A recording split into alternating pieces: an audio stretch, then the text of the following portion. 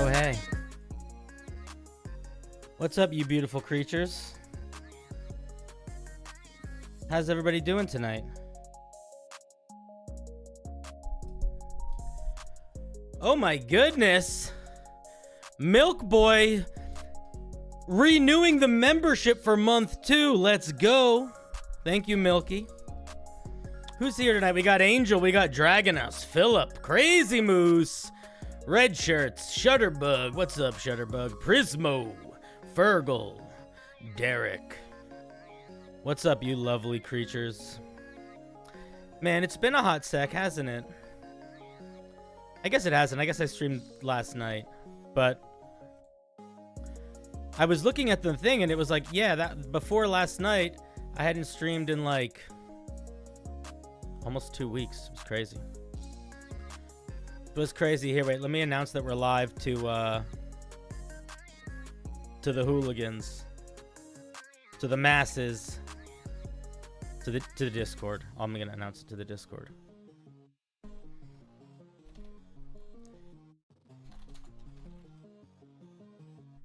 Boom. Announced. How are you guys doing?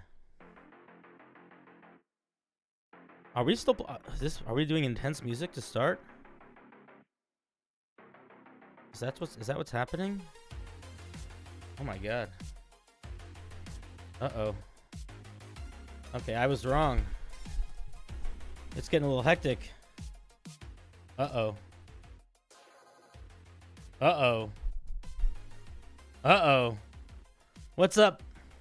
Molly Mock, how's it going? Argo, how are you? It's a homebrew review night, friends. We're going to be reviewing some homebrew.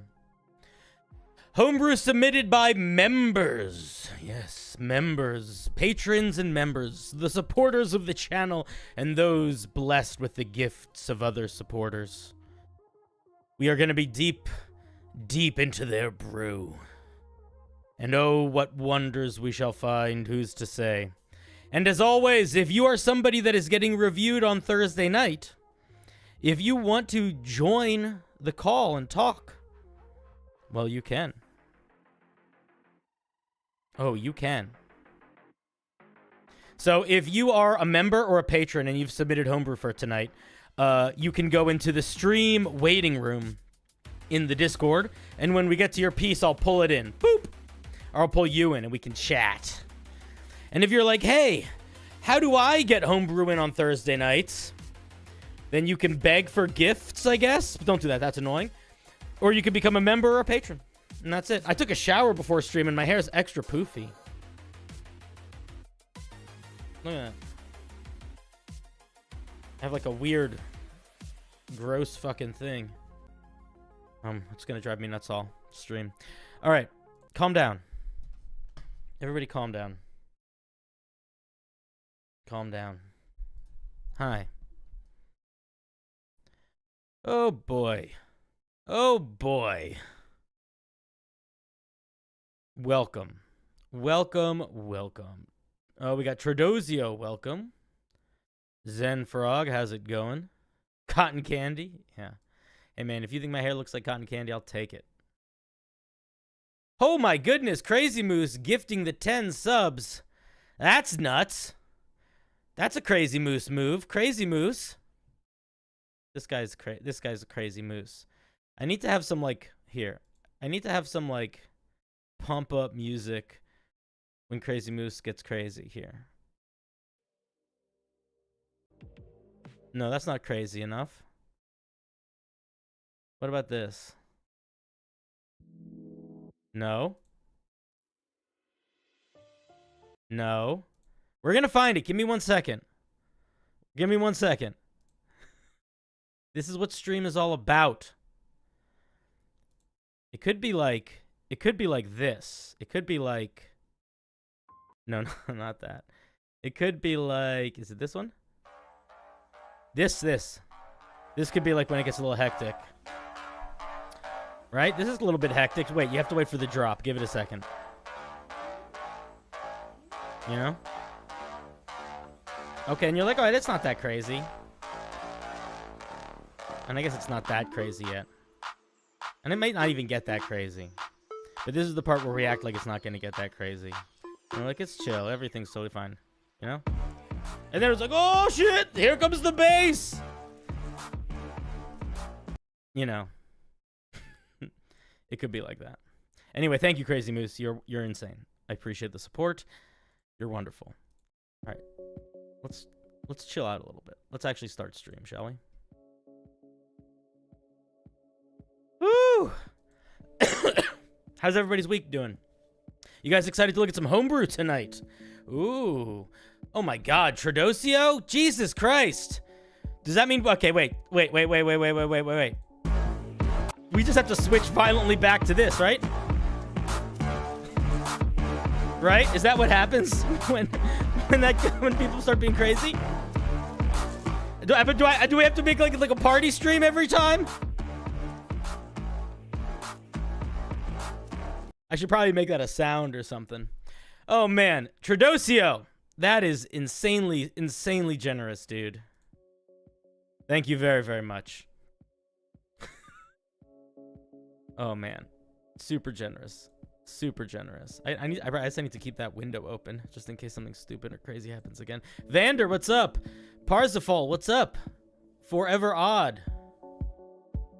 Oh, first time, man? Well, I appreciate it. That's very, very kind. Very kind. Guys, we got some homebrew to look at tonight. We got some home brew. Brewed by none other than you. Brew by you. Have you heard of such a thing? Check it out. Boom! Here's the wheel for the night. What do you think? I think it's a pretty good looking wheel, right? Welcome, Fergal. First time in stream. Well, welcome, man. I'm going to tell you, the streaming is a little different than the shorts. But hopefully it's still fun. That's all I can offer. Is the hope for fun. Yeah, the wheel looks pretty good tonight. Wheel looks pretty good. And you notice one of the names on the wheel is here. One of the names on the wheel is Yeah, Why Not? Do you see that? That's Hero. Hero forgot that it was a question that had an answer, so it was like, what's your name on stream? And they're like, yeah, I'll have my name on stream. So, you know, you're supposed to give your name. But I know who it was. Do you know how I know who it was? Hero? First person that can guess how I knew it was Hero in the chat wins. And if you guess wrong, you're banned for life. No, I'm just kidding. No, it's just because I know everything. You know that. I have sight beyond sight. Dune was based off of me. Okay, let's spin this motherfucking wheel. All right, let's start. Should we start? Let's start. Should we start? Let's start.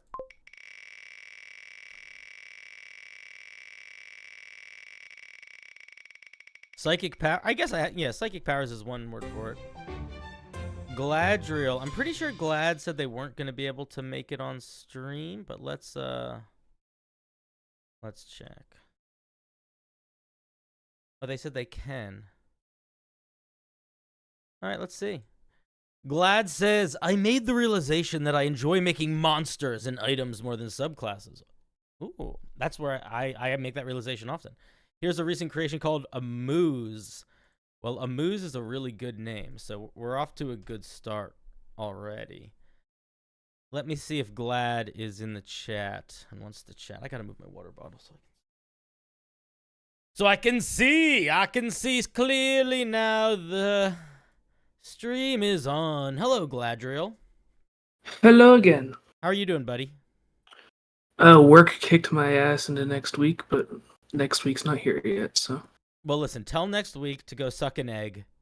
In the meantime, tell me about this monster called the Moose. Also, wait, before we talk about the monster called the Moose, I just want to say that I do 100% relate to that feeling of going through phases of thinking certain things are more fun to create than others. And I actually think what it comes down to is like where your head is thinking in terms of like cool stuff. Because monsters and items, I feel like, are where your brain, at least for me, where my brain sits, where I am, when I'm thinking of like story beats and encounters, as opposed to subclasses or player options is more where my head is at when I'm like brainstorming just like fun tricks or like weird ways to feel. Yeah, I feel like monsters are a good way to create a vibe by just saying, "Here's a weird thing that's standing in front of you. What do you want to do with it?" Yeah. So this is a moose ooze. Am I correct in assuming that? That is correct. All right, let's see. It's level. And It's CR that's kind of 8. just the vibe. All right, let's read the description. A moose is a majestic armanthine. Did I say that word right? I don't know. Amaranthine. Amaranthine, gelatinous creature in the shape of a moose, standing as the result of a magic gone awry. The moose. Excuse me. Ooh, the burps are in before we finish the description of the first one. We're in trouble tonight if that's what's going to happen. They wander the forests and mountains, feeding on flora and fauna alike. Many rangers opt to steer clear of this creature entirely when spotted. While it appears docile, much like its bestial cousin, it will attack if anyone gets too close. So it's literally just an ooze of the woods. Okay. Let's see. Oh my goodness. Speaking of moose, there we go. Thank you, Moose, for the 20. Here.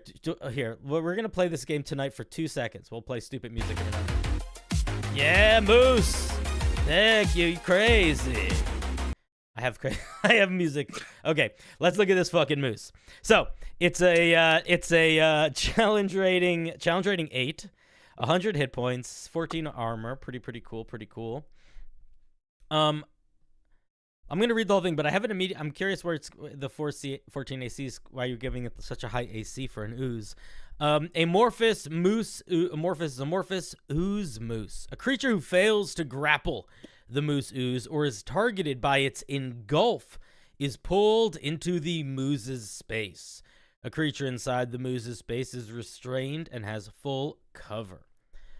A creature within 5 feet of the moose can take an action to try to pull a creature free from it, and they can be engulfed. And a creature making the attempt takes a bunch of acid damage. Does the engulfed creature take acid damage? The engulfed creature takes acid damage on the start of the moose's turn, I believe. Okay. It's pretty much the same as the gelatinous cube, if I did it right.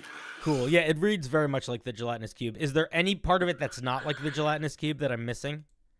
Just the relentless bit. Okay. Cool. Let's look at relentless. If the moose takes 18 or less damage, that would reduce it to 0 hit points. It is reduced to 1 hit point or less. Interesting. So basically, if it's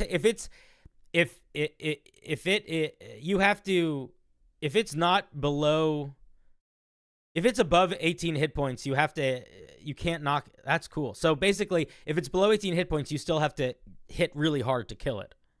Yeah, like if It's you like don't really hard to kill. 18 damage is if a you lot don't to pull off really in one finish shot. it, then it's gonna stay up and keep that's going. interesting because you're not even really going to notice that till the very end. That's fun. Okay, I like that a lot, actually. That's pretty cool. Because it Also, does the sort of AC create this situation where once it is below 18 hit points, it's just this procs the one-hit kill. So it's like a weird little game of becoming who can do the most one-shot damage. That's fun. Yeah. I like that. Also, the AC is a typo. It should have been 12. Okay. I accept your typo. We can move on from it. Steadfast and true into the night we go. It has antlers that do acid damage. Nice. It can attack twice with them. It also has an engulf feature. I want to give you some. Okay, so I have an engulf. I'm assuming is basically the same as the gelatinous cube engulf. Yes, pretty much. Okay, are there any major differences that I should know about? I gave it a little bit more acid damage. I think I just upped each by 2d6. Yeah, that makes sense because it's such a higher CR.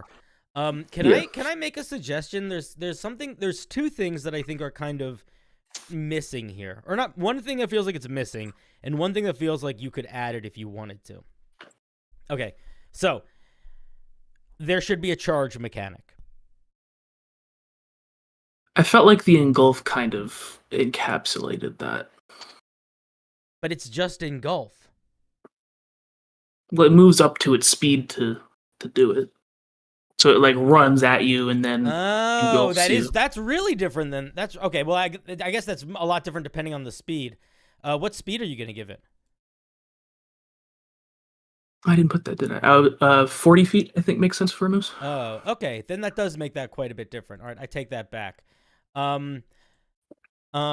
Okay. Cool. Interesting. Oh, the other thing that I was gonna say was the way that a moose travels through the forest, a very large moose with antlers, is that they actually just walk and knock trees down as they walk. They just walk straight and like make paths as they walk, and it's why they sort of walk the same path because it's like easy if they already knocked it down. With that in mind, I'm wondering if you wanted to give this is just an extra thing if you wanted to give it some sort of mechanic that allowed it to do that in the way that a moose does, where it can sort of like burn a hole through the forest as it walks, or like you could even take that to a further level because it's a moose. Like it could just sort of like, it could, I mean, not because it's a moose, because it's an ooze, where it could sort of like melt through rocks and things to sort of like build passageways. Might be something to think about if you want to lean into the moose thing a little Give bit it more. kind of a burrow speed, kind of like a I wouldn't purple even worm. make it like a burrow speed, because I would literally make it like it's just walking straight. But if it hits something that would slow it down, it can like slowly burn through it. Only because that is literally how a moose with those giant antlers can travel through very thick forest. Is if they hit too many big things in the way, they just slow down and slowly push them over. I like that. I didn't think, I don't know a lot about mooses. I just thought of the pun and went along with it. Well, listen, if I can give you one piece of advice that I think is more important than any advice on this homebrew, it's that if you decide that you're going to do a pun, when you go along with it, go hard. The harder you dive into a pun, the more it becomes, the more powerful it becomes. Gotcha. Dive deep into the pool, because then the deeper the joke, because at a certain point the joke goes from stupid to clever, and then it becomes like extra stupid because it's clever, and they sort of like build this like spinning vortex of power that just builds forever. That's what I would say to you. Sounds good to me. Do you have any thoughts or anything in particular you wanted to share about it, or any questions or anything? I guess the only real question I had was, does all the damage and stuff feel right for CR8? I would probably allow it to. I would probably try to figure out a way to let it to do something other than to give it a little bit of a better action economy with when it uses engulf. Like maybe have engulf be a bonus action or something so that it can attack and engulf on the same turn. But I probably but that's the main thing. The thing is, it has a very bad action economy for a CR8 monster, which you can do, but if you look at CR8 monsters with bad action economy, that's like giants, and what they do is they hit really fucking hard. This thing has a lot of resistances. Actually, you should also probably give it some more resistances. I would say bludgeoning, piercing, slashing, that sort of thing. Okay. But assuming you do all of that, it still doesn't hit that hard for a CR8 monster. So I think you either make the antlers do a lot more damage, or you give it a little bit of a multi-attack that includes the engulf. Okay. Yeah. Well, I think that answers my questions. Yeah, man, no problem. Thank you thanks for the share. Yeah, thanks for looking at it. Of course, buddy. All right, bye. Click. That was Gladriel. Oh my goodness. Avoid Inhabitant. Thank you for the 10. Only watched your shorts until now, but I saw the stream and thought it'd be cool to sit in, have my money. Thank you, funny man. Oh, thank you so much. I don't know how funny I am on these streams. This is Homebrew Review Night, so we're going to work. Go to work. But I appreciate the support. You are a champion, and that is very, very kind. Here, you know what? You get some music too. Let's play.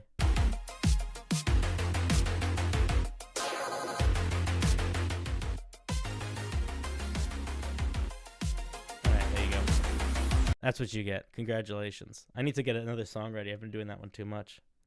All right. We'll find another one. We'll find another one one day.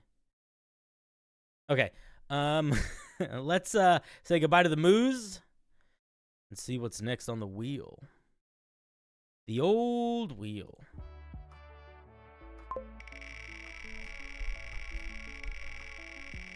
Weird AI video shorts? Yeah. That's just what I am. I am just a weird AI video short. Next is Yeah, Why Not? I'm just kidding. This piece is by Hero.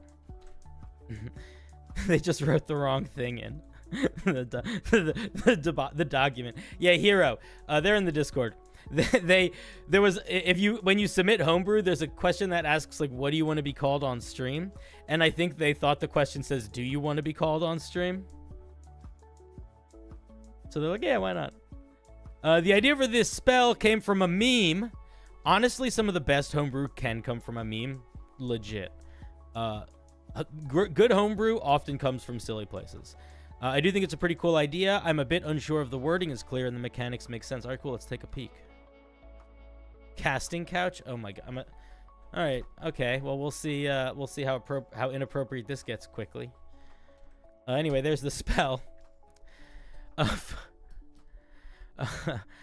Okay. 4th level abjuration spell, ritual, range 10 feet, an unoccupied space within 10 feet of your current position. Duration an hour, warlock or bard. I mean, the class list makes sense, right? It's only an action to cast. Oh, let's see how long it takes before I regret reading this on stream. You target an unoccupied space within 10 feet of you to create a long, upholstered piece of furniture, up to which 4 creatures can sit. A creature which is sitting on top of the couch during their turn will gain an extra attack that they can only use to cast a cantrip. If the creature already has an extra attack feature, they will not gain an additional attack action, but will still be able to cast a cantrip using their extra attack feature. Whenever a creature sitting on this couch is targeted by a single attack, the attacker must roll a d20. On an even number, the attacker will be able to roll the attack as usual, but on an odd number, the attack misses as the couch protects the attacked creature by conjuring a pillow. What is this supposed to feel like? Is this a casting couch joke? Because that's a... I don't... Look down. Oh, I see.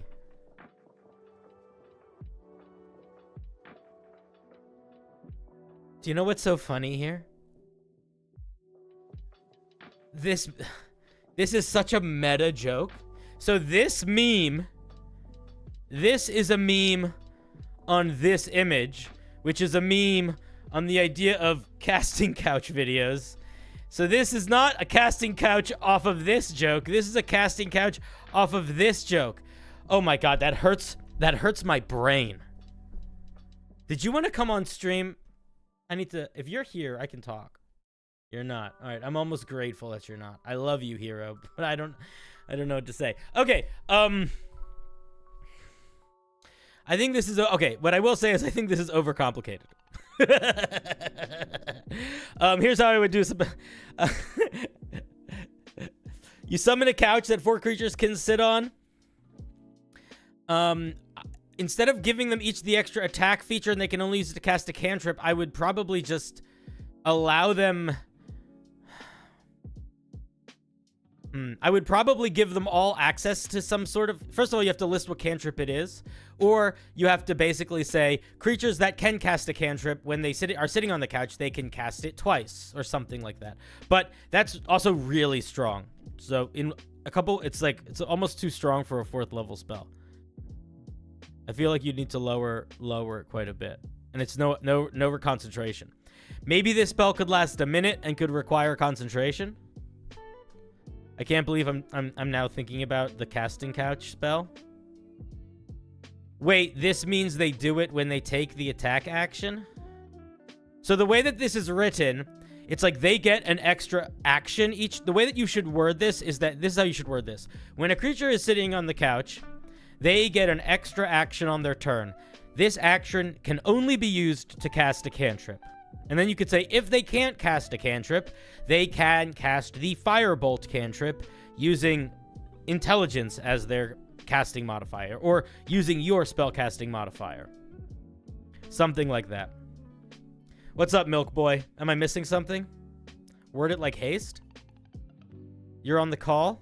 Crafter Hero, you are? What's your name in this chat? Oh, there you are. All right, I'll pull you in. Hey, Hero. Hello. How's it going? Why are you sending me this trite? Okay, so I as I said on the message, I think it's a good idea. Like I think it could actually be a fun way to kind of change the mechanics during a combat. Mm-hmm. So the idea is you can kind of use it as a sort of an offensive buffing spell where people who can cast cantrips can like save up on resources and spell slots, Mm-hmm. and still do more damage. And it also forces the spellcasters to sit in a single position, since the couch doesn't say they can move, so it's stationary. Yeah, which is kind of funny. Yeah.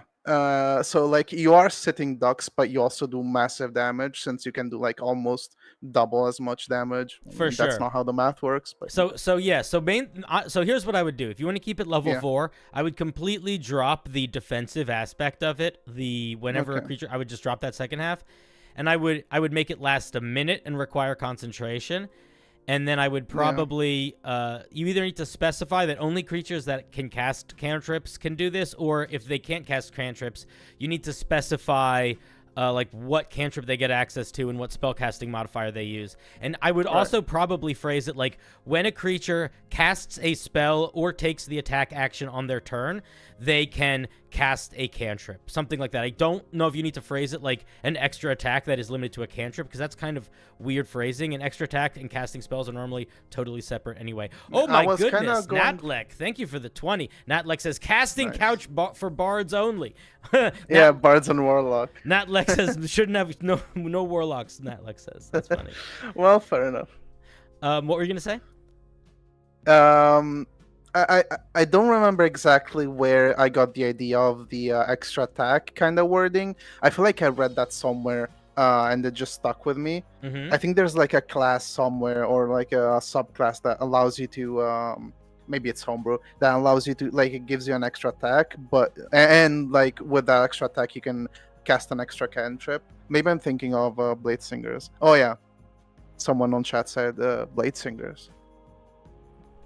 Yeah, yeah. That is Blade Singers. Yeah. 1 second. Sure. All right, cool. Yeah. Okay, so yeah, those are my main thoughts. It's definitely got to be concentration, and it can't last an hour. Yeah, and drop the defense, because I totally understand the overpoweredness with them all being sat together, and that's fun. But when you add that defensive part on top, it almost like negates it a little bit, you know? Mm-hmm. Although the area of effect is still a thing. I like it though. I think it's fun. Mm-hmm. And I just think it's insane that it's not actually a casting couch joke. It's a casting couch joke. Like the levels of meta, it melted my brain for a second. So I do appreciate that a lot. Yeah. Because that hurt me. And it's rarely that you hurt me. So I just want you to know that you should be proud of that. I am very proud, yeah. Okay, good. Any final Right, thoughts or thanks. questions? Oh man, it's yeah. I fucking No, brain. yeah, I'm good. All right, cool. Thank you, buddy. No problem. All right, that was Hero.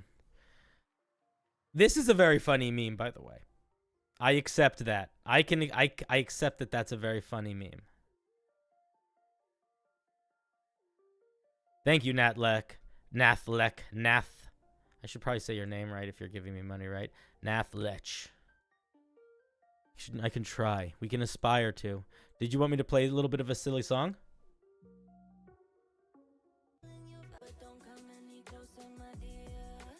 Wait, that's it. That sucked. That one wasn't good. Here, let me do another one.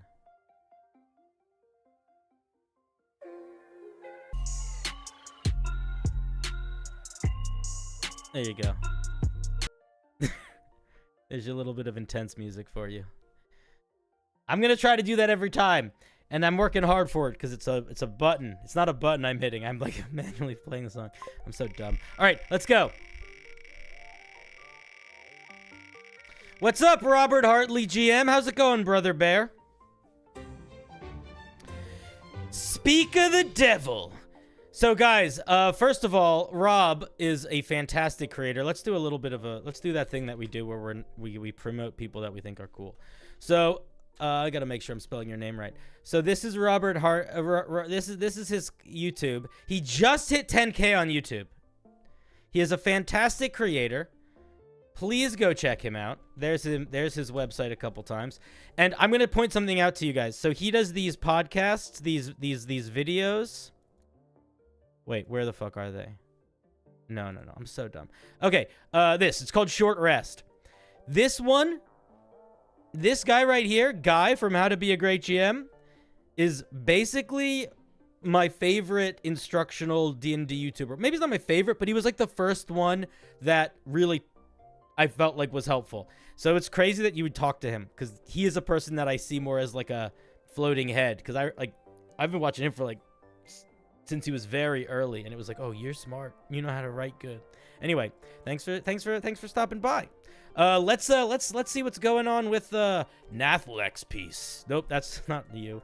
That's you. Get out of here, Robert Hartley. I wonder what you like to be called. What do you prefer to be called?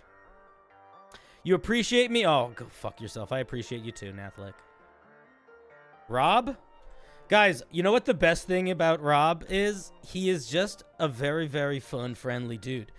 I reached out to him, or he reached out to me, and basically we figured out a thing we're going to do together, like, immediately, which was very exciting. Super, super friendly. You know, I complain to you guys all the time about trying to meet folk. Hey, look at this. And he's from one of those faraway countries. You know where he's from? Guys, come here. Come here. Come here. He's probably gone by now, so we can talk about him and it won't be awkward. He's from Australia. Or New Zealand. I forget which. Oh, God. If I start hanging with the people that are down under, I should remember the difference. I know Zach. I know Zach's from Australia. And Maddie's from Australia.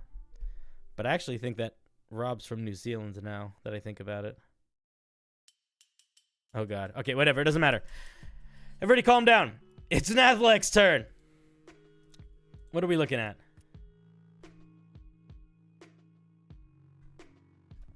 This is the document that we're looking at.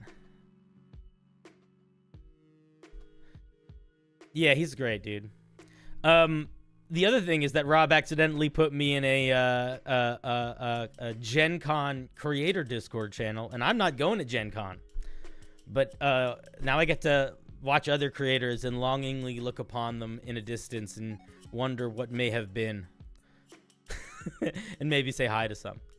It was very funny. Okay, wait, let's see. This is the appreciation potion. Wait, did you want to come on stream? Let me grab you if you're in the... I don't see you. You didn't. Did you want to come on stream? No. Okay. The appreciation potion. We're no longer friends? Why not? Did I do something wrong? Oh, I see. Yeah. I'm sorry. I won't mess up again. I apologize. Kiwi for life. Okay. The appreciation potion. Oh, God. Listen, I don't know how to... Okay, we're not burning this bridge yet, okay? I just discovered that this bridge exists. Everybody calm down. Everybody calm down. The appreciation token. Welcome to Nathlex's magical shop. Magical gift shop.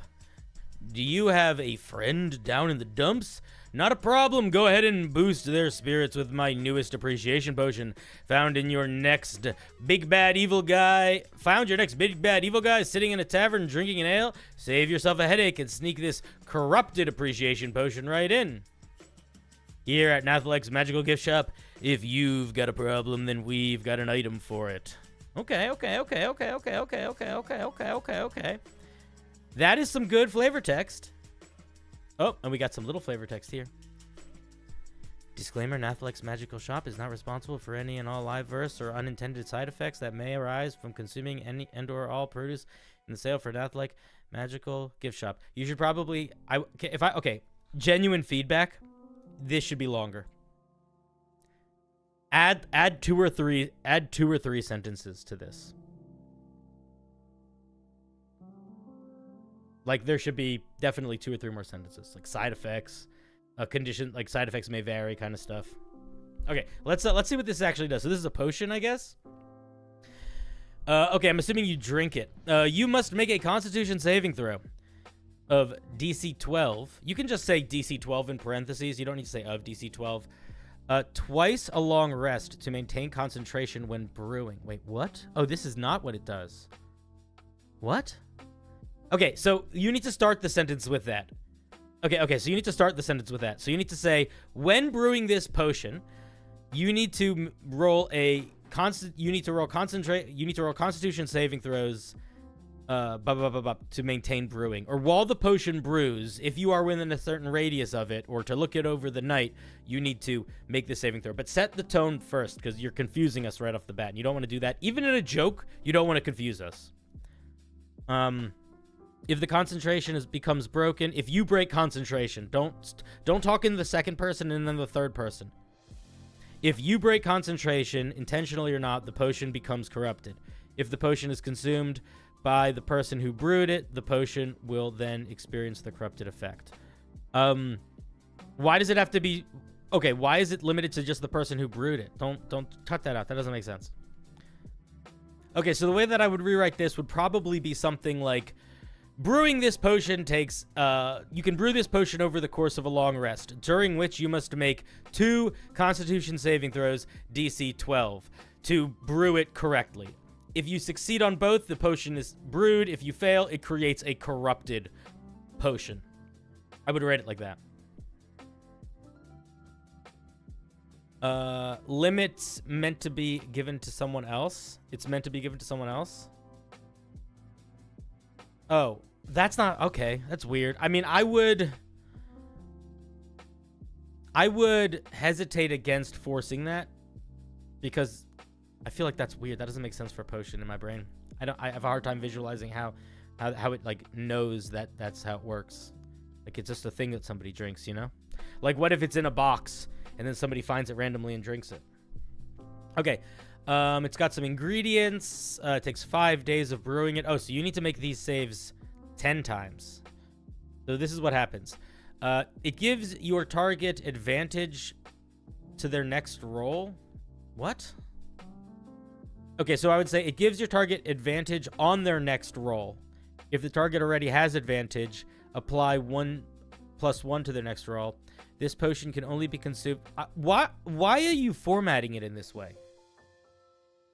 Like, why are there these weird indents? Why are these like random indents in here? Don't do that. Look at how potions are written and format it like a potion. I'm struggling with this because this formatting makes no sense to me. If you are going to be doing little things like that, then make them have actual bullet points, because this just looks like fucking nonsense. So, and then here's what I would say. I would say, you know, brewer potion, once consumed, it grants when you consume this potion, you get the following. Boom. You get advantage on your next on your next dice roll. If you already have advantage on that roll, you get a +1. Period. Enter. Nope, these don't need to be bullet points without them looking at this. Then enter, and then say the next part. This potion can only be consumed once every 7 days. If the target, if a creature, there is no target here. Who's the target? There's a creature that is drinking it. Just one character acting here. If a creature consumes this potion a second time within 7 days, they roll their... Don't just say they have to roll. Have to roll what? They have to roll their Constitution saving throws at disadvantage and apply -1 to their lowest roll. Like, you have to be very clear with your mechanics here. It's confusing if you don't do that. Go back to that and reference it and actually write it out. And then the incorrect version, all of the formatting stuff that I just yelled about this one, do to the second one too. Once consumed, when a creature consumes this potion, or when you consume this potion, you get disadvantage on your next roll. Blah, blah, blah, blah. I actually think the thing that's going to help you the most here is just go look up how potions are written. Like, hey, look, it's that fucking guy. Here, potion of giant, right? Isn't this a potion? Yeah, potion of giant size. When you drink this potion, you da-da-da-da-da. That's really important. Look at this language. Look at this language. When you drink this potion, pretty much every potion starts with this phrase. When you drink this potion. Look to that. Follow it. Trust it. It will guide you. It will guide you. Now, The idea of what this thing actually does is pretty fun, I think. The problem, I think, is that this... If you want this potion to only be able to be a potion that can be gifted to somebody else, I think you need to just figure... I think you need to word that up... Like, you need to word that here... Like... I mean, part of the problem here is, like, this thing is really disjointed in how it's written. You have, like, the ingredients in the middle. What it actually does is separate from this part. Like... Please reformat it. That's going to actually be the thing that you really need to do the most here, because it's killing you. And then I think that you need to figure out how to, within that formatting, make very clear that the person who brews the potion has to give it to someone else in order for its properties to activate. Something like that. But thank you very much. It is a very fun idea for a potion that you can gift someone to enhance them, but if you do it wrong, it does not enhance them. I think that is a neat idea. I think it requires a bit more clarity. And I also think that maybe, like, to be fair, what does that potion actually do? Literally all it does is give someone advantage on one roll or +1 on advantage on one roll. That's not that complicated. Like, you're making a very complicated item to do something fairly simple. I'm wondering if there's a simpler way to write that out, now that I'm thinking about it, you know? Those are my thoughts. That's what I think. All right. Clicking. Clack.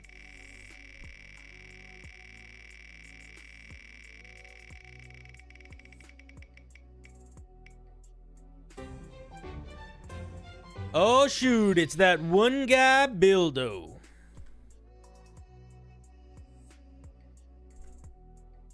Robert, what are you doing? Rob, what are you doing right now?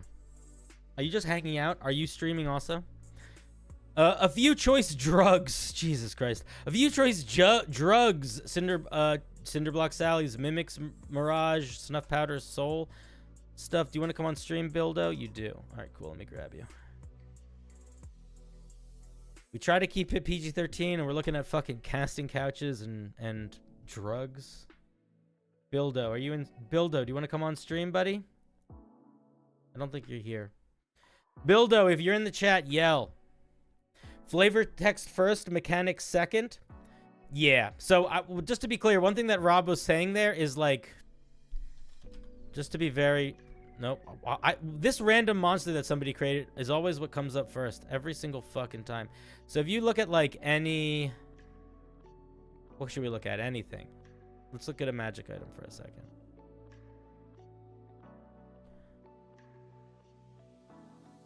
The way that a magic item is written, like, you got the sort of the what it looks like, what it does, and then usually the order is this: flavor text, mechanics, resource / limit of use. Usually. All right. Let's see. This is the Morningstar Compendium of Forbidden Alchemy. Oh yeah, getting breakfast. What are you having for breakfast? Also, tell your dog I say hi. Also, I'm so annoyed that I am not going to Gen Con this year, dude. You have no idea. I should have made the call to go. Should have made the call to go. Okay. This is did you want to come, Bildo? You're not on Discord, so I can't invite you onto chat. I'm sorry. So I don't know which drug we should look at. Chat, what drug should we look at? There's like 100 of them. We're definitely not going to look at all of them. Quickly tell me, do we want to look at Mind Whisper? I don't look at Soothe because that's just critical role stuff. We don't need to do critical role stuff. Abyssal Shadows, Fairy Nectar. What do we want to read? Gorgon's Gaze, Phoenix. It said which one to look at? It did? Oh, I thought these were just words. Wow, that was a dumb sentence I just said. I thought these were just being descriptors. I understand. I thought these were just words on the page. I'm so dumb. All right, Mimics Mirage. Who corrected me? Derek. Thank you, Derek. I appreciate that. Let's look at Mirix. Oh my god. I'm supposed to be good at this stuff by now, guys. I'm fucking up. Your dog can be rude sometimes. That's okay. My dog is so rude to other dogs. I hate it. I wish he was nice to other dogs. Makes me sad. Okay, Mimic's Mirage. You ingest it and it's very rare. Description. Mimic's Mirage is a gelatinous cube of edible substance. Cool. That constantly shimmers and reflects its surroundings. Its taste is ever-changing, taking on the flavor of whatever the consumer is thinking of. Whoa. That's cool. That's really fun. Okay, let's do the recipe. This perplexing substance is created by... Yeah, that's cool flavor. I don't know if that was a joke forever odd, but that was a good pun if it was intended. If it wasn't intended, then unintentionally good. This perplexing substance is created by mixing the liquefied form of a mimic's shape-shifting organ. Do mimics shape-shift with an organ? Is that how they shape-shift? I feel like... Is it their epidermis? It'd have to be, right? Their shape-shifting organ with enchanted gelatin, allowing the substance to take on various tastes and textures. Hey, Dice Admiral, how's it going, buddy?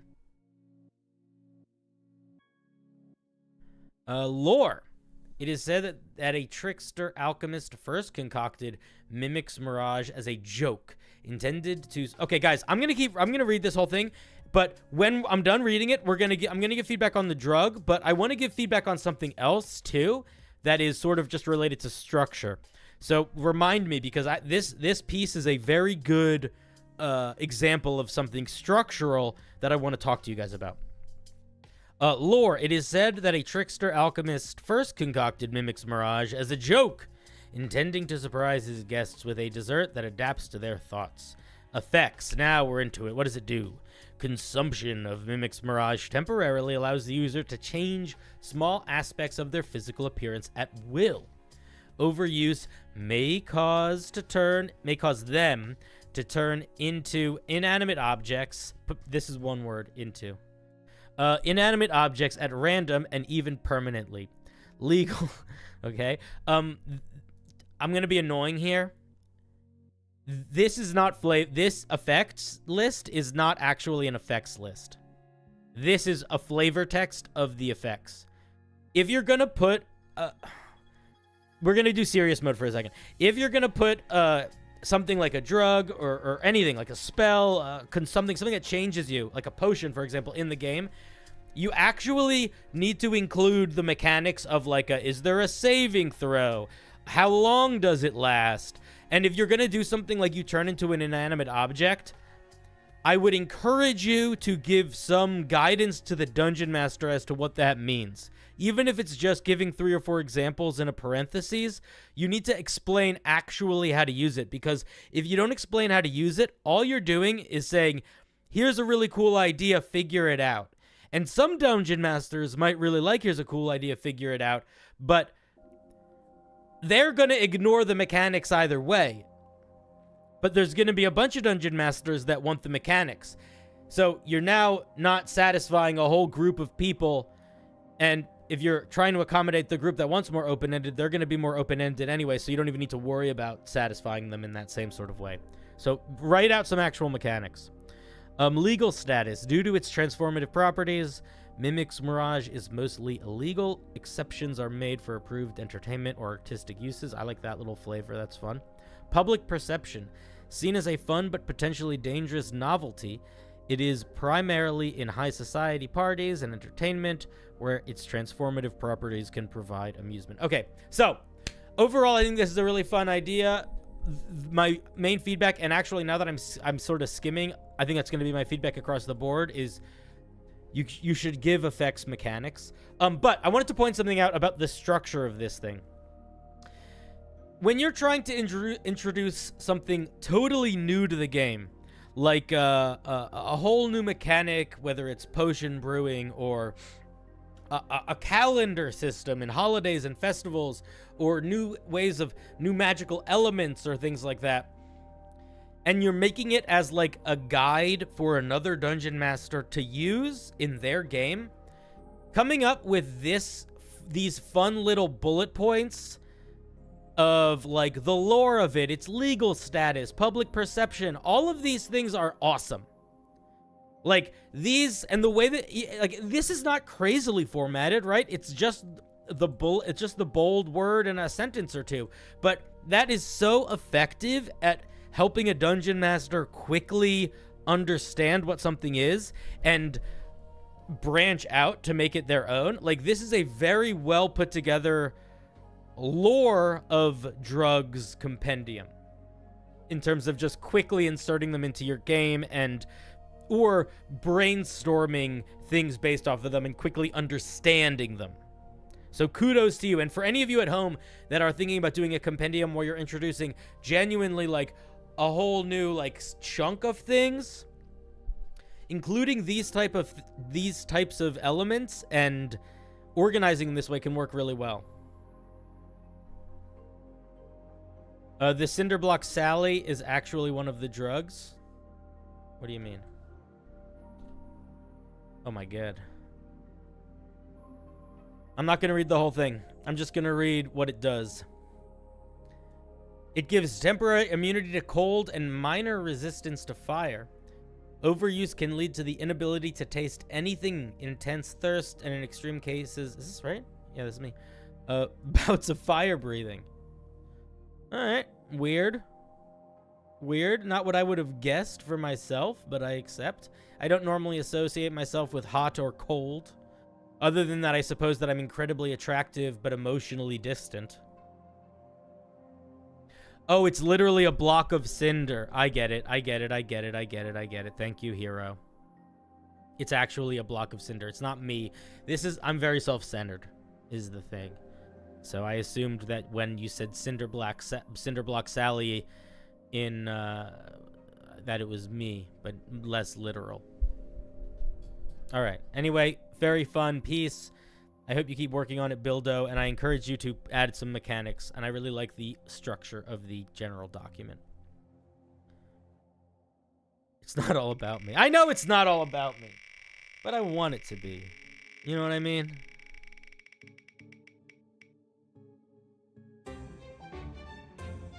Psycho Jenny.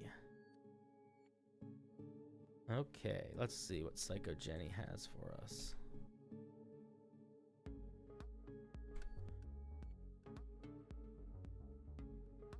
Did Psycho Jenny want to come on stream? No. The monster I'd like you to review is the Strawgazer on the 5th page. Is this a pun off of the word strawberry? Are we about to get a strawberry pun monster? Cause yes, please. I would like that. I would like that very much. Page 5, eh? Alright, one second. Okay, let's see. 1, 2, 3, 4, 5. It is a straw. Oh my god. Oh! Guys, look at this fucking monster. It's animated. Yeah, it's nice, right? Yo, this who is this? Let's remember who. Psycho Jenny bringing their A game for the art here. This is friggin' fantastic. Where did you get? Came from this. Oh, it's amazing. It's amazing. I love the art so much. All right, now let's see if the glow can match up with the glamour. The Strawgazer. See what we're working with. A large plant, CR7 plant. I love plant monsters. There are very few plant monsters in D&D, so whenever we can get more of them, it's a good thing, I think.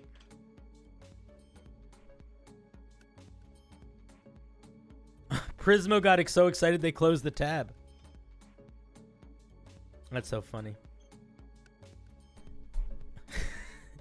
Hey man, everybody messes up sometimes. Let's take a look at what this Strawgazer does. CR7, 14 AC, very low hit points for a CR7 monster. 52 is pretty low for CR7. Let's see if it makes up somewhere. It doesn't have a crazy amount of resistances or immunities either. All right, let's see. It has berry camouflage. It has advantage on stealth checks to hide amongst giant strawberries. This is the most specific ability ever. I actually love that. I actually love that. Because it's not the ability to stealth behind strawberries. You can't stealth well around strawberries. Giant strawberries only.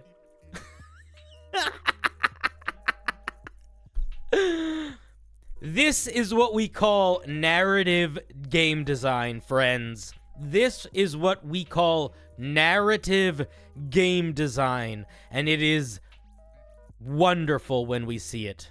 Oh, it is wonderful when we see it. I'm gonna be honest. I did not expect the Straub Gazer to come out of come out swinging so hard, but we got hit with a 1-2 punch pretty quick. The art plus berry camouflage. Although, you know what? I do think there is one thing here. Can you guys... Okay, chat. Legitimate question. There is one issue here. What is it? Class test. Quick quiz. What's the issue? What's the one improvement that we could do here? There is something that I would even go as far as to say is wrong with this sentence. This piece.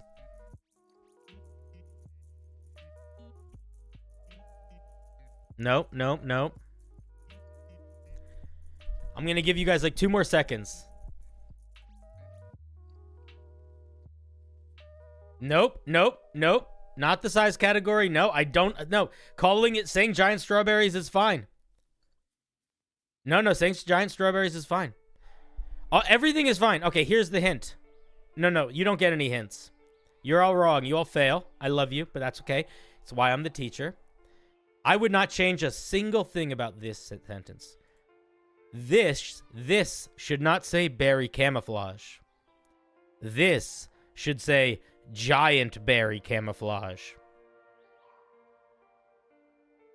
Stop saying amongst. I don't know if that matters or not, but that's the guess that I disagree with. This should be called giant berry camouflage. Everything else I think is actually fine. I love it. Okay, freedom of movement. It ignores difficult terrain, and magical effects can't reduce its speed.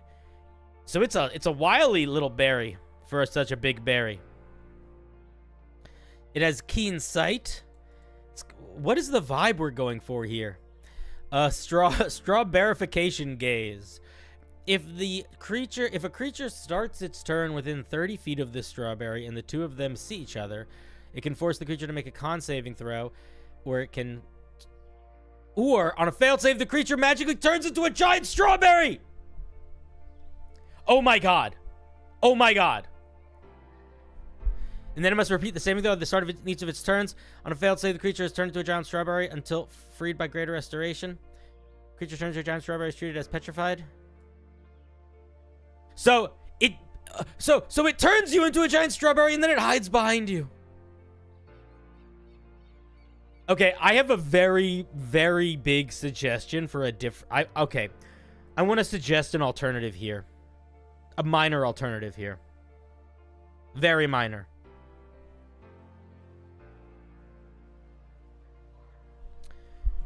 Yeah, no, it is amazing. So it builds its giant strawberry garden to hide in. It is amazing. What I would say you could also do, if you wanted to make it a little bit scarier in a different way, is it could be like an aura, where whenever a creature starts their turn within a certain radius of it, they have to make that saving throw, and if they fail it, they turn into a giant strawberry until the start of their next turn. So it's sort of like, it's like more like a moment to moment, as opposed to on or off. And then if they fail a certain amount of times, it is permanent until a greater restoration. That way, that would make it a little different. That would make it more of like an aura. But a way to that would be a way to pull it away from the basilisk if you wanted to. But that you definitely don't have to do that. That's actually really fun though. I like it. Okay, it has Thorn Whip, Poison Spray, Entangle, Fog Cloud, spike growth, dispel magic. I'm gonna be honest here, man. I don't think that this should be a spellcaster. I feel like you got so much vibe going with this already with the berry stealth and the strawberry gaze. I feel like giving it spellcasting is not the mood.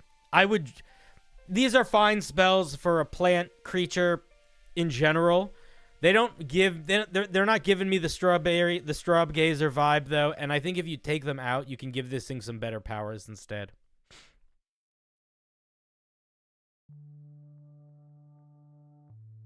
Should it specify the condition first, then the description?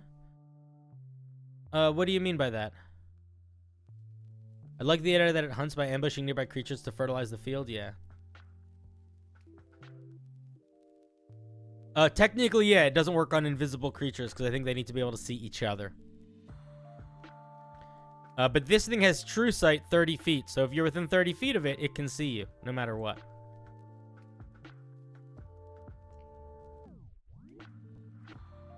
Let's look at the attacks. What about the range seed? What about a ranged seed throw for a range option? It has a ranged option as a spear, and then it just has a basic spear and a basic whip. Yeah, man, I really like. Okay, this is where the best stuff is this part. Am I being crazy, guys? I don't see this as a spellcaster. Am I being crazy? So even when it's hiding in a field of previous victims, you enter the field like, what's with this field of giant strawberries, John, and then where is John? Exactly. It's like you don't need to see it for it to affect you. It's just being around it. That's what I like. But I genuinely don't think this should be a spellcaster. I would make this not a spellcaster.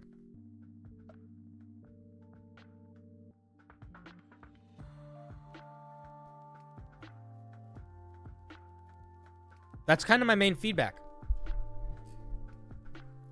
I would lean into it being good at like hiding and leaping out, maybe giving it some more strawberry powers, but I would pull away from the spellcasting. But man, oh Manischewitz, this is a solid little dude. I like him. I like him a lot. And make him have more hit points, or make him smaller. Very fun, though. Very fun. Thank you, Psycho Jenny. Let's spin.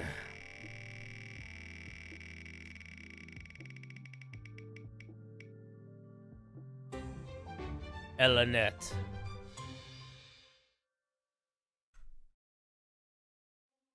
Hello, hi Cinder. I'm really stuck on this piece. Do you think I'm stepping too much on the fathomless? Tried to make it different. Have a hard time focusing it. You don't want to come on stream. I'm going to say something right now. If you are having a hard time focusing a subclass, the best thing to do is to ask yourself, what is the point of this subclass? And can you answer that question in one sentence? And if the answer to that question is not different enough, then you should put it away and not work on it anymore. But if the answer to the question is different enough, then everything should go to answering that question. The first jellyfish. So like what is the first jellyfish supposed to be? Elanette, did you want to come on stream? You didn't want to, but you're in chat, so you can just speak up in chat if you want to. But like that would be my first thought is like if you're having trouble focusing it, then what is the point? What is it supposed to feel like mechanically, or what is it supposed to feel like narratively, and how is that uniquely expressed mechanically? That's sort of the question. The first jellyfish. Let's take a look. You're coming on? Then go into the Discord, and I'll pull you in. It was here when the world began, and it will be here when the world ends. Gods and demons have tried and failed to kill it. It cares not for this world. It has seen so many like it before crumble to dust. Its only care is to live. Perhaps your days were coming to an end, or you simply feared death. Whatever the reason for your pact was, you offered your servitude for a little more time in this world. Even the immortal has problems. You have solutions. Huh.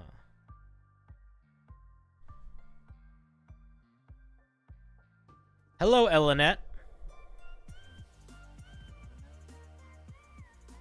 You gotta unmute. You're deaf and mute now. You're deaf and mute. I can't hear you. Hello? Oh, Hey, how's it going? it's good. Where do I have to unmute? No, you're good. You're good. I can hear you now. So what's the point of this? Is the point of it, it's like a jellyfish, but also you don't die? Exactly.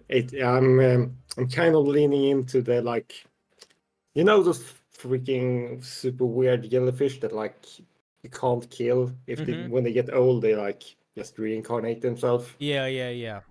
Yeah, this is kind of that, but also like electrical powers and stuff. Mm-hmm. And I think that's like where I'm having trouble focusing it. I'm leaning so hard into jellyfish. Mm-hmm. I just want you to be like a jellyfish guy, Okay.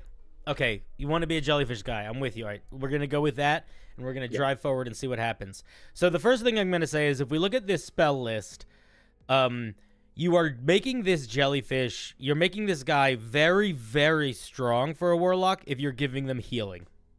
That is a mood. So I would be very, very cautious of whether or not you're going to give this warlock healing. Lesser restoration, fine. Even reincarnate, fine. But cure wounds and mass cure wounds, I would maybe remove. Unless you want, unless your goal is like a, I don't know, healing on a warlock. I feel like it is so powerful that you really shouldn't put it unless you really want that warlock to feel like a healer. Like I feel like it fits the celestial warlock and like almost nothing else. But I would move those out if I were you. But everything else, mage armor. The other thing is, I know you probably. Well, actually, no, never mind. I was gonna say witch bolt, but that's already a warlock spell. Mage armor is fine. Blur, I like. Vampiric touch, lightning bolt, both make sense. Death ward, Edward's black tentacles makes sense. But isn't Edward's black tentacles already a warlock spell? And no, it's not. Really? I was also surprised. The Fathomless gets its. Wait a minute, that's crazy. Yeah, I'm gonna double check and see if I'm a dumbass. But you're not a no. Well, listen, just because if you make a mistake, it doesn't mean you're a dumbass. But that's insane to. Yeah, it's just the great old one warlock and the wizard. Yeah, it's really weird, right? That's so weird. The Fathomless gets to cost it for free as their 10th level feature, but that's nuts. It's such a fucking warlock. Okay, whatever. It really is, right? It's really weird. Yeah. Okay, that's crazy. All right, let's look what we get. So at first level we get Jelly Shield. Starting at first level, you call upon one of your patrons' children to protect you. As an action, you can make a jellyfish appear and attach itself to your arm. I would use language to imply there's a level of etherealness to it, or like glowiness to it. Well, there's not, so.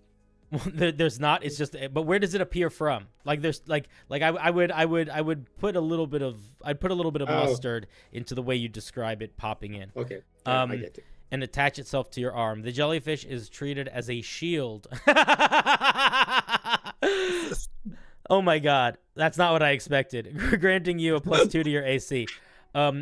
While the jellyfish is attached to you, whenever a creature misses you, you have an extra U here. Oh, yeah. Whenever a creature misses you with a melee attack by 5 or more, they take lightning damage equal to your proficiency bonus. Okay, okay, I have 2 thoughts. The first thought is I love this feature. I really, I think that this feature is. You presented such a weird vibe with this subclass, and it's going in a handful of directions, and this shield is very good. I like it a lot. Nice. The one thing that I would say is I would make it clear that you cannot stack this with a shield. So if you are... That's actually why I say it's a shield, because mechanically you can't benefit from 2 shields. Oh, I see. It's treated as a shield. Okay, yeah, okay, that's why that language is in there, so you don't get any weirdness about it. But you don't need proficiency. But does that mean? Would that make it so you would need proficiency in the shield to wield it? I actually don't know. I don't I know don't either. think so, but maybe. If it would do that, then just change the wording around a little bit. Yeah, But that's exactly. a minor detail. Because it's Overall, not a dude, I shitty think this stream is app. really solid. Great. I'm curious. I want to see what the other first level feature is. What I want the other first level feature to be before I guess is less strong than this one. Okay, then we might be in trouble. Okay. Let's see. At first level, you know, the Shocking Grasp cantrip. Also, whenever you cast a spell of first level or higher with a range of touch or self, you can cast Shocking Grasp as a bonus action. Whenever you deal damage with Shocking Grasp, you also gain temporary hit points equal to your proficiency bonus. Okay, yeah. So here's what I would say. Too much. Here's what. Oh yeah, it's way too much. Here's what I would say. What I would say is I would probably, honestly, I would give you Shocking Grasp. I would drop all of the bonus action stuff. And then I would probably make it so proficiency bonus times per day or something like that. When you deal damage with Shocking Grasp, you can gain temporary hit points equal to the damage dealt. Yeah. And I would limit it to that. So it's just the cantrip, and then a couple times a day, the cantrip gives you some sort of bonus. That might be fine. It's doing a little bit too much right now with all of these, I think. Yeah, that's actually, if you look at the spell list, you would notice that I have a touch spell on every level. And then I wouldn't actually need that. Yeah, I mean, you could do that. I don't think I don't think that's a clutch enough mechanic here. I feel like the electric touch, honestly, as simple and sort of not boring, but as straightforward as Shocking Grasp is, that accomplishes 99% of the goal of the Tentacle Arm. I think that the main feature here is the Jellyfish Shield, and I would lean into this. And if we're trying to figure out direction as we move forward, we're going to be leaning more Jellyfish Shield in terms of weird, silly things than Shocking Tendrils, I think. But let's look at 6th level. Innate Jet Regeneration. At 6th level, your patron will not allow your body to fail you. At the end of a long rest, any limb you are missing regrows. Okay. Also, whenever you are reduced to 0 hit points, you can spend a Warlock spell slot of 1st level or higher and regain 1d8 hit points for each level of that spell slot. That should probably be a once-a-day feature. Yeah, probably. There is... Like, that is better. Like, there's a Warlock that... It's the Celestial. Like, that is pretty close to the Celestial's 10th level feature. No, it's the 14th. That's actually pretty close to their capstone feature. It actually is better than their capstone feature, maybe. No, it's not, but it's very close to the same level. Their capstone feature is once a day when you drop, you can come back with half your hit points and everything around you takes some damage. So it's their capstone is a little bit stronger, but I would actually... That would make me really encourage not doing this mechanic almost at all. It's just too close. But I think that this is a fantastic start. What if you lean into the durability aspect? Like, you can go a really long time without eating. You have advantage, like you get maybe exhaustion doesn't bother you as much, or something to do with constitution, or something like that. Like you could lean into those sorts of things too. I wouldn't do all flavor. I would make sure there's some chunk in there too, because 6th level you definitely want some chunk. But that might be the move, is to lean into not necessarily the not dropping to 0, but the like you are just, in the same way that a jellyfish will just sort of sit and do nothing forever and be okay, something like that, Yeah, I got you. This was something else, and I was like, I kind of changed it at the last minute. But I do like it. I mean, you could also sort of move it around, so it's not necessarily a way for you to come back from 0, but just a self-heal. Like, it's not necessarily cure wounds, but it's the ability to expend a spell slot and heal yourself d8s depending on that spell slot. So it's much more limited than a healing spell, but it's actually still pretty dang strong on a warlock. Good work. Let's see what chat says. If you have to keep one slot around to not die, then you're really only going to have one slot to spend. That is a good point. No longer age can benefit from a long rest in less time than normal. No longer acquire food and drink. Can breathe underwater. Gain a swim speed. Yeah. That's definitely if you're wanting to go into like you becoming more jellyfish. That is a good one. This swim speed could be. I wanted to get in a swim speed here somewhere, but I really couldn't fit it. I mean, we could get it in there. The other thing that you could do is here's what you could do if you want to go real nuts with it. You could just change it to like body of jellyfish or like one with the jelly or something. And it could be you get like 4 features and they're all really minor, but you get a lot of them and you sort of write them bullet point out. And one of them could be like a really slow swim speed. Like a 20-foot swim speed. Because your swim speed is already just a 5. Just a 5. Well, you already have a swim speed of half your movement speed just by existing. Oh, that's true. So 20 feet would be kind of the way to accomplish that, where it's shorter, a slower swim speed than a normal one. Because normally your swim speed, like the Fathomless gets like your movement speed or double your movement speed or something like that. Yeah. All right, let's look at a 10th level. Yeah, let's.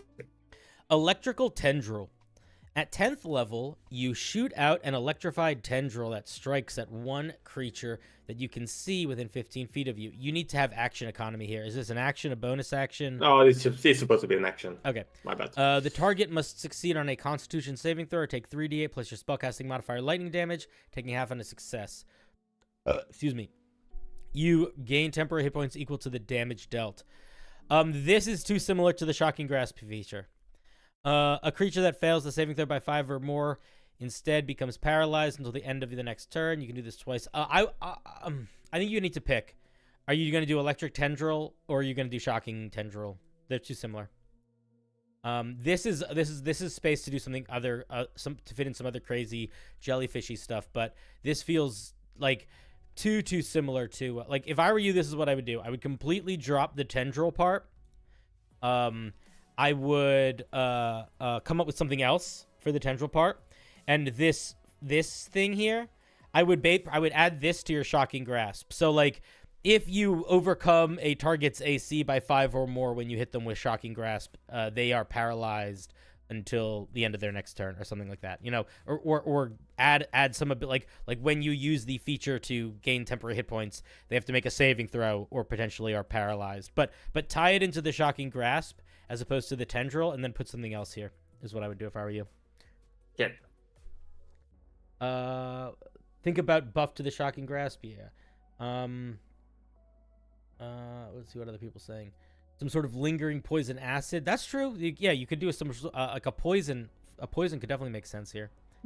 Other people are suggesting instead of buffing the Shocking Grasp by giving it paralyzed, maybe your Shocking Grasp sort of turns into a Thorn Whip where it gains range. Like Thorn Whip is technically a melee cantrip, even though it has a range of 30 feet. So it could be something like that. Like you now have a range that is 15 or 30 feet with your reach for your Shocking Grasp. That could work too, for sure.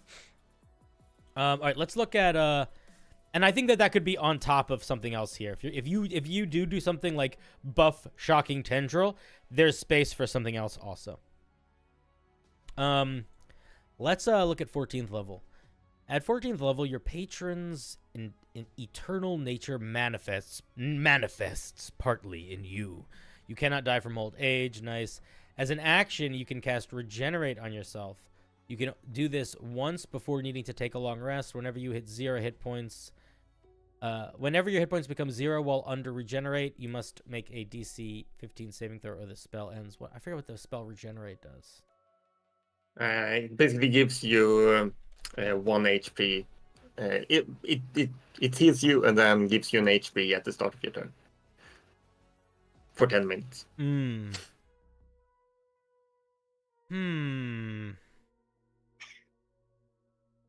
How do you feel about this? Do you like this capstone? I think it kind of like it fits the vibe, right? Because you're kind of like unkillable as long as you keep doing it. I've been ping-ponging between having reincarnate there instead. So like when you die, you instantly cast reincarnate on yourself, but that's super close to the Celestial because it's mechanically the same thing. Yeah. So it's kind of hard to. So I'm not super sold on it, right? I think it works, but it's Some of chat for 10th level is talking about also throwing Amorphous in there where you can get squeezed between things. I think it's a good idea. But I think that it could work. I think the problem is you need to pick a lane and go hard into that lane. I think that if you really want this to feel different than the Celestial, then I would not have it to do. I would not do the regeneration spell, because that is fairly close to the Celestial in the vibe. I would make it a regeneration mechanic or feature and not link it to a spell. And it could be something that you activate intentionally and then it's on, or it could be something that triggers at a certain point. Like, what if it's like when you drop below 50 hit points or 50% of your hit points, you regain a certain number of hit points at the start of each of your turns, just sort of always.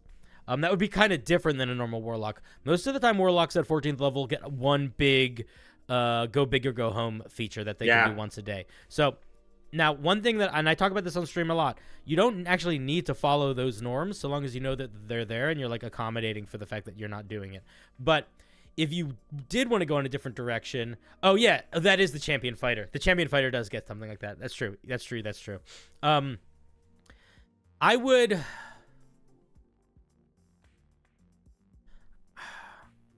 Yeah, I don't know. I don't feel, I guess for me, I don't particularly feel the sensation of needing to come back to life as a big, like, reading through this, that seems that I don't feel like that's something that matters that much in this. Like, I don't feel like it's as core to the idea based on the earlier pieces. So like maybe it was core to the idea when you started it, but as you built this thing, I feel like it kind of moved away from the like pop you back.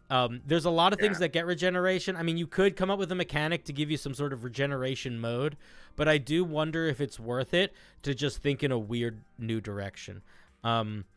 If you want to keep the regeneration mechanic, I think it's worth doing, but you just need, I would do it in a unique way. I wouldn't use the regenerate spell. I would come up with a mechanic specifically and try to make it feel jellyfishy. But you could also do something like, the other thing that I was thinking, which would be very different, would be like you could summon a giant, vestigial jellyfish that that floats around and does stuff.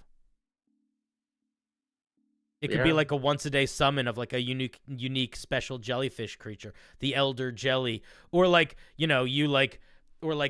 you can change the environment so like the tendrils start writhing out of the ground of the jellyfish. I mean, it's worth thinking. I would think it's worth thinking about those go big or go home moves. But I think you kind of nailed it, because that's kind of how I felt that I actually started like with the eternal life stuff. You're a jellyfish, you can't die. Mm-hmm. I wrote the flavor text like beforehand, and I think like the jellyfish shield stuff is such more of a vibe than like not being able to die. So maybe the 14th level feature kind of harks back to the jellyfish shield, where you're summoning a jellyfish that helps you in the same sort of way. Yeah. I do like the flavor. I'm gonna say though, I do think that I was not sure what to expect with a jellyfish warlock, and I think that considering how weird that is, I think that you nailed the vibe very well on this initial run through. I like it quite a bit. Hey Toria, what's up? TTRPG Toria. Do you have any questions, final thoughts before we say goodbye on it? No. Good night. Have a good one. Yeah, man, you too. Thanks for sharing. I appreciate it. Bye. Click. That was Elanette. Elanette. Oh, Elanette. What do you think we're going to look at next? Oh, it's Matt Thorne. Wonder what Matt Thorne made for us. I know Matt Thorne wants to come on stream. Wait, Matt, you're in the disc. I'm pulling. You said no, but you're in the call. I'm pulling you in. Hey, Matt, what's up? Hey, Matt, I pulled you in the call even though you said you didn't want to be here. Yeah, sorry, that was for last week when I wasn't available. That's okay. How's it going, buddy? I'm fine. I'm good. What are we looking at today? Well, this is the sort of finished product of the Holy Rogue we discussed ages ago. Oh, the Holy Rogue. this is a classic for folks that are new to the channel or homebrew. The idea of a Templar holy rogue type character is, I do think, one that is sorely missing in 5e. So I love a good attempt at it. And this is the second time we're looking at this, I believe, right? We discussed the. Did we talk about it when we were hanging out late at night on Discord, or did we talk about it on stream? We talked about the one feature like yesterday briefly, but like a month ago or more, we discussed briefly about having the resource being tied to like the sneak attack dice. Yeah. The number of sneak attack dice. Cool. I don't know if you remember, but I remember everything, but I pretend I forget it all. Yeah. Let me let's read it. Do you want me to read the flavor text, or do you want to just dive into the mechanics? You can read it. All right. Vindicators are the arbiters of the divine judgment and punishment. Some are trained as secret enforcers of the church, while others stumble upon divine powers and enact their own brand of justice on the world. Ladies and gentlemen, boys and girls, creatures of all shapes, sizes, and alignments, that's what we call two very solid opening sentences of flavor text. Take note. Notice how there is 0 time spent on talking about all the things this subclass isn't. There is no other rogues might do this, but this rogue does that. No, we just dive right into what this rogue does. And that's how we do. I'm getting excited for our short rest chat, Cinder. You and I seem to think alike for homebrew feedback. I do a stream called It's Alive where I make homebrew with the community member. Hell yeah. Dude, I'm excited too. Guys, y'all don't know this, but Rob is a charming motherfucker. He's got that host energy. And I'm not used to talking to other people with that host energy, so it's fun. I'm excited. I'm super excited. But we're not doing something for a while, right? It's like late August. You're busy. You got to teach me how to be busy. All right. Let's dive. Let's keep reading. But those are some really good opening sentences. Regardless of how they obtained said power, they all have 2 things in common: a deep connection to the divine and an unrelenting compulsion to purge the world of sin and blasphemy. Yeah, fine, Dice Admirable. I agree. Okay, cool. I think that's solid flavor text, man. I've honestly no real feedback. I think it's in a good spot. Let's keep. It's a relief. I struggle with flavor. Well, if you're just trying to keep it simple, honestly, trying to keep it simple is often the move. Let's see. So we get 2 features at 3rd level. We get Judgment and Vessel of Divinity. Judgment. At 3rd level, you accuse a creature of being an enemy of your faith. As a bonus action, you make an intelligence religion check against a creature you can see, contested by the target's intelligence religion check. If you succeed, you designate them as a blasphemer. You gain the following benefits against them for 1 minute.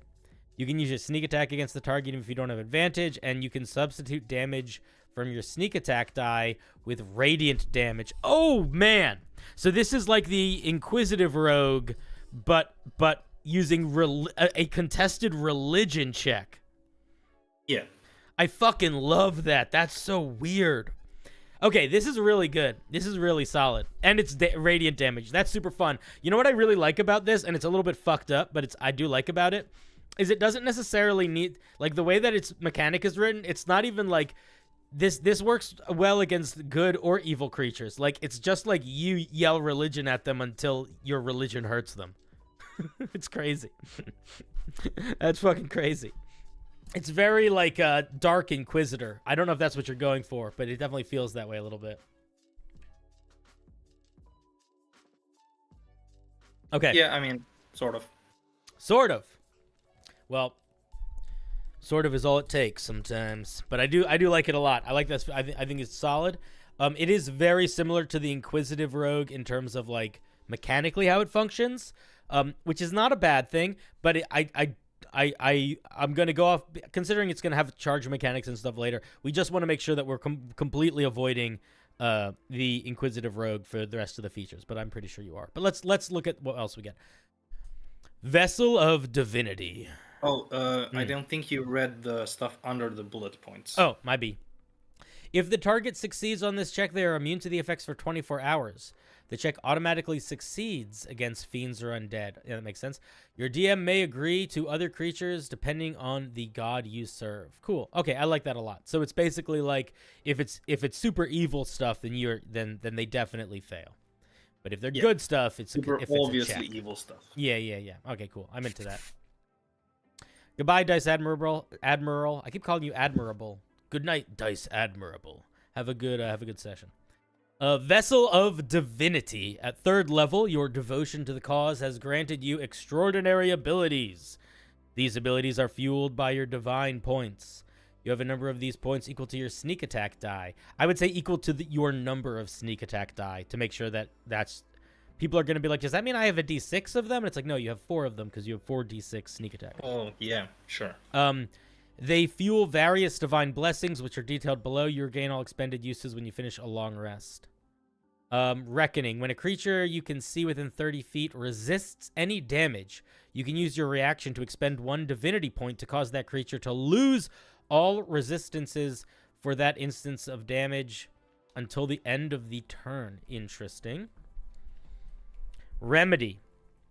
As an action, you spend 1 divine point and a creature you touch regains hit points equal to 1d6 plus your proficiency bonus. Alternatively, you can cast the spell Lesser Restoration. Okay.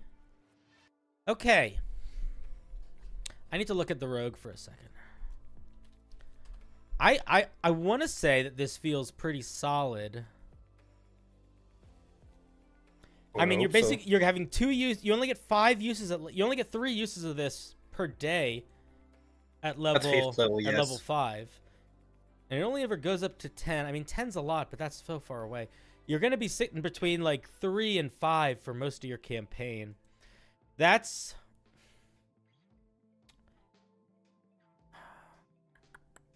I think that's pretty solid. I really like Reckoning. I think Reckoning is fan-friggin-tastic. I think Remedy is good. I always want to second guess when we give healing. But also, I feel like Lesser Restoration is probably fine there too.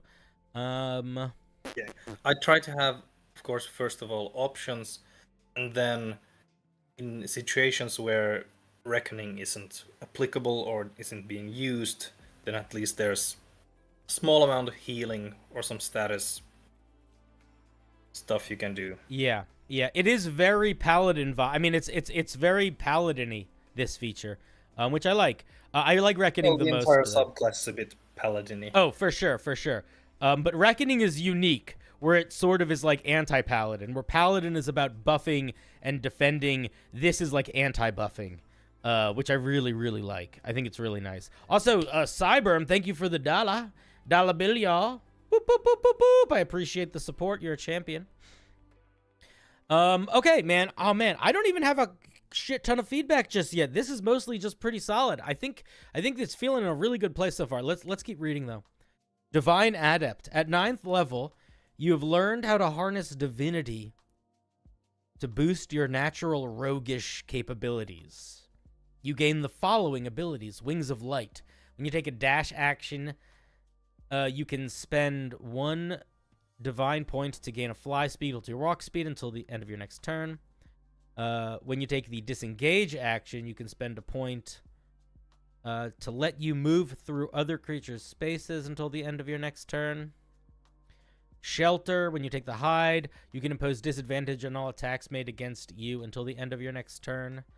Retaliation, when you use uncanny dodge, you can spend 1 point to retaliate and deal back radiant damage equal to the damage you took. This one feels a little too strong, or way stronger than the other ones, like noticeably so. Might be. It started off as dealing back half the damage you took. Mm-hmm. In that case, you sort of, since you already have the damage you take, it will be a quarter of the damage you would have taken. Yeah, which is gonna almost be too lame.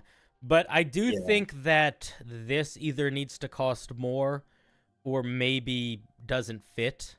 I'm not sure. Like, all of these tie into your cunning action. and this one doesn't, I would maybe just drop this one and just have the 3 that tie into the cunning action. Possibly. Also at 9th level you have 5 points, and you just got 5 points, and suddenly you again have more. Actually, not again. Suddenly you have more abilities than you actually can use points. Yeah, 6 that's true. abilities total. It's an interesting thing. Honestly, it's the same conundrum that paladins get a lot of the time with their spell slots. Too many things and not enough slots. I would probably drop retaliation.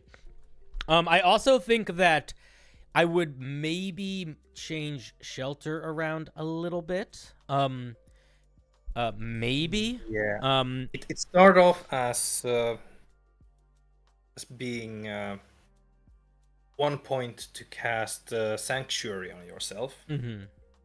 Then I had to figure out the saving throw, and I didn't want to attach like Wisdom or Charisma or that sort of requirement into the class. Why don't you treat it sort of like the Elven Cloak, the Cloak of Elven Kind? When you take the hide action, and you use shelter, creatures have disadvantage on perception checks to spot you from that hidden position.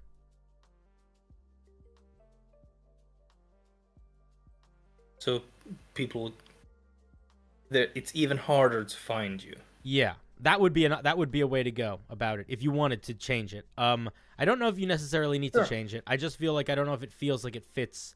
So like Wings of Light makes sense. Guided Steps make sense. They fit. They're logical. I see the connection.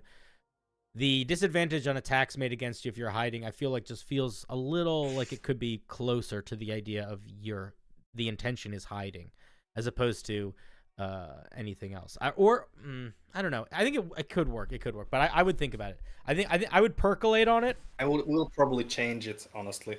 I don't think you need. If you like it like this, you definitely don't need to. But I would think about it. Let me look at let's look at 13th level. Godly Physique.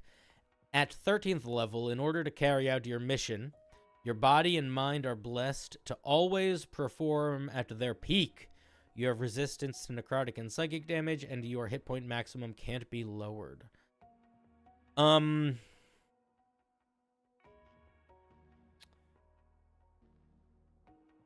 Is that strong enough for 13th level? I wasn't sure if it was possibly too strong, because I mean that's 2 resistances. Yeah, but they're super rare ones, right? It's necrotic and psychic. Like they're not coming up that much. Yeah, I don't know. That's why I also added this really minor hit point maximum thing. I like the hit point maximum thing. What are other rogues? Yeah. Let me see what other rogues. I think it's flavorful. I really just want something passive, something that didn't take like the divine points to use, and also didn't want to mess up like the balance of divine points by making some sort of like you can regain points somehow or something like that. Yeah, no, I got you. I'm looking at other 13th level features right now. I think you can make it... Actually, I think it's not terribly off. You know what I would do if I... You know what I think you could do? Sure. I think you could either give it one more... I think you need to give yourself resistance to one more thing. Oh. Or make the necrotic maybe immunity. Immune to necrotic. It's quite rare to get immunity. It is. It is. If you don't want to go, if you want to go down that road, you definitely don't have to. But I do think that there's space for a third thing. Like there's like for example, poison fits into this pretty well for Godly Physique. Oh, yes, of course. So I might just throw a poison in, and then I think you're golden. Sure. That might be enough. Sounds nice. Yeah, somebody was saying Radiant could heal you. I would hesitate against making a damage type heal you, because that can break the game very easily. Yeah, no, that's... But I get where they're coming from. Okay, but I think Godly Physique is... Actually, now that I looked at all of the other ones, I think it's fine. I don't think it's... 13th level is not a crazy powerful level. And I think getting 3 damage resistances and your hit points can't be... maximum can't be lowered is solid. Let me look at Divine Retribution. At 17th level, you embody the wrath of the gods to deliver your judgment on sinners. When you perform a sneak attack on a target you have marked with your judgment feature. Ooh, we're calling back to the 3rd level feature. I like when we do this. You can cause a bolt of lightning to strike. They and every creature you designate within 5 feet take 3d6 lightning or thunder damage. The creature you attacked becomes blinded and deafened until the end of your next turn. Every other creature you harmed becomes blinded or deafened, depending on what the damage type you dealt is. Once you use this feature, you can't use it again until you finish a short or long rest, unless you spend 2 divine points to do so. The only thing I would say here is I think that... So somebody said 3d6 feels weak for 17th level. Most 17th level features essentially give you between 3d6 to 5d6 extra damage per sneak attack, and like that's kind of it, or something along those lines. Like if you look at all of the 17th level features for rogues, that's usually where the power of it sits. So I think the 3d6 is fine. I would give the creatures around it a saving throw though. I wouldn't make it all automatic on them. I think it's fine to make it automatic on the target of the sneak attack, but I would make it give the other ones a saving throw. Damn, I really want to avoid saving throws because I really don't know what to base that around. Because I don't want, like, especially this late, I don't want spring like, oh, you suddenly need to invest in wisdom or something like that. What if it's okay, well, your religion's gonna be good, right? Your religion's gonna be good because you're doing judgment, so you're gonna want your religion up Probably. for your main feature. Yep. So what if it's like a religion? What if it's real? What if the saving throw is based on your intelligence or literally based on your religion? Like, what if the saving throw is 8 plus your religion skill? That's weird, but it could be that. Yeah, 8 plus religion. Me and Patrick are thinking literally the exact same thing. Interesting. It's weird, but A I bolt don't of think it's lightning bad. falls from the skies. What'd you say? And so, no, sorry, I was just thinking, like, for some reason, my knowledge of religion makes that guy explode Yeah, a little bit harder. that's literally what this thing. That's this whole class. That's Sure. judgment. I could try. If you don't want to make it a saving throw, then you can't. I don't think you can impose the blinded. I Yeah. would not be able to. I actually think the damage without a saving throw is fine. It's the blinded without a saving throw that I think I have a bigger issue with. So Sure. balance that in your brain. Figure out which direction you want to go. But them be my thoughts. That's not a bad idea, though. But can I just say that this is basically done? Like, I don't think I need to see it again. I want to see it whenever you put these final touches on it, like just in the Discord, wherever. But like, Sure. Give me something new next time. This is good. Like, every artist needs to know when it's time to put the paintbrush down, and you are very, very close to needing to put the paintbrush down. Thanks. So be cool. I would honestly say you are now in this stage of, like, if you do want to be putting this publicly, find some good art and figure out the formatting and the layout to, like, get that art onto this page. What I would do is I would probably split this into a 2-pager. So I would get rid of this second column, or I would put the second column on a second page, and I would have a half page. I would have like a half page art thing on this side here, and then I would have a half page this way on the second page. Get 2 pieces of art that you think fit the vibe, and then boom, Yeah. you're good. Also, credit the artist. But you don't have to do that. But if you are going to put it online, that's the move. It'll be Sure. the difference between people reading it and people not reading it, which is stupid because you want people to just read things because they're good, but they don't. If you post something on Unearthed Arcana or something, if there's no art, you're going to get no love. Yeah, this is like this is a bit bare bones because this is my first thing I made on Homebrewery. This is very solid. Well, yeah. Finally, Homebrew- off I of see, for D&D Homebrew, yeah. Beyond. Yeah, but it's solid, dude. Yeah, it's solid.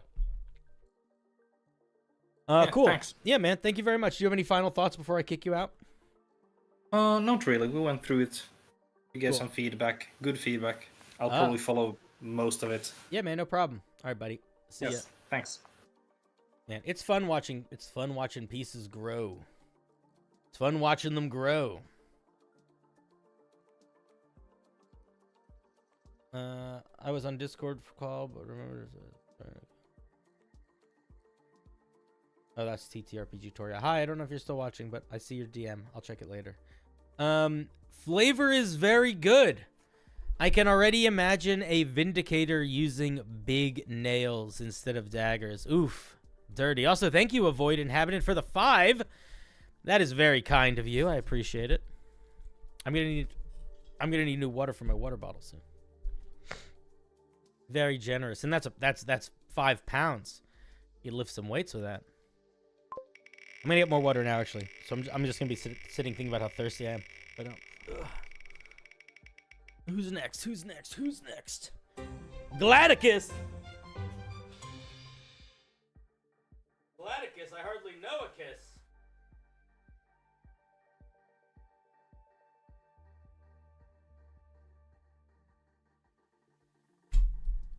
Gladicus. Gladicus Maximus. Let's make sure we have to make sure that I'm still properly aligned. Quick zoom! Quick zoom, quick zoom, quick zoom! Quick zoom, quick zoom! Boom. Alright, we're here. We're back. Gladicus.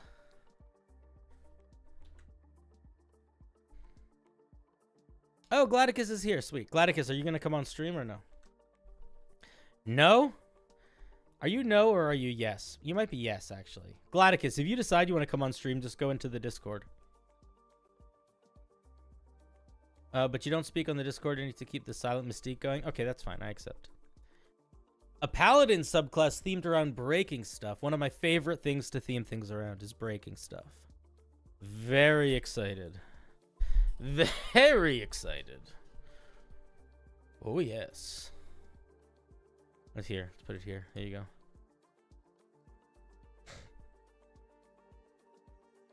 There it is again. Oath of Annihilation. Paladins who swear the Oath of Annihilation are relentless agents of destruction. They channel divine power to dismantle their enemies' defenses, shatter their bones, and leave devastation in their wake. Also, very solid opening 2 sentences here. These are some good flavor text back to back, guys. Very proud. Looks like we're learning, class. We're learning, and it's making me happy because I like reading things that read good. These paladins embrace the chaotic energy of destruction, believing that by breaking down the constructs of the world, they can create opportunities for new beginnings. They wield their weapons and divine might to sunder armor, cleave through obstacles, and bring ruin upon those who stand against them. Cool. Very cool. Very cool. Hey, Ivan. What's up? Dalek? You're a Dalek? That's crazy. I didn't know you guys know how to use the internet. Tenets of Annihilation. Break foundations. Strive to dismantle the constructs that bind and restrict, leaving only the chaos and new possibilities in their wake. Embrace the maelstrom. Embrace the destructive forces within you, harnessing the chaos and turning it into a weapon against your enemies. Leave no obstacle. Clear the path before you, removing any barriers, physical or metaphorical, that hinder your progress. Forge through ruin. From the ashes of destruction, find the strength and will to build and create anew. Very, very nice, solid writing so far, dude. Very solid so far, Gladdy. And let's look at these spells as I itch my nose. Earth Tremor, Thunder Wave, yes. Heat, Metal, Shatter, yes. Melf's Minute Meteors, Pulse Wave. Meh. I'm not sure how I feel about Melf's Minute Meteors. Gravity, Sinkhole, Ice Storm. Not sure how I feel about Ice Storm. Destructive Wave and Maelstrom. Okay. Okay. I see why we're doing Melf's Minute Meteors. We want to make it, like, apocalyptic, maybe?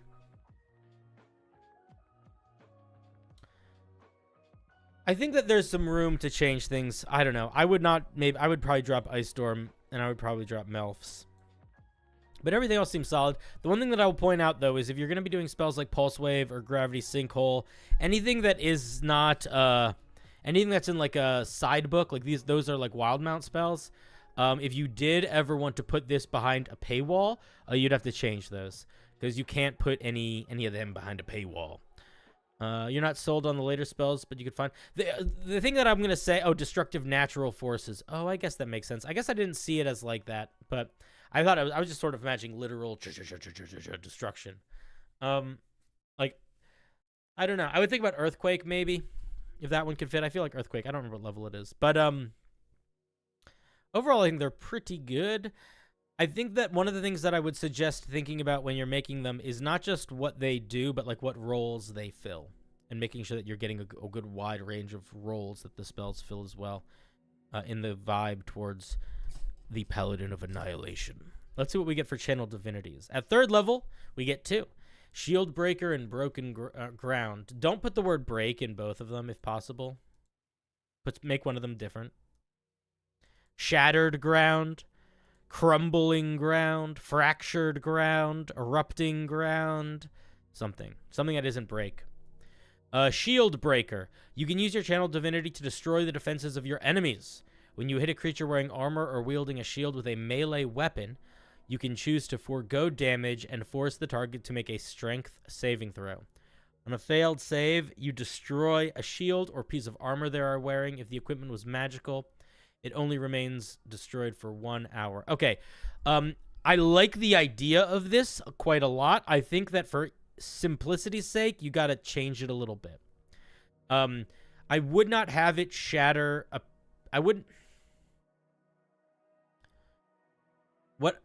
Here's my problem with it. My only real problem with it is I don't love the idea of being a dungeon master that needs to figure out on the fly, changing the AC of monsters depending on their armor that they're wearing or not. I don't love having to do that. If you like that, if you like the nitty-gritty of that, then keep it. But what I would do if I were you is I would give it a number. Like, I would basically be like, just a flat AC debuff. Yeah, where it's like, when you hit a creature hard enough, they get -2 to their AC. Or -5 to their AC or something for some amount of time. And the other thing that I would do is I would not make it not do damage. I wouldn't take that away from the player either. I would just make it in addition to the damage this happens. Maybe, because there already is a strength saving throw required. So, like, imagine that you choose not to do the damage, and then they succeed on the strength saving throw, and then you just don't do anything on that attack, you know? So I would pick a number. But let me look at the second one.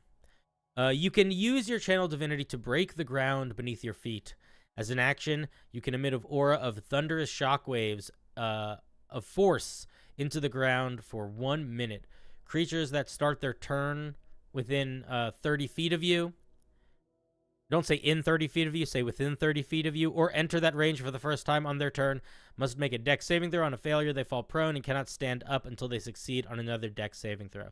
You and a number of creatures of your choice equal to your charisma modifier are immune to this. It's basically like the earthquake spell, right? People in chat are bringing up a good point, which is that these are both kind of combat-oriented. I actually think that's probably fine in this circumstance. Because they're so different, and I think it's fine. The one thing that I would say though is for this, the knocking prone thing, the way that I would phrase it is that I would make them have to make a saving throw every like couple feet that they moved. So if they fall prone, they can use half their movement to stand up, and then if they walk 5 feet forward again, they have to make, or however many feet forward they walk, they have to make a saving throw, and then they fall again, something like that. Because you don't really make the mechanics super clear. They must just succeed on the dex saving throw. I guess it's probably the same as the way that Earthquake is written. Maybe it's fine. I kind of do feel like I don't love the immunity thing here, only because I feel like it's so anti the vibe, but I understand why you put it. Good night, Crafter Hero. Have a good one. Thank you for sharing your ridiculous spell. Personally, I have one channel divinity matter for exploration. I think that that's a good situation is to have one that's more utility. And you could do something like that with this. You could make it sort of much larger in scale and a little bit less mechanically devastating in action. You could have it do like, you could have it create very large areas of difficult terrain, or you could have it like weaken the structures of buildings, something like that. But I think it could work like this. I think it's an interesting one. I like Shield Breaker more. Let's look at Aura of Carnage. I'll tell you what, there's one thing that I'm expecting, and if you don't have it, then I do think I have a suggestion for how to change Broken Ground. And in fact, you don't have it, so here's my suggestion if you want to do something radically different for Broken Ground. You should be able to activate your Channel Divinity, and then you deal double damage to objects and structures for 10 minutes or an hour. Something like that. You know, if you want to be the destroyer, be the destroyer. That's the aura? Okay. If that's the aura, then ignore me. Let's see. Aura of Carnage. You and friendly creatures within 10 feet of you deal double damage to objects and structures. Solid. Additionally, you and friendly creatures within your aura can spend a bonus action to deal additional force damage equal to your charisma modifier on the next melee attack. Why are you trying to squeeze extra power in there, you son of a gun? No. This part goes. Bye. Goodbye, this part. Goodbye. Don't come back. You're not welcome here. Just remove this part, and it's good. Trying to squeeze. You're trying to make a double aura, you son of a gun. Get out of here with that double aura. Okay, let's look at a 15th level. Hey, Cinder, you never ended the queue from last one, so technically I should be up next. Did I not end the queue? Well, I can end it if you want, but I'm not using the queue right now, so we're not using it. So you're not up next. And I shouldn't have even acknowledged that comment and given you the attention, but I appreciate you anyway. Okay, Devastating Blows, level 15. At 15th level, after you deal damage to a creature with your Divine Smite feature, using a spell slot of 4th level or higher, you can spend your bonus action to flood their body with the destruction. Oh my god, that's so many. There's so many pieces to that. Why are there so many pieces to that? A creature must make a con saving throw. On a failure, roll a d6. The target receives a crippling injury and suffers one of the following effects. I'm not going to read this whole table. There's no way. I'm going to read the first one. Broken Arm. One of the target's arms suffers a brutal injury. The target cannot wield one-handed weapons with a broken arm and suffers 1d6 force damage anytime they make an attack with a two-handed weapon. If a creature suffers this injury a second time, they are unable to wield weapons without first succeeding on a strength saving throw, suffering 1d6 force damage anytime they make an attack on a success. A creature that receives magical healing from a 4th level spell or higher also recovers from this injury. I am going to say, with quite honesty, that I think that there's too much going on with this feature. I don't want to have to read this much for 1/6 of a feature. If you want to figure out some sort of injury mechanic, I think that's fine. I disagree with the way that this is written. And it looks like a lot of these all do the same thing anyway. Like half of them are doing an extra d6 force damage. And I don't know, man. I don't like this table. I'm not a fan. I'm not a fan at all. I feel like if I were you, this is what I would do. I would make it so, first of all, I would drop this fucking Divine Smite 4th level spell slot or higher bonus action. I would just make it like a number of times per day. When you hit a creature with an attack, you can inflict an injury. If you hit broken arm, they get this penalty. Broken leg, this penalty. Concussion, this penalty. And it's got to be like a sentence. That's it. I don't want to have to read one of these features and have to, I should not have to read one of these features twice. And I don't remember at all what this one does, and I literally just read it 3 seconds ago. Which means that this is too complicated, in my opinion. It's basically the old critical table stuff. I don't care about the old critical table stuff. I'm not here for that. I'm here for the modern critical table stuff. Rob's got to go get some stuff done. All right, sorry, buddy. I'm sorry to distract you. But if I can charm somebody from New Zealand, that means I'm actually charming, because you are the most charming people below the equator. Australians are second place. They're sometimes tied with South Africans, depending on the vibe. Actually, anybody that speaks English that I can understand below the equator is pretty charming. Okay, but yeah, I don't know. This is just honestly, there's too much going on here. I would simplify the fuck out of this, and then I would make it like proficiency bonus times per day you could use it. Let's look at the 20th level feature. At 20th level, you can become an avatar of destruction who brings unrestricted annihilation to all. As a bonus action, you gain the following benefits for 1 minute. You can use Shield Breaker by spending a first level or higher spell slot when you hit a creature. When you use Shield Breaker in this way, you still roll damage for the attack. You cannot use Divine Smite on the same why this was in such a good spot, but you're getting so overcomplicated with stuff here, man. I don't love this one. I might just tell I don't think you should. I'm going to strongly encourage you against not tying back to your channel divinity aura features here and just make this stuff that's new. That's what I would strongly encourage. Or you got to really simplify how it's tied to your channel divinity. You do not need to spend your bonus action to gain the bonus damage from your Aura of Carnage. Again, you're dropping that anyway because that feature's not good. Anytime you deal damage to a creature with your Divine Smite, you can use your Devastating Blows feature. Whenever you hit an object or creature with a melee attack, you automatically deal maximum damage. Honestly, dude, the only one of these I would keep is this. I would get rid of all of these, and I would make new features. I would not rely on the old features. That's just going to be tedious to keep track of. I would just come up with brand new. Brand new.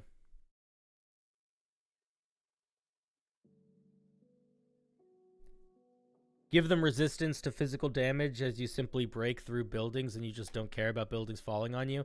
Yeah, I mean, you could do that. You could be like, you always deal maximum damage to objects and structures. You're resistant to non-magical bludgeoning, piercing, and slashing damage. You could also say you're immune to damage from falling objects, which means buildings could just fall on you and it would be fine. There's a lot of things you could do. You get an extra attack per turn so long as that attack is made against an object or structure. You know, you could do a lot of stuff. But I would encourage you to just do new stuff here. I wouldn't tie back to the old. I think it's a really fun idea. You definitely got some stuff to work on. I think you got to completely rewrite your 15th level feature and most of your 20th level feature. But everything else feels pretty solid. Broken Ground definitely could use a little bit of trimming up also. But yeah, overall, really solid. Really solid. I like it. The flavor sounds like it's going to deal damage as AoE. Look, it does deal a shit ton of AoE damage. Look at its spells. It doesn't need to do any AoE damage in the subclass at all because it's there in the spells. All of these are AoE. So that's actually fine. What's up, Ice Phoenix? How's it going? Thank you for sharing, Gladicus. That was a really fun one. If you have any final thoughts or questions, please share them in the chat, because I know you're not coming on stream. Oh, we got Tradosio. Are you coming on stream? No? Are you lying? You have to actually check, see if you're in the Discord. No, you're not lying. You're not. Okay. Please review the monk, Way of the Swift Dragon. Okay. You're making me review monks again? I begged to be done with monks. I'm just kidding. I'll review your fucking monk. Everybody wants a monk. Everybody wants a monk. Here it is, guys. Page 19. You just finished banning some kids? Where did you have to ban them from? From me, from our show? Or from something else? Where did you ban them from?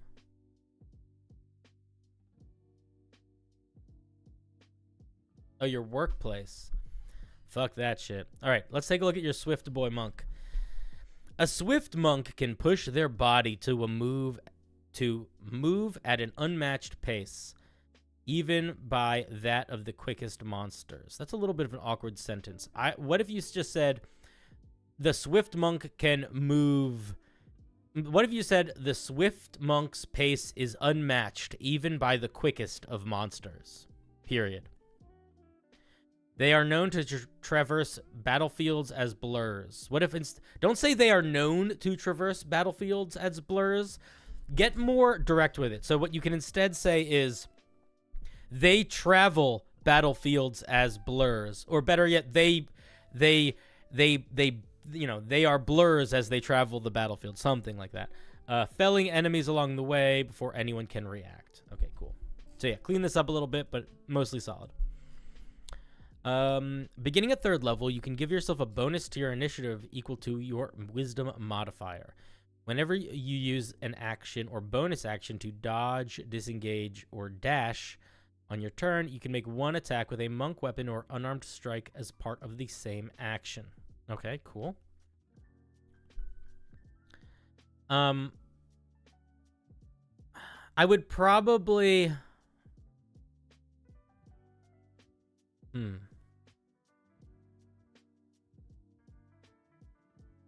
I would probably... This is what I would... this is how I would rewrite this, because I like this, but I think you have to rewrite it a little bit. I would probably make it something along the lines of... When you use your... when you... Like, it should be like when you use Step of the Wind, as a part of using Step of the Wind or Uncanny Dodge, you can make one... This is how I would say. When you use a key point to use Step of the Wind or Uncanny Dodge, you can... make one unarmed attack as a part of that bonus action.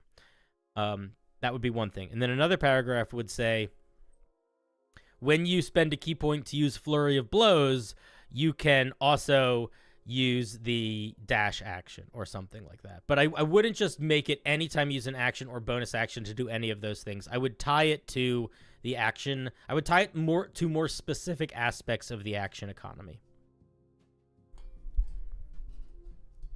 And we're already getting a nice passive bonus here, too. So this probably should be tied to key points. Or maybe not key points in the same way, but monk features, basically. Yeah, it shouldn't just be infinitely on. Hasten. At 6th level, you channel your ki throughout your body to enhance your speed. As an action, you can expend a number of key points equal to up to an amount equal to your proficiency bonus. When you do, you gain the following benefits for 1 minute. Your movement speed increases by 10 feet per key point spend. Attacks you make with a monk weapon or unarmed strike deal additional damage equal to the number of key points expended. When this effect ends, you can't take any other actions or reactions until the end of your next turn.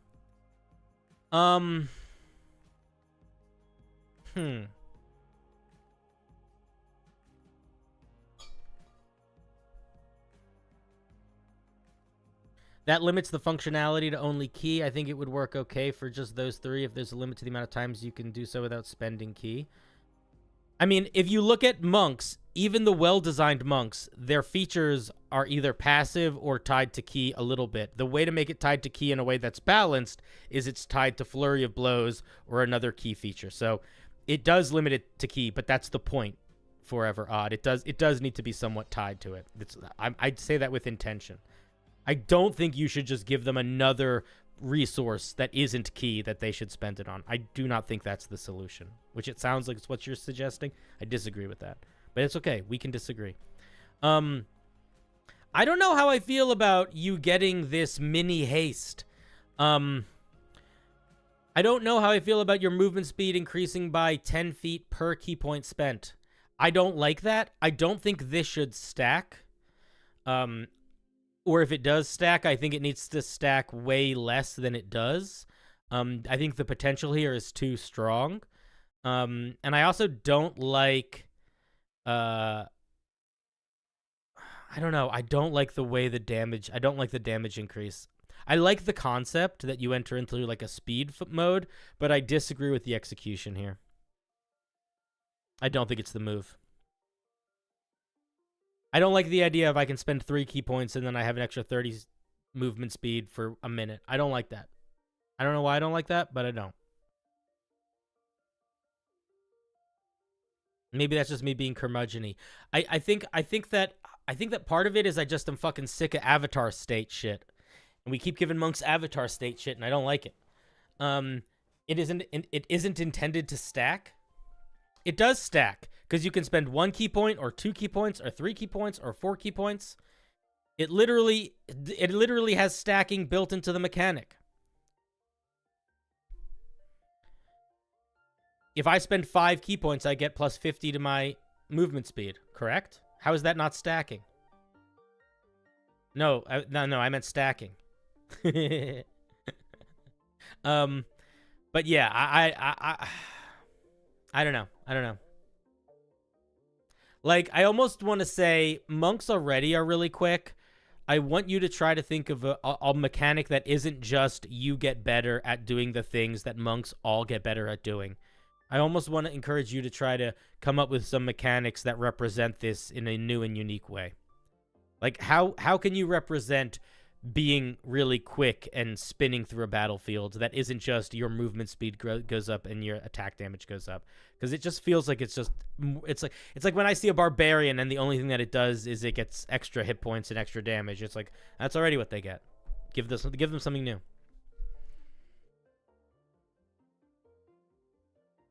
There's not enough flavor in it, in my opinion, or rather, the flavor is too obvious.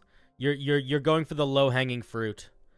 I would encourage you to try to go for the higher hanging fruit. Laser beam eyeballs? That would make no sense.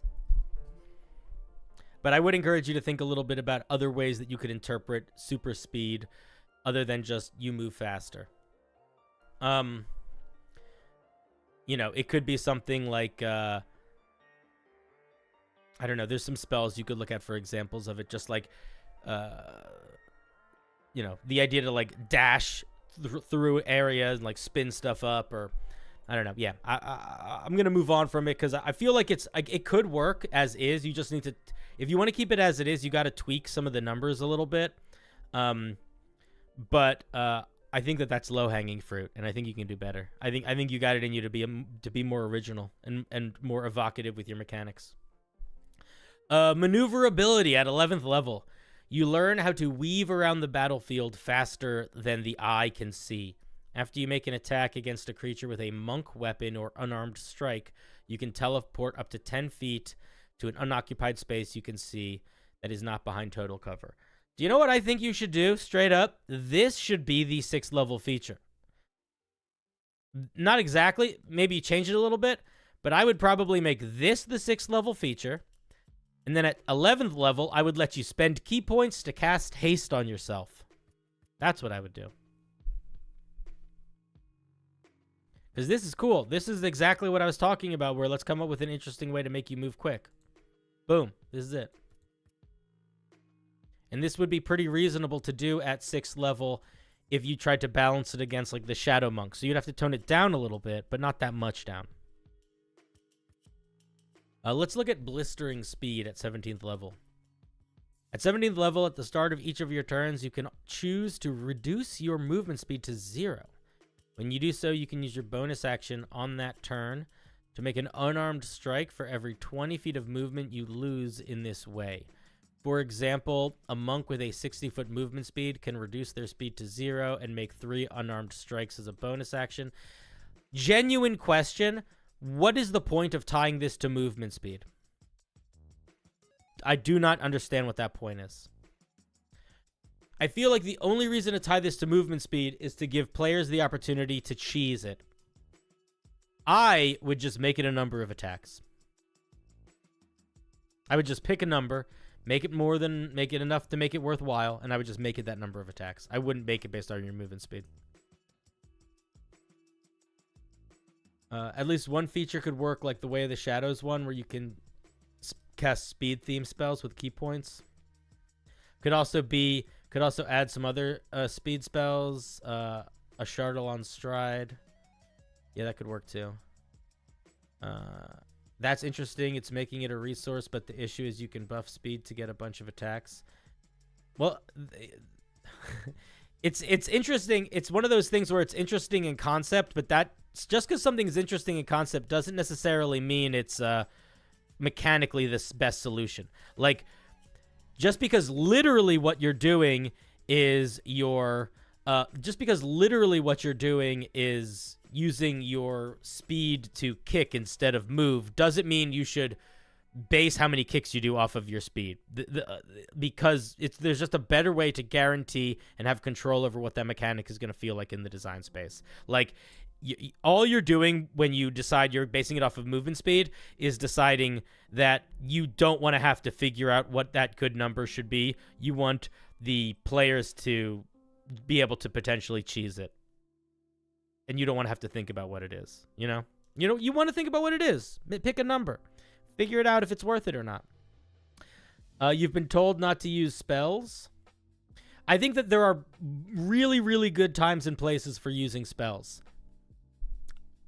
I am one of those people that says not to use spells, but you know what? There's really good times and places too. Some of the best features use spells. In fact, I believe what I usually say is if you're going to use spells, you have to make them feel a little different. You have to make them connect a little bit different. So if you were to give this thing haste at 11th level at the cost of 4 key points, for example, it would be haste, but haste a little different. Oh, very cool, very cool. The username, what the heck is your name? The username I could find. That's a great name. The username I could find. Welcome to the show. Thank you for becoming a part of the game. I appreciate it. Yeah, man, I think it's a pretty good idea. I think you got some stuff to move around, though. I like it. I like what you're trying to do, but I think you got to it's got to feel a little bit more monkey in the 3rd level. And you got to switch some stuff around. But overall, I think it's pretty solid. Yeah, thank you for sharing. Do you have any questions, Trad, before we move on to other things? Let me know. It's definitely way more solid than early iterations. Huge progress. It's getting there.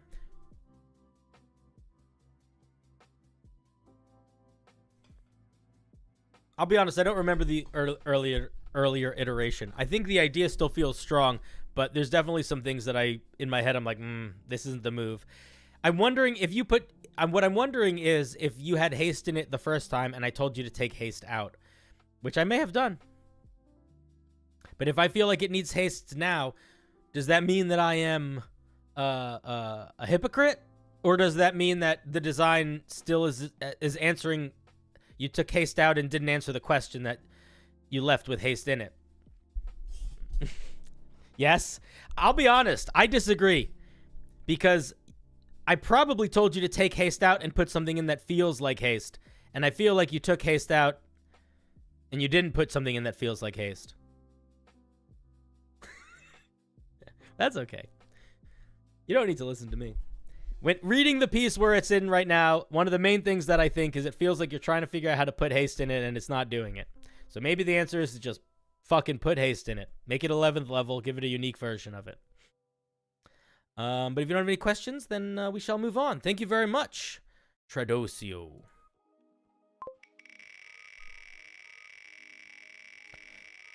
But you weren't making new ways to represent speed. I saw what you were trying to, like the teleport, the 11th level feature. The 11th level feature was a great new representation of speed. The 6th level one didn't sit well with me though. I think the 11th level feature was a good one. Baba Ganoush. If reviewed late stream, I'm probably not to be around. This one is a vehicle. A sailing vessel designed to sail across the ice. The document is long, but it's a light read. First of all, don't fucking tell me what a light read is. You all think you're so much better at writing than you are. Nothing you give me is a light read. Let me get Baba in here. Baba, do you want to come on stream?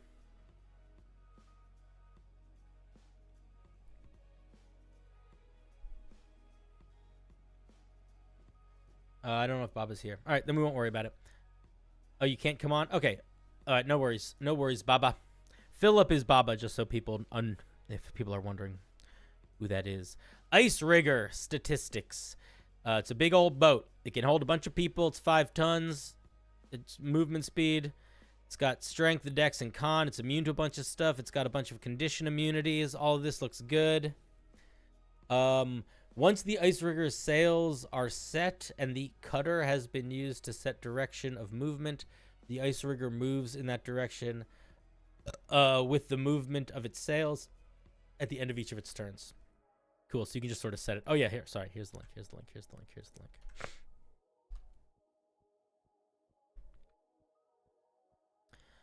Okay. I don't know what good writing is. I'm currently enjoying the works of Robert Jordan, but all my friends tell me he's nowhere near as good as Brandon Sanderson. I don't know what good writing is either. Robert Jordan wrote The Wheel of Time, and Brandon Sanderson wrote all the Mistborn books. And Brandon Sanderson also wrote the end of The Wheel of Time. Description. Ice riggers are sailing vessels built to traverse vast ice fields, such as frozen lakes and rivers. The hull rests on 2 or more skis and supports a sailing rig and the crew shelter. Ice riggers rarely sail at night because the navigational dangers and extreme temperatures, and can only carry a fraction of the cargo that a marine sailing vessel can haul. Nevertheless, they are instrumental in connecting far-flung outposts and frozen wastes. Good writing is writing you're happy to have written. I disagree. Good writing is writing that reads well. You can think that good writing is writing you're happy to have written, and that might be good writing for you, but that's not helpful for anybody if they're trying to grow as a writer. Good writing is writing that a person that you have never met and will never meet and has never experienced anything in your life and will never experience anything in your life can read, and they can feel something that you have felt intimately that is expressed through your writing purely and only through your writing. That's good writing. Or writing that makes you laugh. Wait, does it have to be a Google Doc? No, it does not have to be a Google Doc. Actions. On its turn, the ice rigger can take 2 actions. Choosing from the options below, it can take only 1 action if it has fewer than 10 crew. It can fire a ballista. It can stake in, giving it advantage on checks. That's clever. I like this. It moves with its poles. I don't really know what that means. It can use its cutter and sails to change its movement. Okay, I like this. I like this action economy layout very nicely. Very nice, very nice. I like it. Evoking emotion with writing is a tricky and powerful thing. I think it's the whole point. It's the point of writing.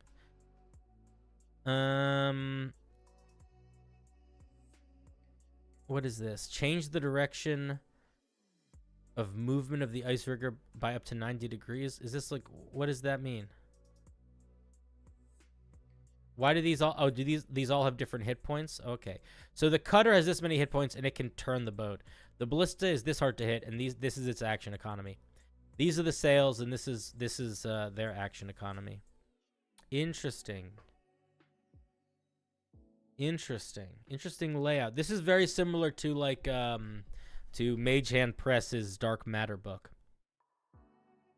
Better than Spelljammer's ship combat. It's very similar to one of some of my favorite ship combat, which is Mage Hand Presses. Yeah, pretty solid. I don't have a great deal to say, honestly. Other than the fact that I'm like, I don't have a lot to say. I like it. I think it's pretty solid. I think it would be fun to use if players are interested in it. If I were you, what I would probably do, yeah, I think it seems fun. I think it'd be good. I don't have a great deal to say. It's a boat.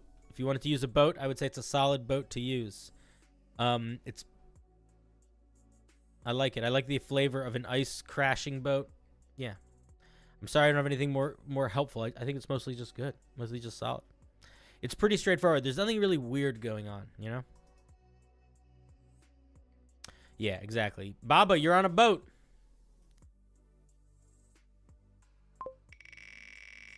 It's definitely gives you a little bit of that sort of battlefield action economy of like fighting on ships that I think people want. I also think you could probably get a little bit more complicated with it if you wanted to, but you definitely don't have to. Let's see what Sai has.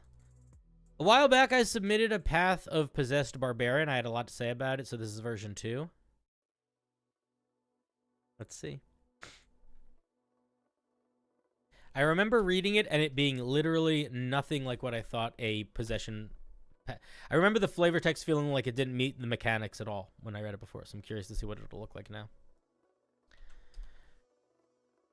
Path of the Spirit. You are the host to a spirit that has made its home within your body.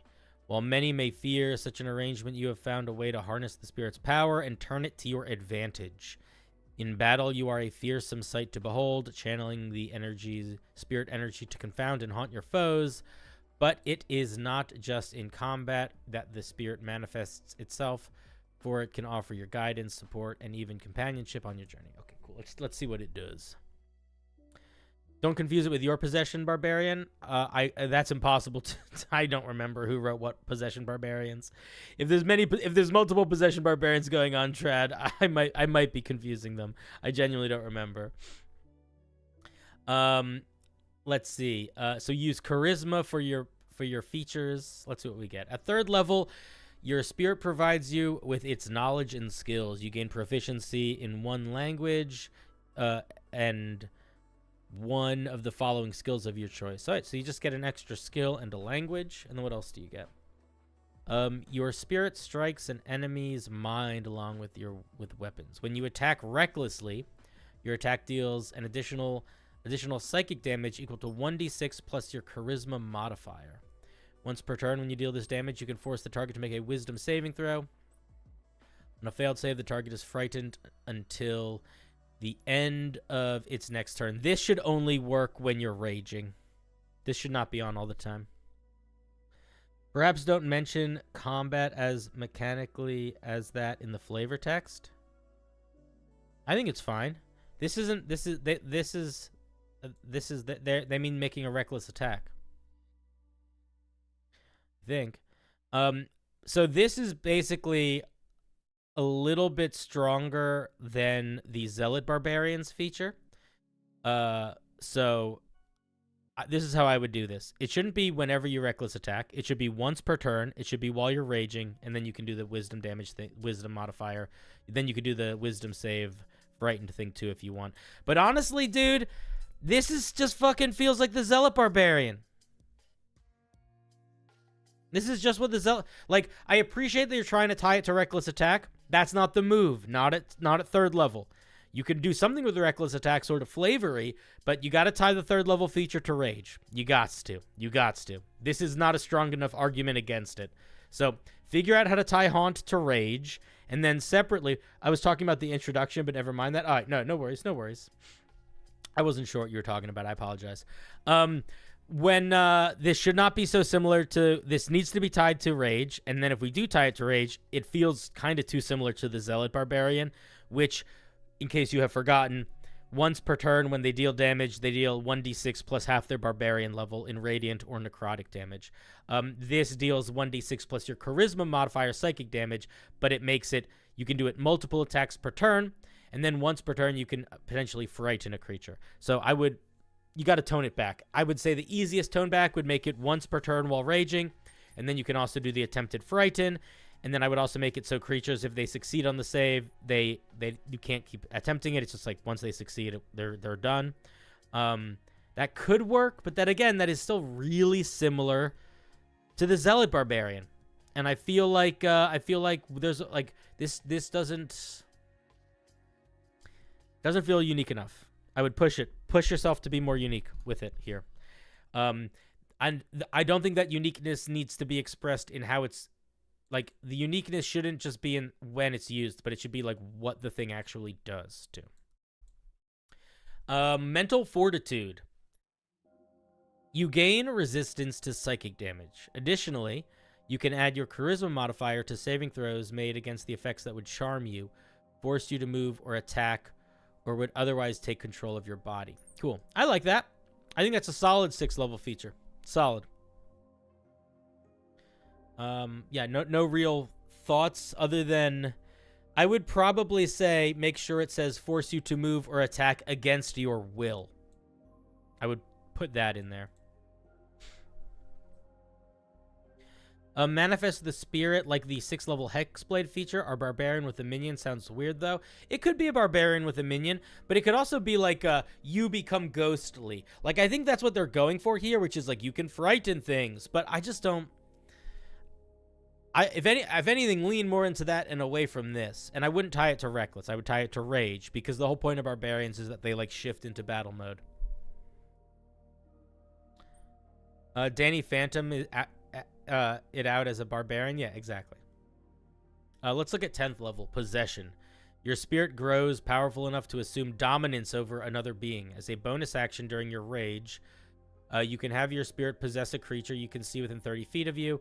When the target makes a weapon attack or spell attack, you can use your reaction to designate a new target for the attack, which must be within the attack's range. The possessed creature makes a charisma saving throw, attacking your chosen target instead on a failed save. When you make yourself the new target of the attack, the possessed creature automatically fails this save. I would probably drop this last part. The possession ends if the target enters another plane, is further than 120 feet of you, or your rage ends. You can just feature again when you enter your next rage.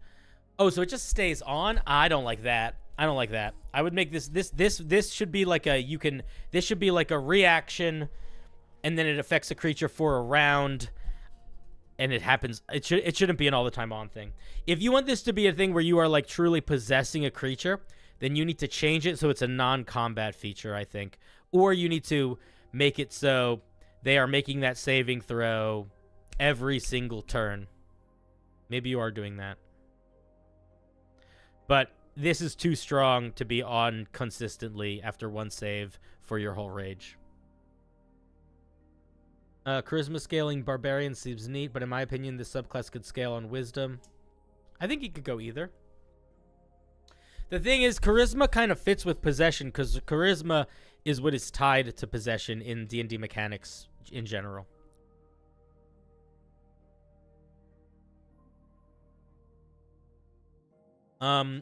But yeah, I think that if you want to do a full possession, it's got to be like you like do a thing where you sit and your ghost leaves your body and like mind controls someone and can walk them around for an hour or whatever, and it's like you're sitting there comatose. I would do something like that. I wouldn't make it a combat mechanic. If you want it to be a combat mechanic, it's really got to be one. It's like a reaction and a thing happens, and then you can do that thing a number of times per day equal to your charisma modifier or your proficiency bonus. Let's look at convergence in flesh.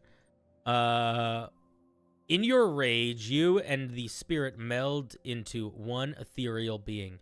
You can move through solid objects and creatures as if they were difficult terrain. If you end your turn in the space of a creature or solid object, you are immediately shunted out to the side. Additionally, you can use a bonus action to teleport up to 40 feet into the space of within 5 feet of a target of your possession feature. So, based on the feedback that I gave you and how I genuinely think this needs to radically change, I think this needs to also radically change. I think that what you would do is, while you're raging, you're ethereal. I would maybe give you a movement speed, a fly speed equal to your movement speed, and then maybe one other thing. And I wouldn't do the teleport. I would give you a fly speed, not a teleport, and I would make you ethereal, and then I would do one other thing.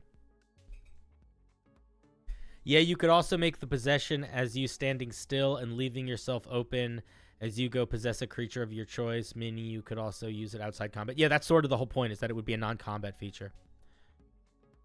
When would be a good time to chime in about a recent encounter you did? Whenever you want. It's a neat idea, man. I still feel like you're missing something. Still feels like it's missing something. I think that I'm thrown by this 3rd level feature, and I feel like you're still missing like the key of like what makes this unique. Where's the uniqueness of this barbarian? I don't know if frightening a creature per round and dealing damage in basically the same way that a zealot barbarian does is enough. So you got some fundamental pieces work to build out, I think, still. But overall, I do hope you keep working on it. It's a fun idea, and I'm curious to see if it keeps going. Thank you very much, Sai. Like you target a big dumb ogre on a battlefield and make him slaughter his allies. That's different though. I would, like, if you're gonna make it like a you possess somebody and make them fight, I would let it so every single time they took damage, they could remake that saving throw. Like I would make it easy for them to break out of that possession if they were taking too much damage. Like it can't be as strong as a ghost possession. Ghost possessions are too strong for players to get access to. At least in terms of as like reliably as subclass features. Brainwave idea: you curse a target with and instead share damage with it instead of having resistance to damage while raging. That's such, I mean that could, that's very, very different, but that could work. That's going in a very different direction. I don't know if that would be right for this barb. It's definitely a mood though. Tex Gum. This is one of my Minecraft subclasses. Very little knowledge of the game is required to get the gist of everything. It is a fighter subclass. Cool, yeah. I've never played Minecraft, so hopefully I'll be a perfect judge of how much it's easy to read. You said you wanted to come on stream. Are you in the Discord? Let me grab you. Hey, buddy, what's up?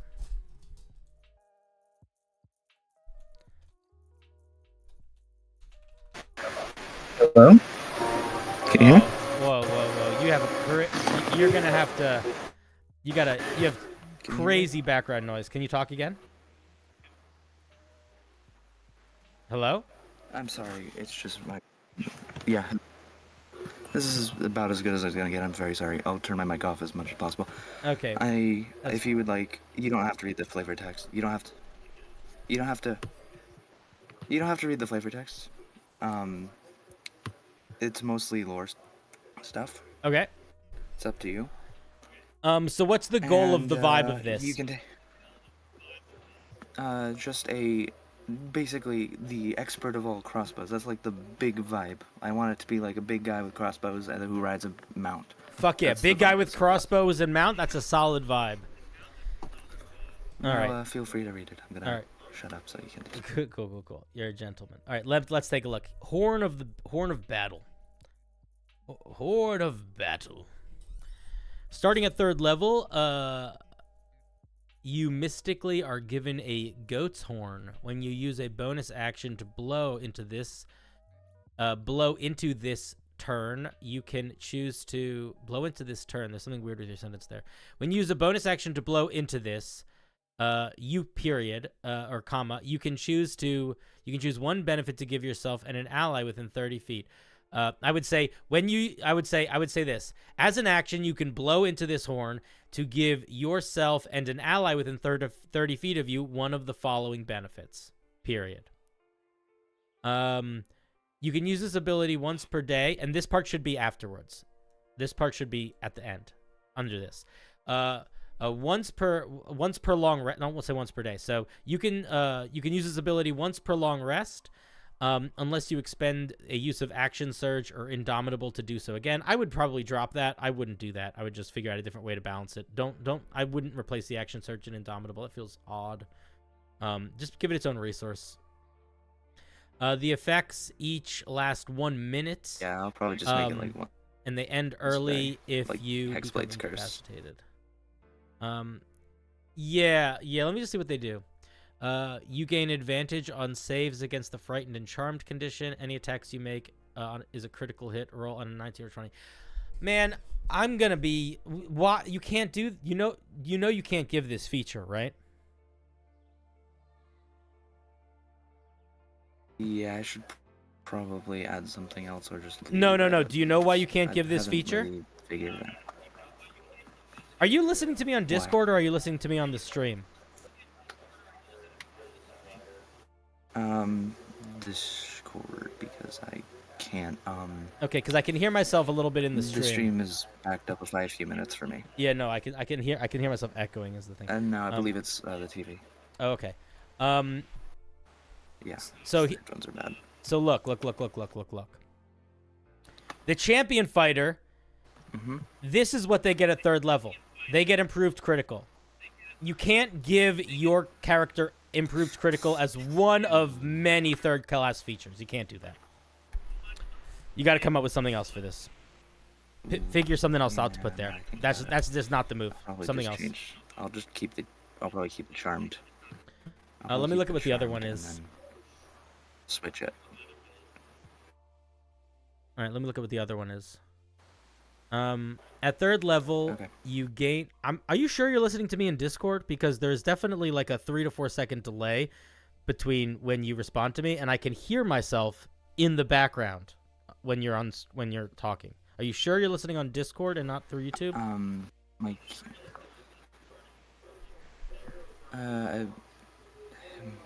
Sorry, I'm tired. It's my computer's just very broken, so this is the best I got right now. So that's all I can do. Sorry. Okay, that's all right. I'm trying my best. That's all right. At third level, you gain the ability to mark a specific target as your foe with a Elager curse. Whenever you use your Horn of Battle, you can curse the creature for 30. Curse one creature within 30 feet. The effect ends if your Horn of Battle ends. You gain a bonus damage to rolls with ranged weapons against the cursed target. If the cursed target dies, you gain hit points equal to your fighter level. Why? So these are also tied to the horn? So you use the horn at third level, and you get one of these and one of these? Is that what your goal is here? I think I might just remove it and just make it one feature, because it's kind of clunky at the moment. Yeah, why is it? I don't even understand why it's two features. I don't think it should be. You're right. Yeah, I wanted to give the fighter a Hexblade's Curse, but then I wanted to say different, and then I think I failed in that regard.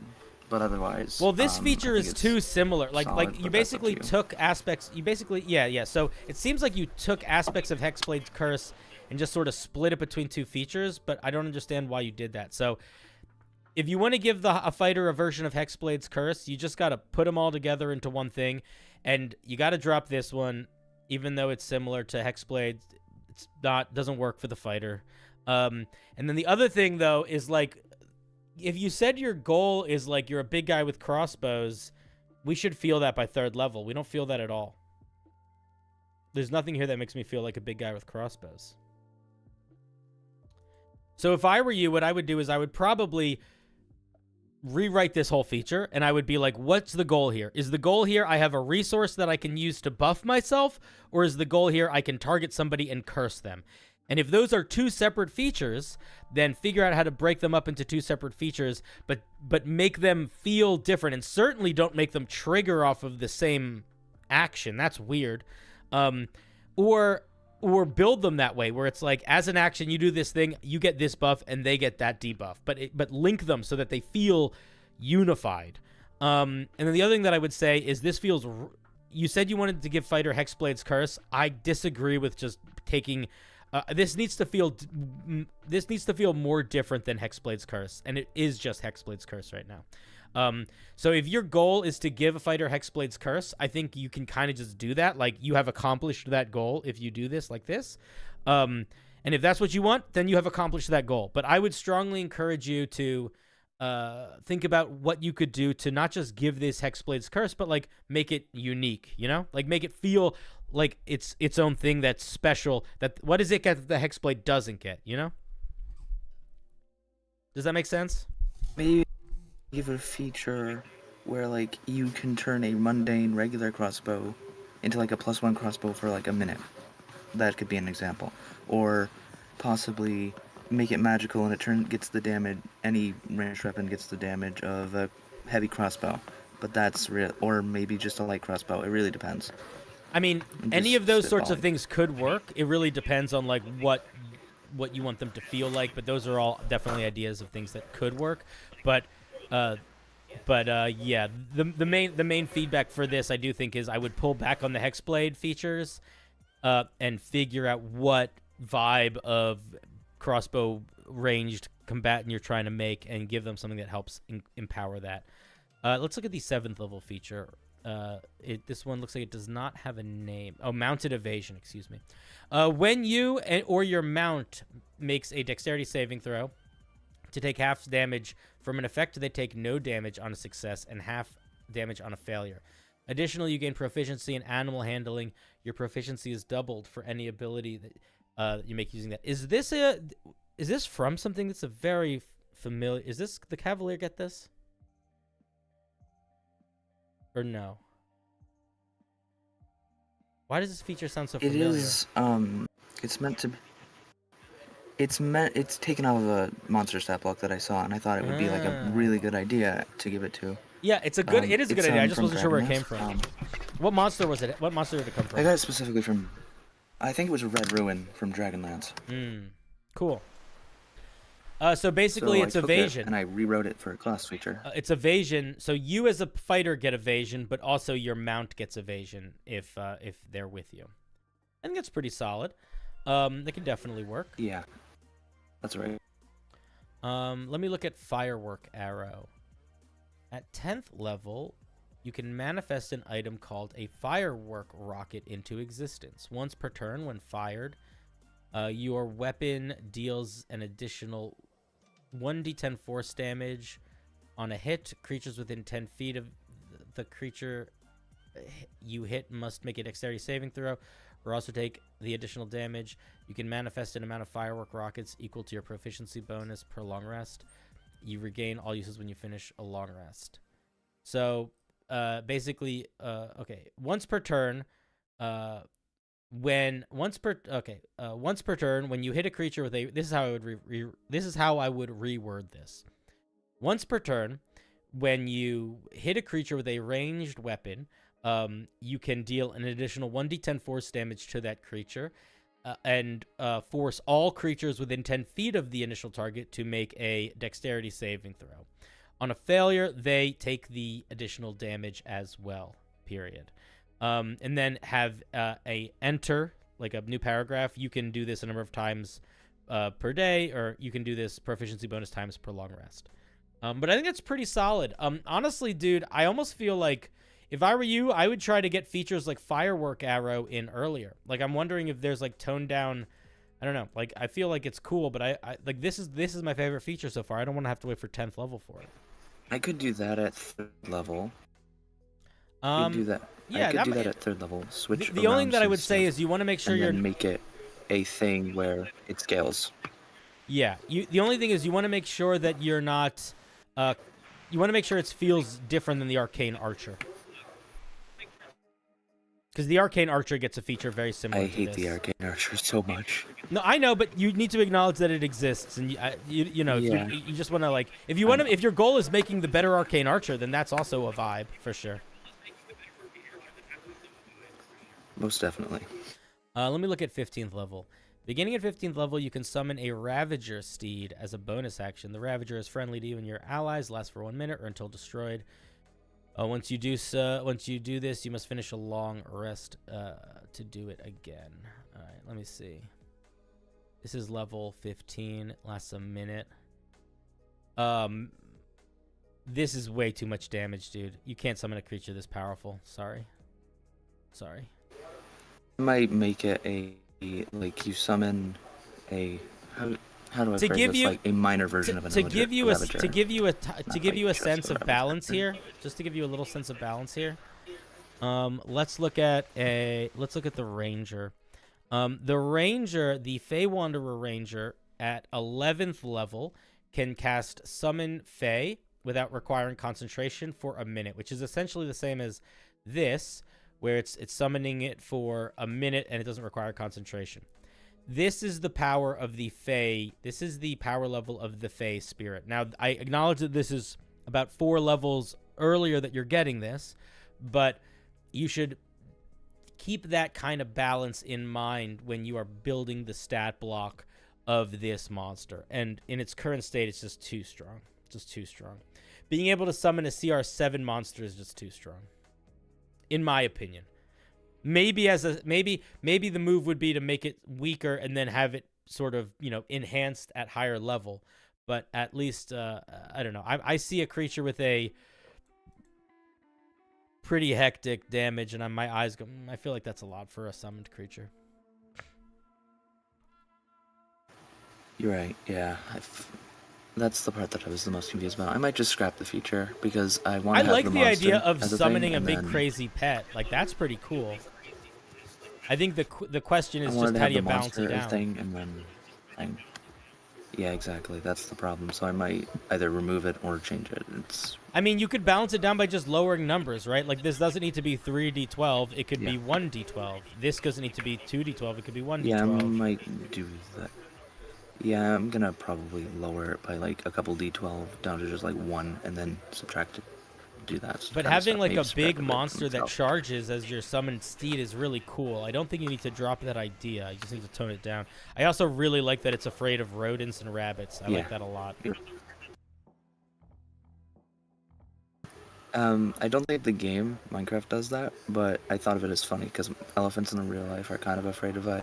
Yeah, I like it a think- lot. I like it a lot. I think it's a good move. It's very Is it silly.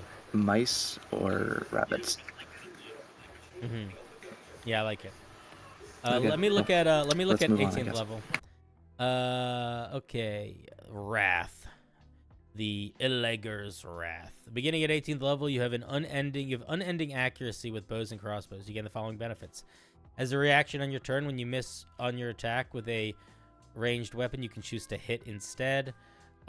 This is a feature that rogues get. This is a rogue feature. This is like the rogue capstone feature. I probably wouldn't give it to the fighter. Bad Omen. When I you didn't realize that. That's okay.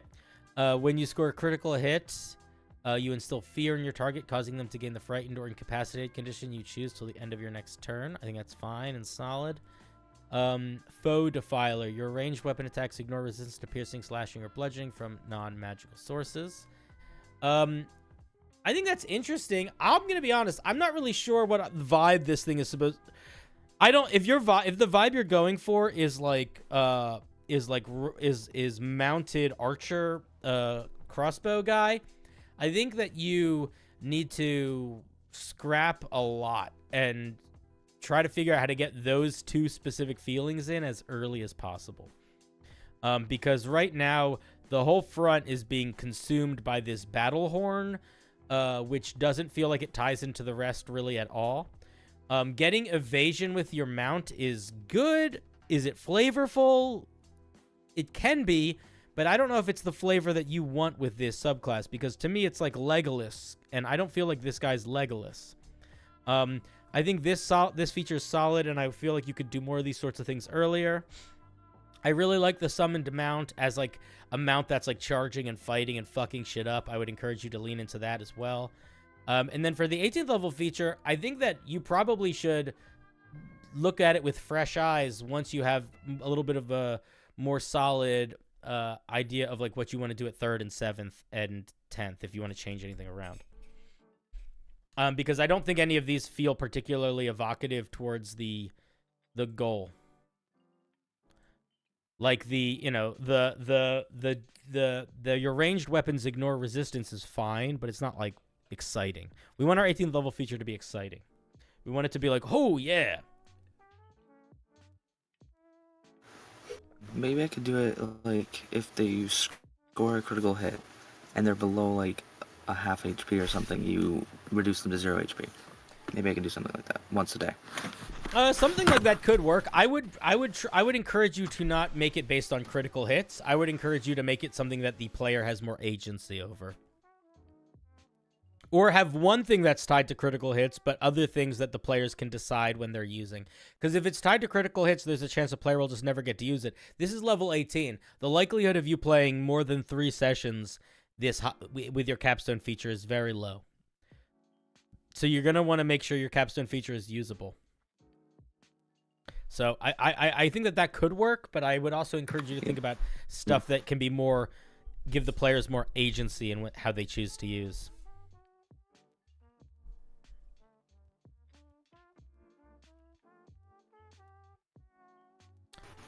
Okay. Any more thoughts? Those are my main thoughts. I mean, I will say this. If your goal is for me to feel the vibe without knowing the lore, I don't feel like you're there yet, because I'm not sure how these things connect. They don't feel like they connect to me. For folks that know the lore, they may well connect a lot. But I think that if your goal is to make it so anybody can see this and sort of get the vibe, I think that you need to spend a little bit more time hyper focusing that vibe. But those are my main thoughts.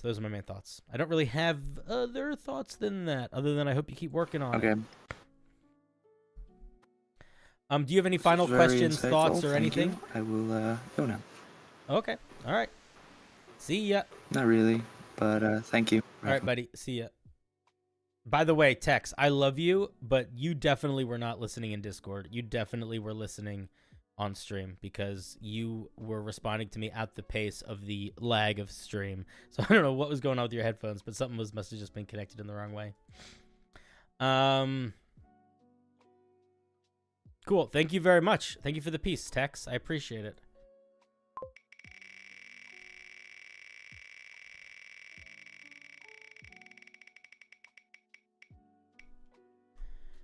Oh, shoot. It's Name. I wonder if Name's going to want to come on stream.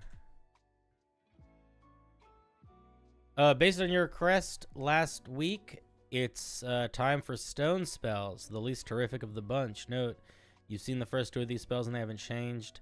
Of the new stuff, they're all messing with the different ideas, so I'd love to hear your thoughts. I'm not sure about the damage of the 3rd level spell, but mostly want feedback on the 5th level spell. All right, let me see. Are you here? Are you going to come on stream? I'll just pull you in. Hey, buddy. How's it going? Good. How are you? Pretty good. Welcome, welcome. I have even more spells.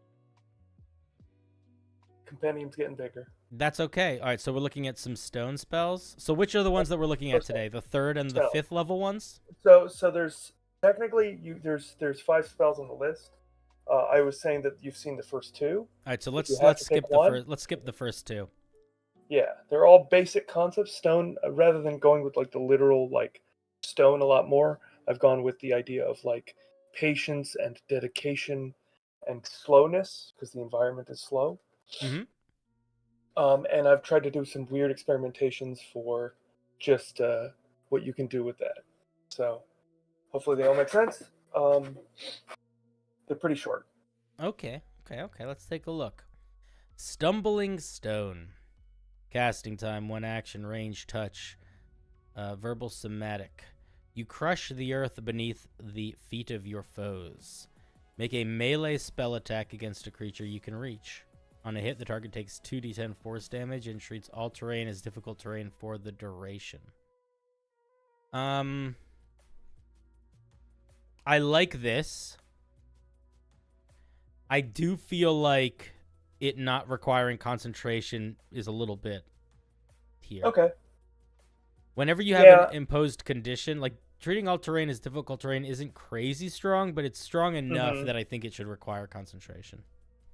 Okay. I mean, that wouldn't hurt me too badly. Fine. Yeah, they should require concentration, but it's a solid idea for a spell. I like it quite a bit. Yeah. The other 2 are more experimental, so I'll see what you. All right. Let's see. I was gonna say this one feels like. It's the tamest. Yeah. Third is more. Tex, wait, I have to interrupt you for a second. Texcum, you do not need to apologize, buddy. Do not apologize. You're fine. I just needed to, attempt this fix. Don't worry, Texcum. Nah, she was just feeling bad. Don't feel bad, Texcum. You're fine. Okay. All right. Let's look at the 3rd levels. Let's look at the 3rd level. Demanding Stare. 3rd level enchantment, 1 action, range 60 feet. You demand the focus of one creature put a comma after with the word creature. Yeah. Pulling I on saw it that. with your sheer force of will. Pick a target in range. The target takes 5d6 psychic damage. 5d8. Oh, excuse me, 5d8 psychic damage. The target can use its reaction to have this damage against it. Huh.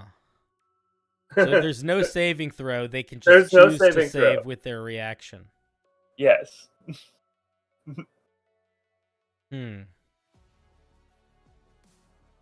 It's. Okay, here's what I'll say. I like this quite a bit. I like the mechanical idea quite a bit. I think that you need to decide if...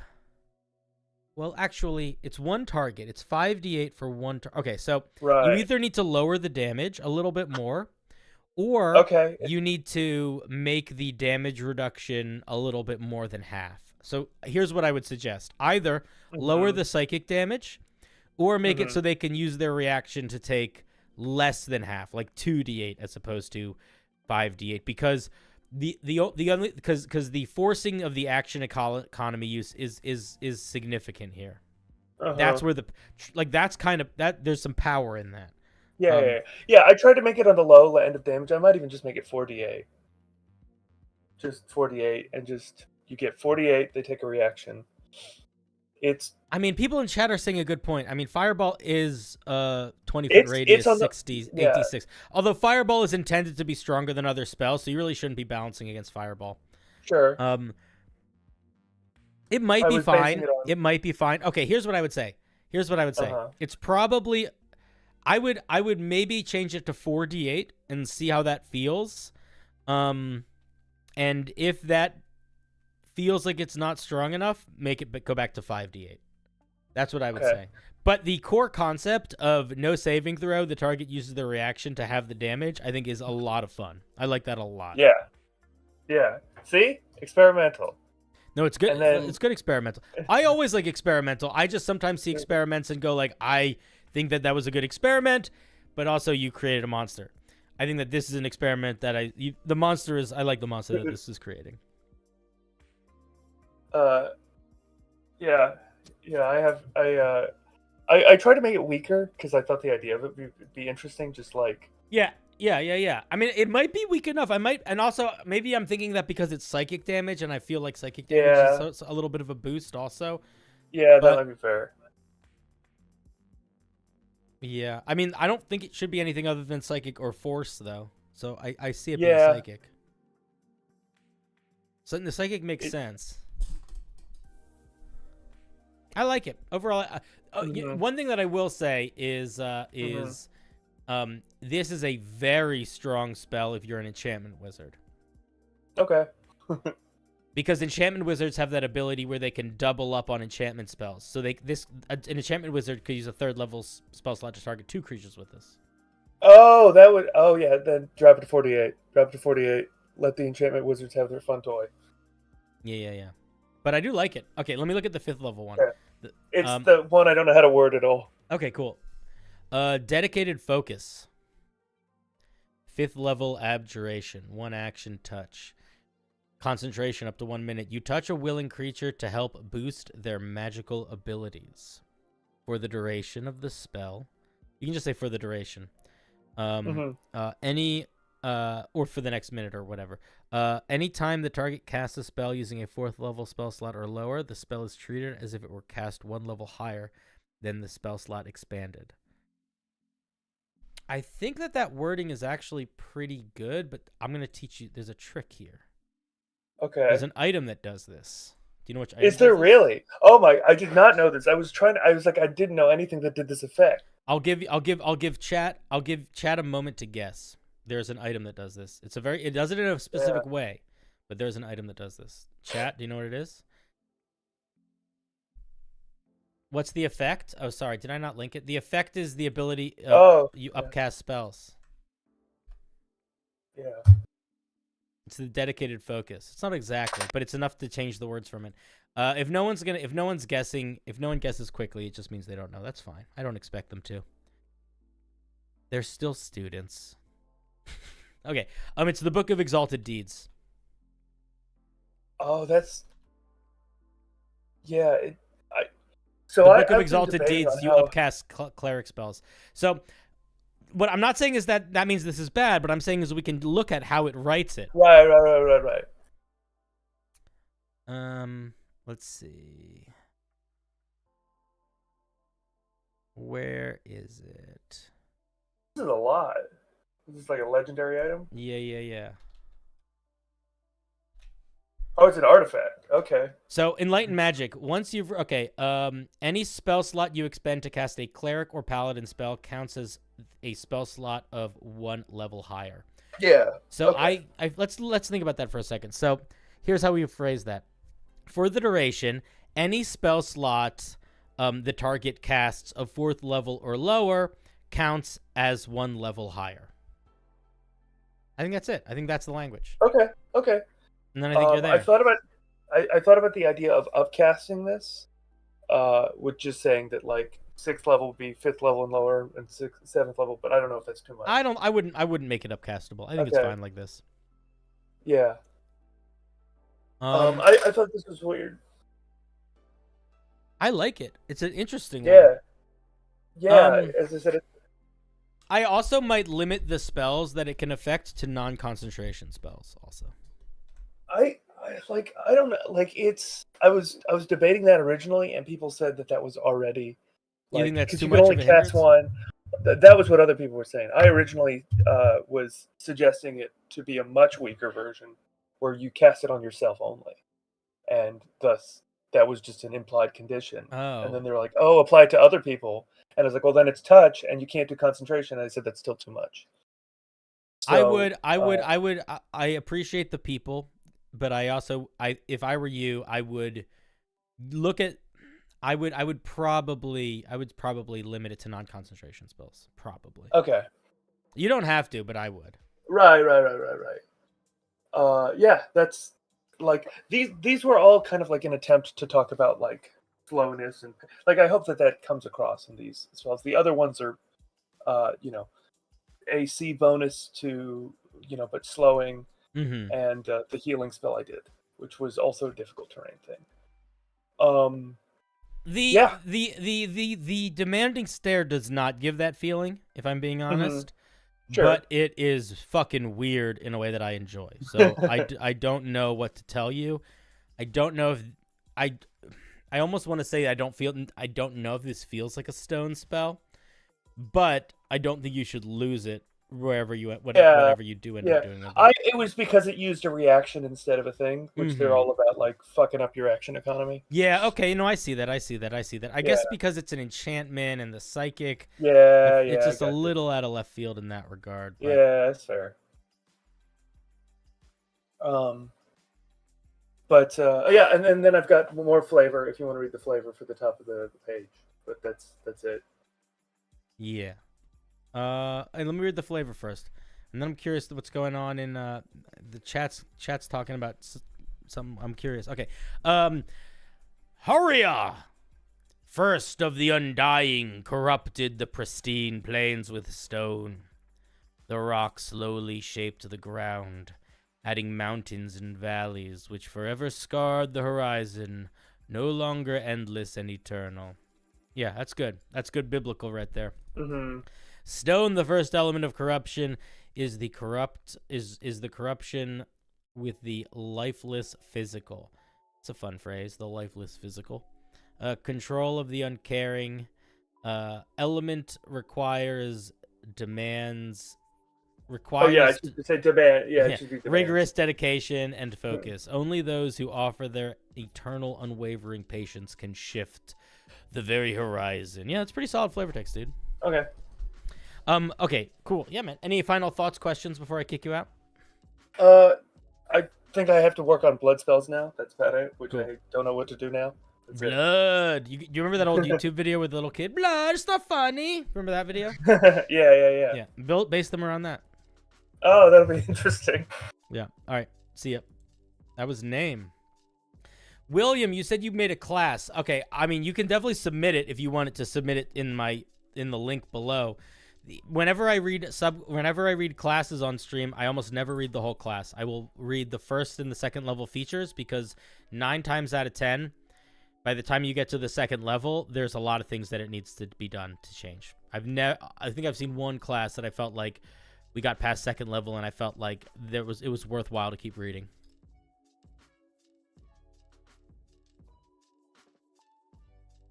You will give a shout out to who gives the best. What are you trying to Are you trying to like promote yourself in my chat? What the hell, dude? That's so weird. Guys, if you want a shout out from William Housewright, let him know. That's so funny. This strange thing. I guess you can shout people out of my chat. I mean, that's usually what it's here for. Are there a lot of people on stream? I don't even know how many people are watching right now. How many do we have? 43. Oh, that's a pretty good number. You're gonna shout me out? Oh my god. Oh my god. Let's keep going. Uh-oh, Phony's gonna give William a shout out. Now we're gonna have a sort of a shout out war. Basscat sent me... Let's see. Basscat wrote a really long thing. I'm not gonna read this. I'll read the TDLR. Too long, didn't read. I'll read this. Made a compact dock that looks cool and fixed some problems, but definitely needs more criticism because when fixing things, I added some problems. Also, multiple trait options go burr with a cool specialization tree traits. Okay, what are we looking? Let's see what we're looking at here. Oh, is this your exhaustion? Is this your race that you were working on? Oh, this is different. This is like interesting.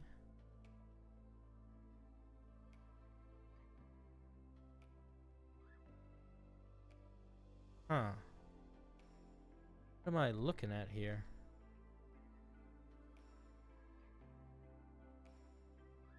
Okay. That it's still not on the...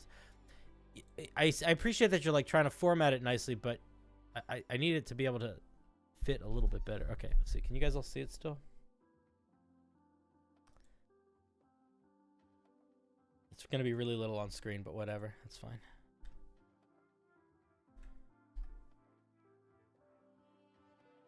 Okay.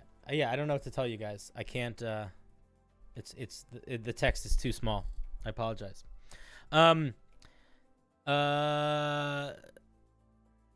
Severnac are a very diverse genus of species capable of rapid adaptation. Okay, so it's a race that we're looking at. You want scales, fur, wings, talons, chitin? We have it. Give a young and developing Severnac enough time in any one environment and they will adapt to it. No environment is safe from their grasp, no matter the resources available to them. The Severnac will find a way to survive or even thrive. Each Severnac is a reflection of the environment and lifestyle they adapt to. They vary in size and shape. No individual race has exactly the same visage due to their adaptive age. Most of their adaptations take the form of beasts or form akin to man and mer, and often somewhere in between. Why are each one of these its own indentation and its own line? Why is this not written like a paragraph? It does sound a lot like the Simic hybrid. We'll see if it plays out similarly. I can't even see it on the edge of this thing.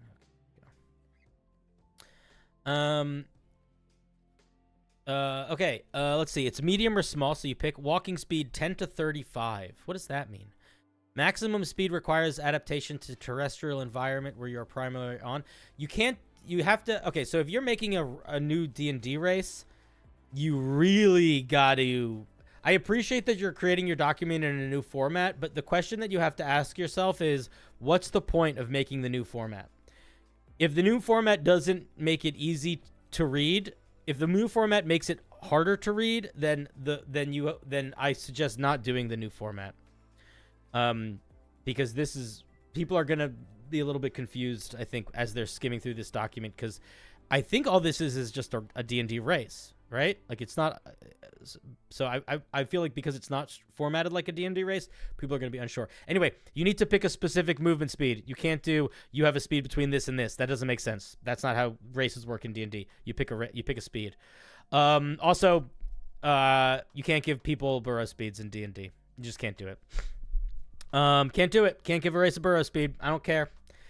You can disagree with me, but I will tell you, it is not, you can't do it. It is too strong. If you disagree with me, just think about this. While you are burrowing, you have total cover. Okay, climb speed is fine. A fly speed, a swim speed. So, like, I'm not sure what's happening here.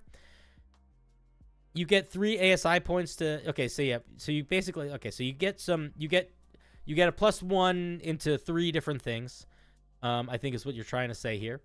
And then I'm really not sure what's going on with these varied movement speeds, and it is way, you can't give. Right now it has 1, 2, 3, 4 different movement speeds. You can't do that. You can't give it that many. You could give it a climb speed, you give it a fly speed, you give it a swim speed. You can't do all of them. Oh, buddy, what is going on here? Why are we getting so many features? Why are we getting so many features? This is not a race, man. This is like a confusing version of a class. So let me show you an example. I'm not sure, like if you want to do something where you're a race that gets different things, so it's a class ender race. It maybe is. I'm not sure if it's built like Pathfinder or not. I'm really not sure. Like how would I use this?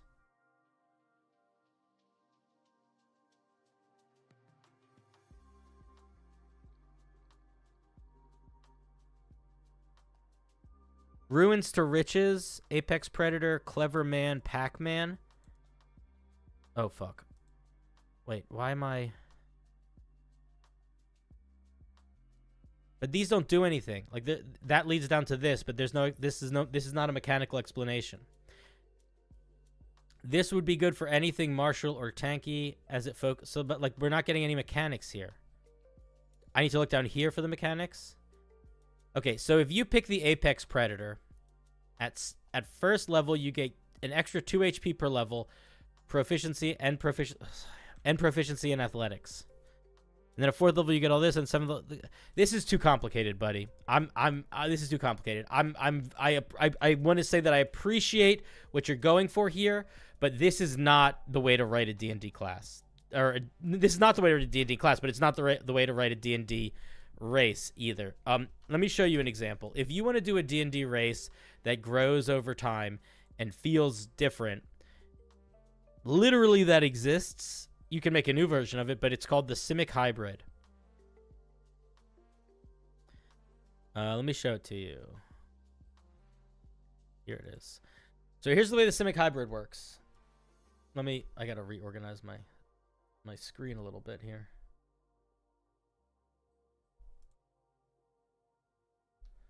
So basically the Simic Hybrid gets, in the same way that all races do, a couple base features. And then at first level, they pick one of 3 features that they get.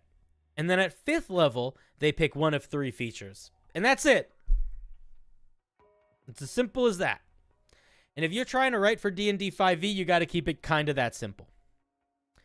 So you're going to have to tone this thing way back if you want this to work in D&D 5e at all. The other thing is, even just quickly looking at the features, gaining an extra 2 HP per level as opposed to the traditional 1 is already a lot. And to have it expand this many times is a little bit too much. This is sort of like a different... It's almost like you're playing a different game than D&D at this point if you're going to be using one of this. Yeah, it is. It is just kind of OP, even with the downsides.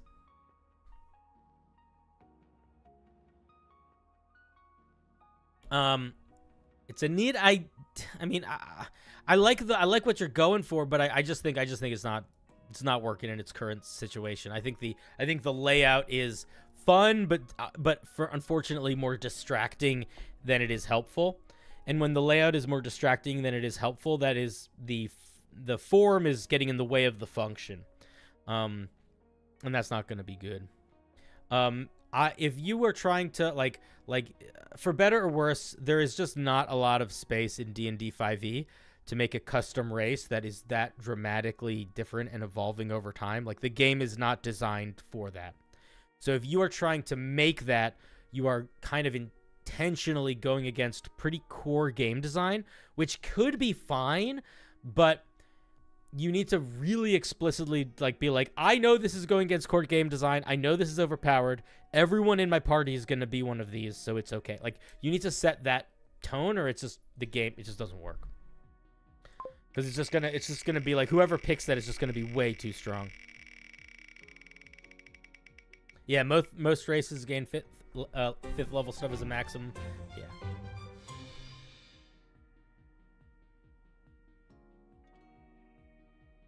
Oh my god. Okay. I'm a moron. You can actually probably make it a little bigger again.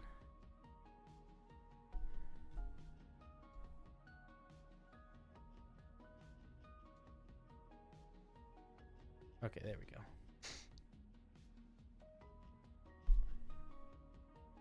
go. This is a 5e channel. Not enough people in here, and Cinder, no Pathfinder. Yeah, I don't play Pathfinder. I can't give Pathfinder feedback. Sup, my guy, working our compendium. Hope that's rad, bro. Got like 4 subclasses, 3 races, and a couple of monsters, so help me God, you better tell me which one we're looking at. That being said, we got nothing to share at the moment.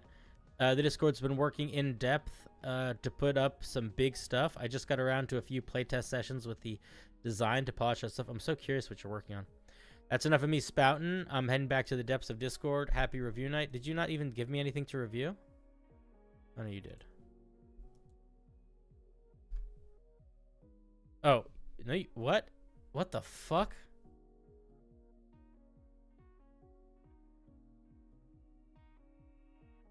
What am I looking at? Wait a minute. It's not even an image. This is just chaos. I can't even... This is the image. Like, you guys see the... There's not even... There's like parts of pages. What the fuck am I looking... What do you do? Did you... This is what you intended to send me? What are we... I don't understand what I'm looking at. Is this a puzzle that I'm supposed to solve? There's a... Okay, we're going to try to solve the puzzle. Because I have... Uh-oh. I am confused. Give me 1 second.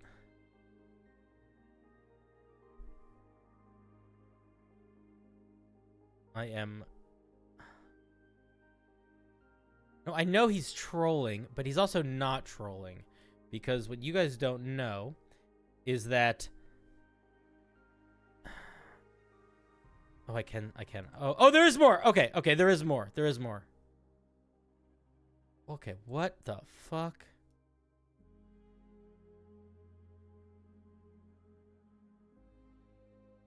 What the okay, so there's a jellyfish man. There's a Power Ranger. There's a penguin puncher, penguin monk, pufferfish, fucking barbarian. There's like a druid of the reef. There's a dragon. There's several different types of dragons. Is this like a clue? Are you about to send me some underwater shit, I guess? Yeah, this isn't like an ARG. Anyway, I love it. I'm lost, and I'm confused, and I'm a little frightened. And I'm excited to see what the fuck this is.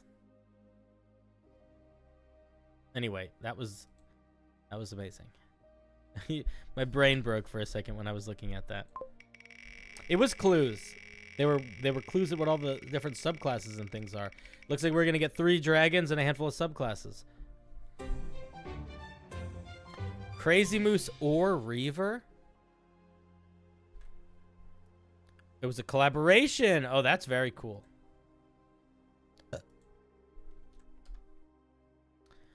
Let's Oh, I like the art.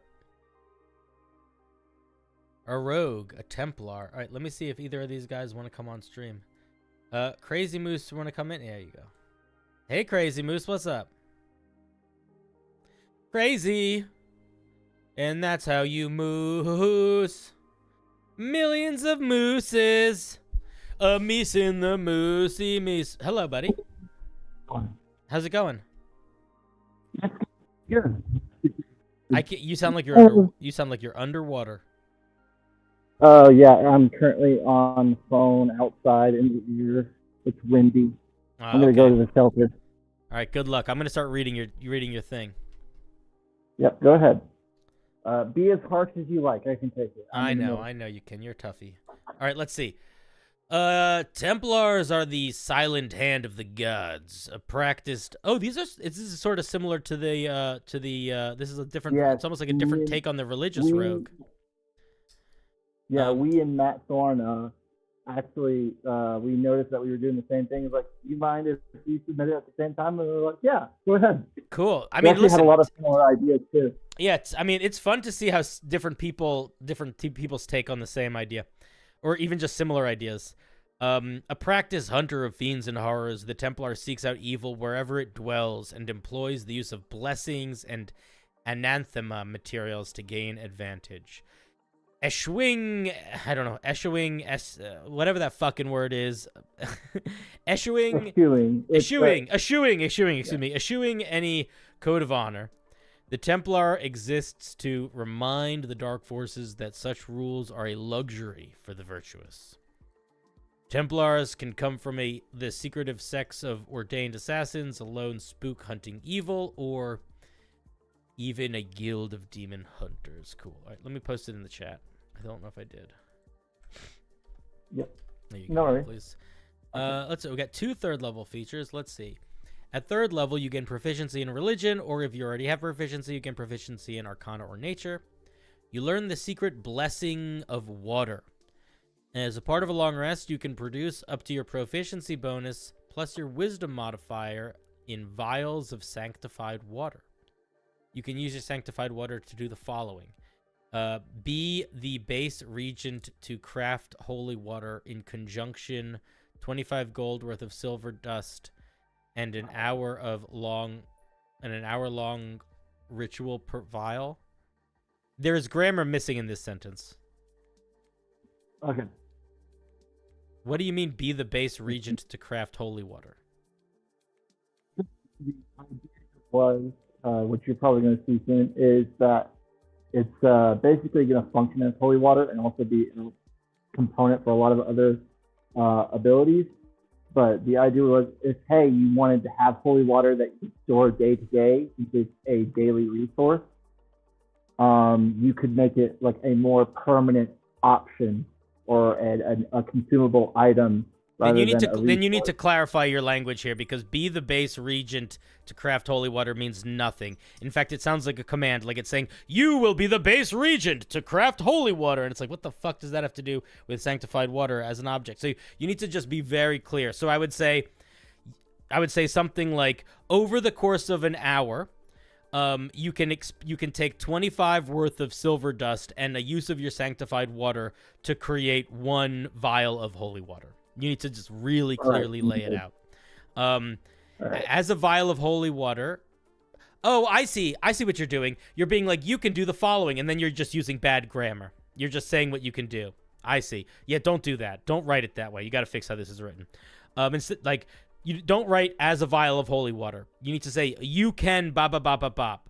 You're missing the you can ba ba ba ba bop. Right. You're proficient in using holy water as ranged weapons. So, yeah, man, I'm getting a headache with this fucking grammar. Okay, so you can use it to make holy water. You can use it as holy water, and then as an action, you can use it to grant a possessed or charmed creature within your reach another saving throw. Okay, so what's the point in being able to use it as holy water if you can use it to make holy water? I just found, so that was just a point of like, hey, if someone wanted to do it, it's not really significant. If someone just wanted to say, hey, just have holy water on hand as an option, rather than having to use their resource pool. Don't do both. They're too redundant. Yeah. They're too redundant. It's confusing. Pick one and don't do both. Okay. And then I would also probably limit the amount of vials of holy water you could maintain through it, because I don't like the idea that you could just like take a month and have like 100 vials, like 1,000,000 vials of holy water. They should probably not they shouldn't last infinitely. They should go bad, or you should be able to have a limited resource of them. And then, okay, so here's what I would say. Like, you need to, okay, so you need to figure out like if you are literally making vials of sanctified water, and you are using those vials of sanctified water in the action economy to do a thing, you need to be very clear and use full sentences, because what you're essentially doing is very intentionally making something that reads in a way that is more confusing than just saying you get charges. if you want to make it, if you want to use shorthand with how you use the features, you need to use shorthand with, don't do the sanctified water thing. To say, you learn the secrets of blessing water as a part of the long, like when you take a long, like, you gain sanctified water charges. You have a number equal to your proficiency bonus, and you recover them on a long rest. You can expend a sanctified water charge to do one of the following things. Over the course of a long rest, or over the course of an hour, you can expend a charge to make a vial of holy water. As an action, you can expend a charge to allow a possessed or charmed creature to remake their saving throw against the effect. If you want it to be like they are objects and things like that, then you need to really write it out in full sentences. All right. Okay. So clarify language. Got it. Yeah, but I'm telling you that don't just take that note, underline and bold it.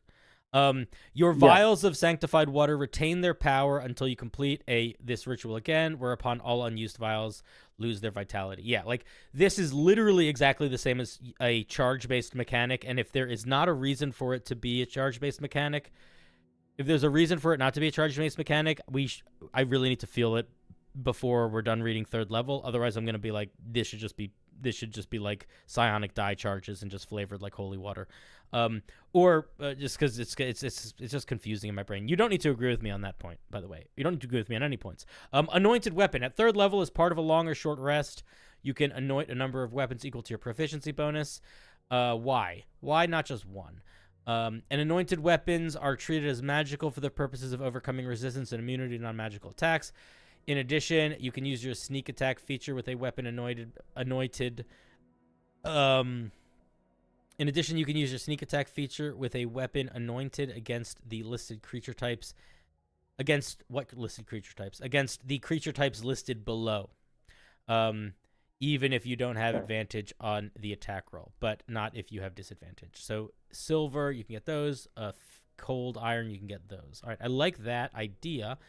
You cannot anoint a weapon if both silver and cold iron at the same time. Each time you perform an anointment ritual, any previous anointment loses their power.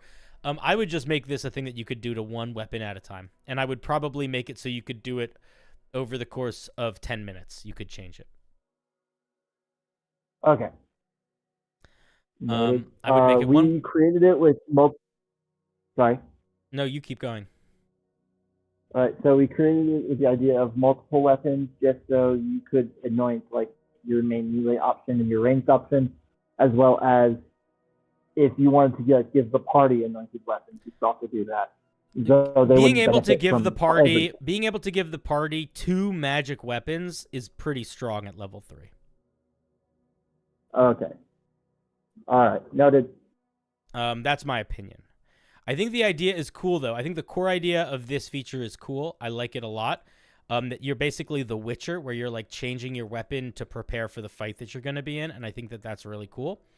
And I like the idea of being able to have a vial of holy water or to help a possessed or charmed creature a lot. Like I like the mechanics there a lot, but I strongly disagree with the structure that you've chosen for this feature for the third level one. But I like the core idea quite a bit. I like the core idea of both quite a bit, actually, because if we boil it down, what is this thing doing?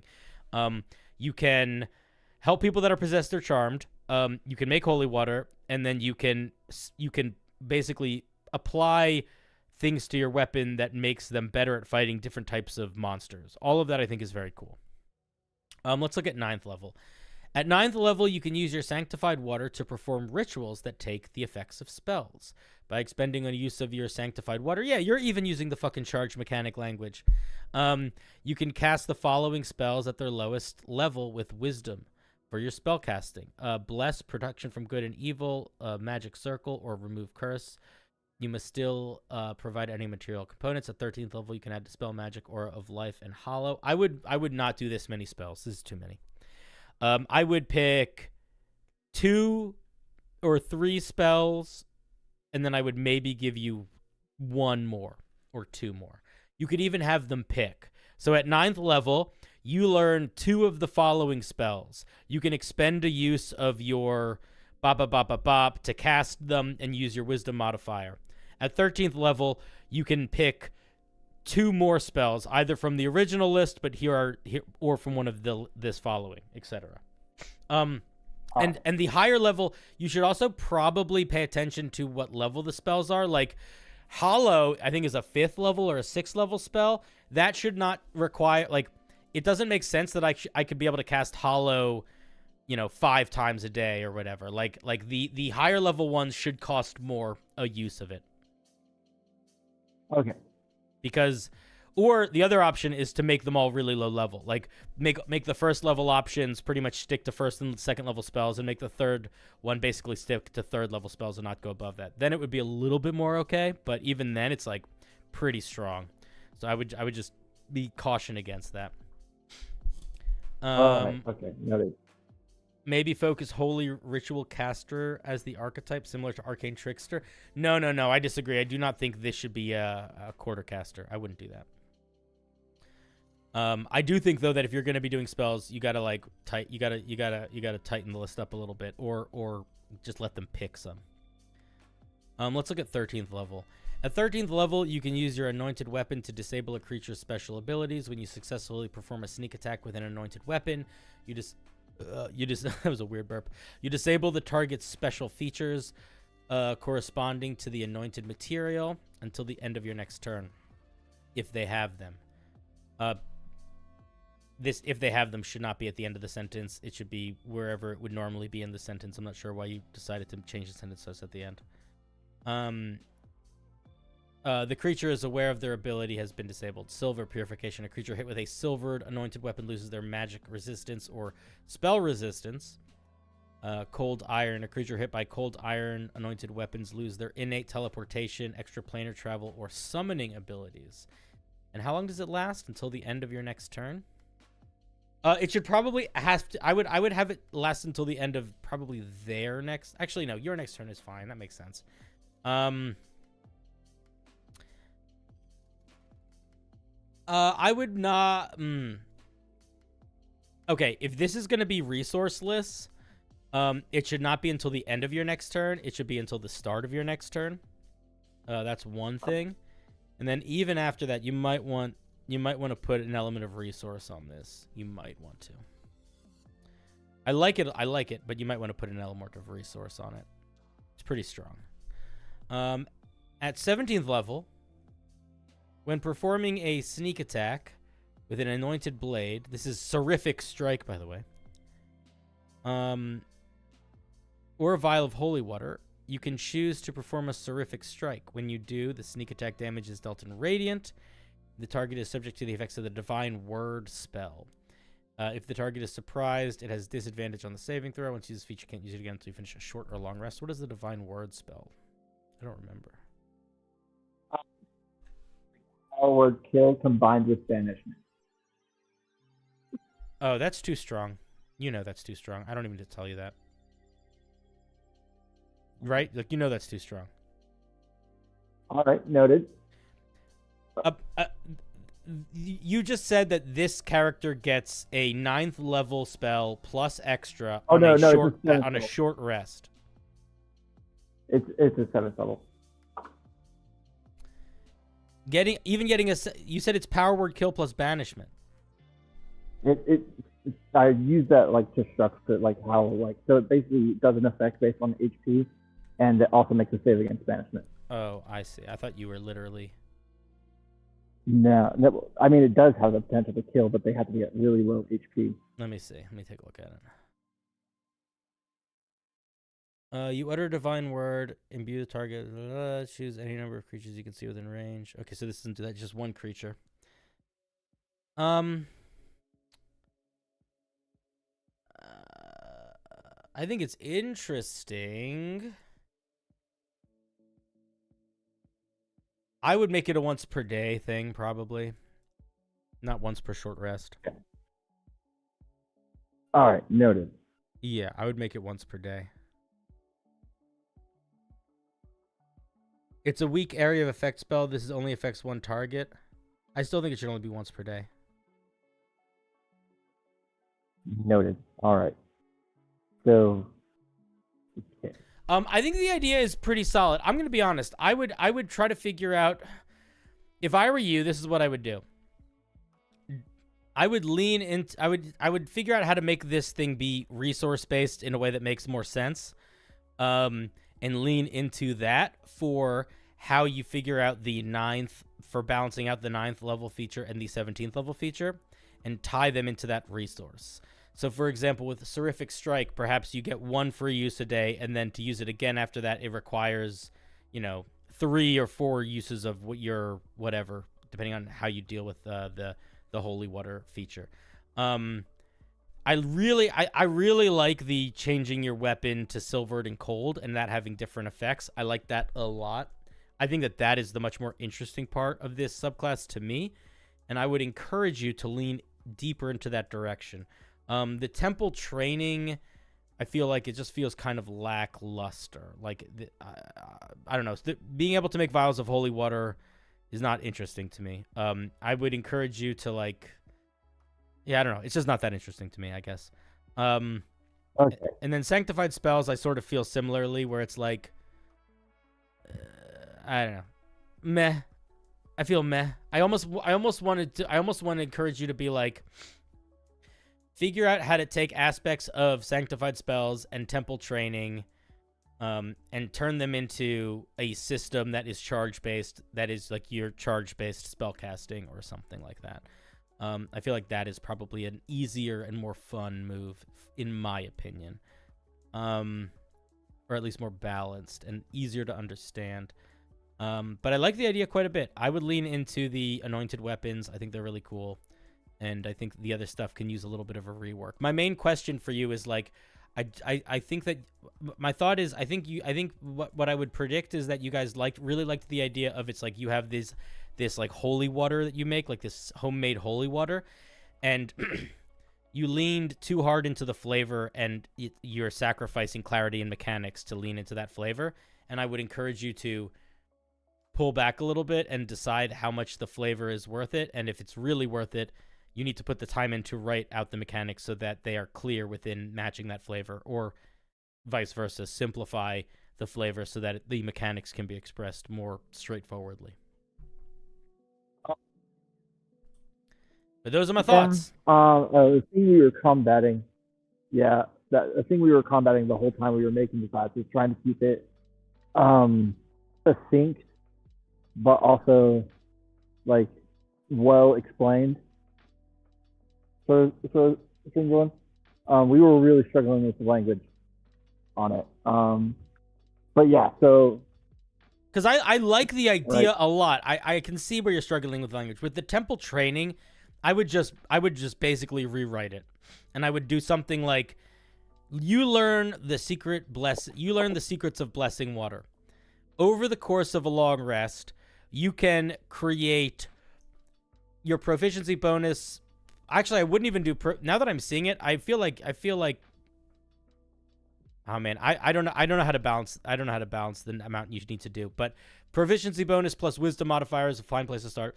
You could produce a vials of sanctified water, and you can use them in the following ways.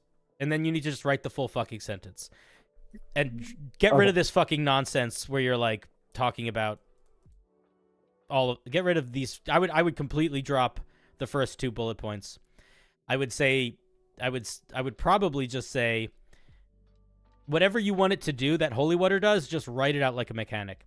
As an action, as part of the attack, you can wield it as an improvised weapon. In this way, these are the mechanics for it. You can expend the use of one to do this thing. You can expend the use of the one to do this thing. But if you really want them to be vials, you need to just write it out like they're vials. And it is gonna take more time, but that's better. And if you're like, I don't want to do that and it's like wasting energy, then I'm like, yeah, it is, but you're the one that's deciding to write this out like you're creating vials of water, when at the end of the day, there is no purpose for them being vials of water aside from they can be charges, and everything still works the same. The only reason to make it so that you are making an object as opposed to having charges is if you want other characters to be able to interact with those objects. So, like, if you wanted to create a number of vials of holy water per day equal to your proficiency bonus plus your wisdom modifier, then to me, that speaks to you wanting to give those vials of holy water to other people. But the way that I read this, you're the only one that can use them. So that's sort of where my question is, like, why are they objects at all? Because if you're the only one that can use them, they don't need to be objects. They can just be class features. Does that make sense? Or am I going in a crazy direction? Yeah. I feel like I already have an idea of how I can clean that up. Maybe even put it a little bit more on theme. And it might even if you think about it in that perspective, it might even help you focus what cool things they can do. So like somebody's like, they do work as regular holy water. Yeah, but then just fucking make them holy water. Like, do we want to have to stumble through this to get to you make 4 vials of holy water? No, just say you can make 4 vials of holy water. That's my point. My point is you can figure out what you want them to do and then simplify it in that direction, and then your text isn't going to be confusing. Yeah. Yep. But I like the vibe a lot, and I do want to point something out. This is exceedingly different than the other Inquisitor or religious rogue that we looked at. And isn't that just wonderful? Isn't that so fun? Like, the core mechanics of this one feel radically different than the core mechanics of the other. And I think that that's pretty interesting, and I like that. And also, both of them are core mechanics that are cool, right? Like, the whole anointed blade that does different things, the making vials of holy water, that's both very flavorful and very different feelings. So I'm a big fan. Thank you. I appreciate the piece. Did I go harsh enough for you? I have one question. Yeah, you can ask many questions. All right. I have one question. Sure. Did you notice what I did with the artwork in the middle? That half of it's on one side and then half of it's on the other? Yeah. Yes, I did. All right. Okay. Yeah. Am I supposed to notice something else? That's why. What? Am I supposed to notice something else, or am I missing an aspect of that? No. I ended up playing around with the document a while, and I actually figured out I could do that. So a lot of people were like, "Wow, you figured that out?" I'm like, "Eh." So if it was like a 2-page document in a book, the pictures would like meet, and it would be like a proper picture. Yeah. I see. That is cool. I understand now. I see. That is cool. Cool. Yeah, man. I hope I went harsh enough for you, and I also hope you keep working on it because it is cool, and I want to see what it looks like in the future. Yes, we'll just definitely clean it up the language and clarify some of the abilities. I think it's actually overall it's an easy fix. It just requires time. I don't think you're. I was tearing it up, but I don't think it's actually that far off. I think it is just going to come down to clarifying the language. And once the language is clarified, sort of making a couple broader choices about a couple of design things. But it feels pretty close if I'm being honest. Thank you very much. You have a good one. You can hang up on me. I'm hanging up on you, Crazy Moose. I hung up on you as you told me I could hang up on you. That's the way we do it here. We're a community of helpers and sharers. Sharers and helpers. Next is Molly Muck. There were like 3 or 5 things that haven't changed. Though that doesn't mean fucking anything, buddy. I hope that you're in chat so I can actually ask you what the hell you're talking about. Oh, you are lovely. Hey, Molly Mock, what's up? Hey, Molly Mock, what's up? Molly Mock. I'm not going to read this whole fucking document, man. Why you know I'm not going to read this whole document. You got to unmute. First, you got to unmute. Second of all, you have to understand. You know that I'm not going to read this whole thing, right? Yeah. After I submitted, I realized, wait, I wrote way too much. Yeah, like, there's no way in hell I'm going to look at this whole document. I'll look at some of it, but do you want to tell me what you changed first? I changed the wild magic table to be a D12 instead of 2D4 tables. I changed the Aura of Chaos to be influenced by the different elemental planes. All right, and cool. The Shadowfell, Feywild, and Ethereal plane. All right, let's take a quick look at it. So for folks that don't know, this is a Chaos Paladin. So we get some chaosy spells. Let's look at the channel divinity. Let's look at the stuff that changed. Okay, Channel Divinity. You can do one of these things. You can either push to our favor or chaotic punishment. You should write these like a Channel Divinity. This is not how Channel Divinities are formatted. You should format it like a Channel Divinity, where it's like the name is in bold and then it says what it does, and then the name is in bold and it says what it does. This is going to make people confused if you write it this way. Push to our favor. As an action, you can target up to 3 allies, possibly including yourself, and they each get to roll on your beneficial table. I realized that I didn't change that after I submitted. It's just a wild magic table now. Okay, so you can pick 3 allies and they roll on the wild magic table, and then the other one is you pick 3 enemies and they must roll on the table. If they must make a con save or they roll on your table. Does the table sway good or bad or neither? There's 4 sections are bad, 4 neutral, 4 good. I am going to make a suggestion here. If this table is truly neither good nor bad, then these should not be 2 separate features at all. This should be 1 feature, and this is how it should work. It should be called Channel Chaos. Choose up to 3 creatures you can see within 60 feet of you, or 30 feet of you. They must make a wisdom saving throw against your spell save DC.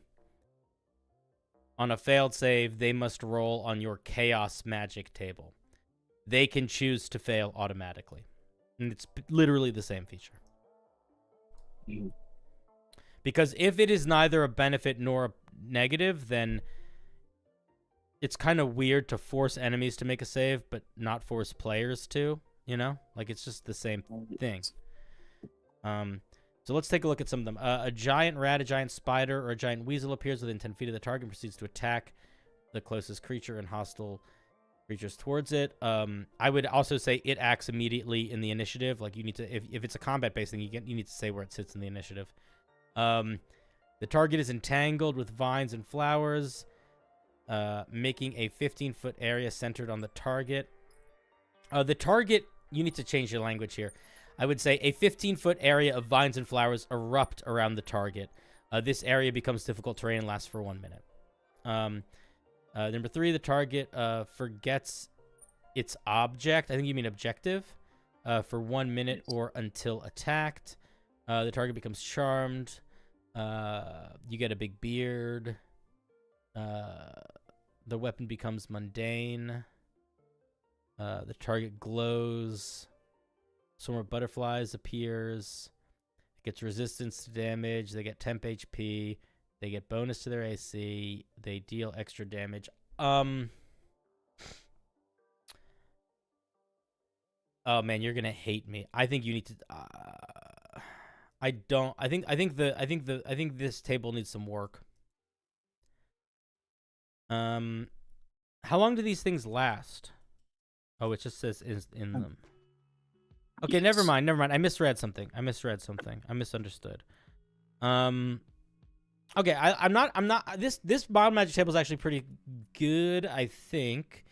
I just think that the thing that I would say is, if your wild magic table doesn't sway good or bad, then it really is neither a buff nor a debuff, and that's a weird space to play. Even the sorcerer's wild magic table sways good. There's way more positive things on the sorcerer's wild magic table than there are negative things. So that is something that is worth thinking about. And if you are trying to build it in such a way where you can kind of give positive benefits more to players who want negative ones, then I think you need to start playing around with like advantage, disadvantage, that sort of thing. And if you're doing that, then you actually, I think, need to change this even more, because if I'm rolling this table with advantage, the positives are really fucking strong. And the negatives are not that weak, but they're medium weak. But like, if I'm able to roll on this table with advantage, or if I'm able to force a creature to roll on this table with disadvantage, then you need to tone this table back. But that also would be the only way that I can think of to make this Channel Divinity feel like it is worth having as a Channel Divinity. Because otherwise it's just chaos for the point of chaos, and that doesn't feel like enough. But it should still just be 1, and you should come out with the second one. Let me look at Aura of Chaos. You can see the flickering of strings of chaos that run throughout the material plane, rooted the earth elemental chaos surrounded the elemental plane. You're missing some sentence structure here. There's like periods and commas that are missing. And all that they encompass. Yeah, that definitely needs to be 2 sentences. You gain this aura at 7th level, which is 10-foot radius, and increases 15-foot radius at 18th level. This increase of the radius thing you need to put at the end of the feature, not at the beginning. You can activate your aura a number of times equal to your proficiency bonus. As a bonus action, you can activate your aura as a bonus action. Oh, this is an activated aura? That's weird. I don't know how I feel about that. Why is it activated? Why'd you go for activated aura? What was your thought process? Probably because I wanted it to have a specific time limit for certain of the effects that it has, instead of it just being fully constant. Because the aura can change depending on when you activate it. I don't like... man, I'm going to be really honest. I think you need to figure out how to turn this into a thing that it's just on all the time. That's like the whole point of auras. Like if you don't want it to work that way, then you should make it not an aura, I would suggest. Make it like a feature that you activate and does a thing. And which is fine for paladins, right? The Vengeance Paladin doesn't have an aura at 7th level.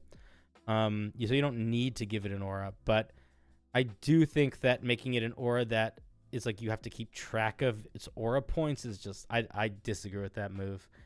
I would be like, let's make it a passive aura or fuck auras, and let's make it something unique and not worry about it. I'm going to read a couple of these, but I'm definitely not going to read all of them. As you focus on the string, it wavers and begins to flow into a stream. As around you, the elemental plane of water begins to flow. I should not have to read this far into the sentence to know what this is doing. I would honestly cut almost all this flavor text out. What does it actually do? Where do we get to what it does? I believe there should be a table on the other side.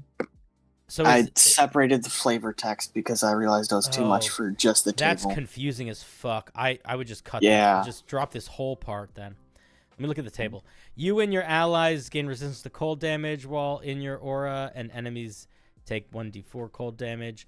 You and your allies gain a dust memphit under your control when enemy enter. What does that mean, you and your allies? So, like, if an ally is within the aura and you roll number 2, do they get a dust memphit? So, like, does everybody get a dust memphit? So it summons, like, 1 dust memphit per ally in the aura? Or do you guys get 1? I can see how that... Like, what I was thinking 1... What is actually the goal? Oh. Is the goal a dust memphit appears? Yes. One so dust who is memphit. rolling this d8? It should be the... I don't know why I put you and your allies. Who is rolling the d8? The paladin. And when are they rolling the d8? When they activate the aura. So the paladin uses a bonus action. They roll a d8, and then something happens within 15 feet of them, or within 10 feet of them. Yes. Does it stay on, or does it go away at the end of that turn? It stays on for an hour. For an hour? Mm-hmm. An hour is a long enough point that it might as well just be on all the time, in my opinion. You and your allies gain a dust memphit. You and your allies get resistance to fire damage. You and your allies gain a +10 movement speed. Yeah, this is not the move. This is not the move. I think if you want to figure out how you can. This is a little convoluted in a handful of ways. Can these features stack? Oops, fuck. Can these features stack? No, I was thinking at 20th level, you could get 2 at the same time. Like if I use a bonus action and I use my aura feature and I roll 2 and I get a dust memphit, what happens if I use a bonus action on my next turn to activate my aura feature? Do I roll again? Does the first one turn off? Can I not roll again for another hour? How does that work? That's what you should be thinking about if you're going to be doing that sort of mechanic, because that's where my headspace goes immediately. I think the move here is here's what I think the move here is. If you like the idea of there being an aura table of chaotic stuff, then what you do is you make an aura that's like, you have an aura of chaos energy within 10 feet of you. Whenever an ally starts their turn within the aura, they roll a d20. On a 20, they get to roll on the wild magic table. So it's like a passive all the time on, slight chance to do something crazy. Does that make sense? Yes. I would go in that direction. And I would also not make these things do that many different things. So like pick, I wouldn't have these features do two things. Like, looks like all of them do two things. Don't do that. They should all do one thing. And they should all probably only last a round. I would not make them last that long. Or like, there's got to be some element to balancing out how long they last when they're activated, depending on how powerful they are. So something to think about. But yeah, I would rejigger it so it is fit in that direction. Controlled chaos. You gain this at 15th level. When there is a roll in your wild magic table, roll 2 times and pick whatever roll is preferred. You choose the result for enemies and allies. Yeah, so this goes back to what I said, where like this channel divinity is not good yet. Like, this 15th level feature should basically be a part of the channel divinity feature, and then you could put something different in 15th level. But you also need to like tone all those features down if this is a part of it at 3rd level, because true chaos is not actually going to be helpful. You grab Reign of Chaos. You grab over the strings. You grab hold over the strings. I would not use this strings language if I were you. It doesn't. It feels like you're referencing like there is no big bold title that says strings. So I'm like, where the fuck are the strings coming from? And it's in the flavor text of things, but that's confusing. Stop referencing. I would not reference the strings, unless you are calling your play, like, unless strings is something that is referenced like very cleanly and clearly in the core ideology of the class and in the titles. Let's see. You grab hold of the strings you so commonly see now and absorb the elemental chaos flowing through this world, gaining the effects of multiple planes. You get this feature at 20th level. You can activate as a bonus action, lasts an hour. If you're gonna make it last an hour, it can't be that strong. I would, if you want the avatar state to be strong, make it last shorter. You can choose 2 aura table effects to apply them once. Yeah, again, you're probably gonna need to change this if you change the aura feature, but it could be like, when characters roll their chaos thing within their aura, if you make it last a minute, here's what you could do. If you make it last a minute, then you could basically make it so they always activate a chaos thing as opposed to just rolling a d20 at the start of their turn. And that's the only thing you get? I would give some other stuff too. I would give like 1 or 2 other things.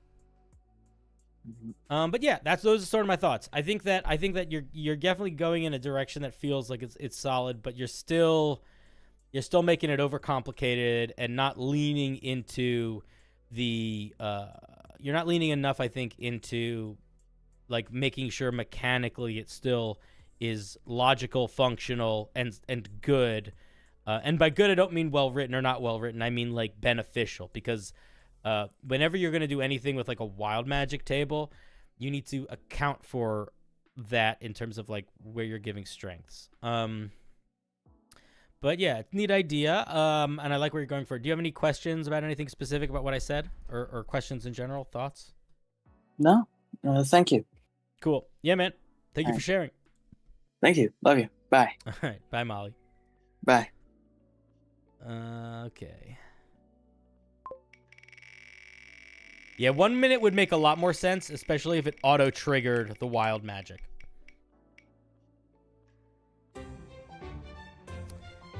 Vander.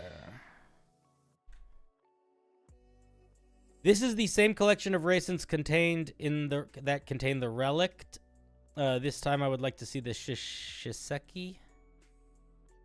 I really wanted to lean into the idea of a jungle hunter that took some inspiration from the Predator from the Alien movies. My goal was to have it synergize with classes and subclasses that grant unarmored AC bonus. You have to be careful if you're doing that, because you're going to make something too strong very easily when you try to synergize too much. Okay, let's see. So we're looking at the Shiseki.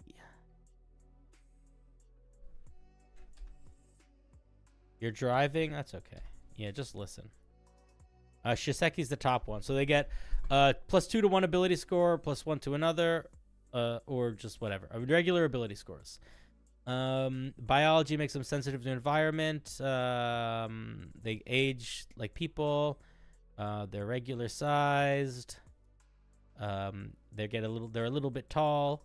They have a 30-foot walk speed and a swim speed equal to their walk speed. They have dark vision. Bite. You have a natural weapon in the form of a bite. Your teeth are better suited for fruits and fish. Bop, bop, bop, bop. Where's the mechanics? When you take the attack action, you can make an additional attack using your bite as a bonus action. This attack uses your strength or dex modifier for attack and damage rolls and is considered an unarmed attack once per short rest. You can inject mild toxins when you hit with this attack. The target must make a Constitution saving throw or be poisoned. A bonus action unarmed attack cannot be something you have access to all the time. That's too strong. What you could do is you could be able to use this bonus action unarmed bite a number of times per day equal to something. A good example of this is the lizard folk. The lizard folk gets a bite attack, and they also get the ability to use it as a bonus action, but that is limited in use. I'll show you. 1 second. Lizard folk, the folk of lizard.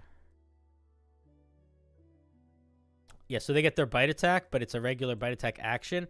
And then with Hungry Jaws, they can bonus action make a bite attack, but they can only do that proficiency number of times per long rest. So you're going to have to do something like that. Also, please use bold. If you literally bolded these, it would make this so much easier to read. Just fucking do that next time. Adaptive camouflage. You have color-changing scales that allow you to easily blend into natural environments. You have advantage on dex stealth checks made to remain hidden from sight. You cannot be wearing armor or have clothing covering the majority. So you just have advantage on stealth checks? I don't like that. I would take that out. That's like a rogue feature that they get at like 9th or 13th level. You could treat it sort of like hidden. You could treat it sort of like oh man, you got a cough? I'm sorry, buddy. Sick at camp? Ugh, that's the worst. Who cares? You have to be naked, though? No, you don't. You can't be wearing armor or have clothing covering the majority of your body. So that's just... it doesn't matter. It doesn't make it a weaker feature. It just means that it's just... It doesn't take away from the fact that having advantage on your stealth checks basically is a magic item or a higher class feature. It's a 9th level thief ability. Exactly. What does the 3 Kreen get?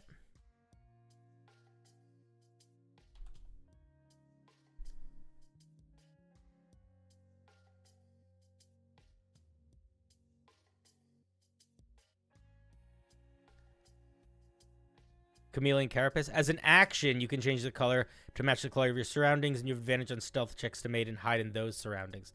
That's pretty different. This is just always on. You just always have advantage on checks to hide wherever you are.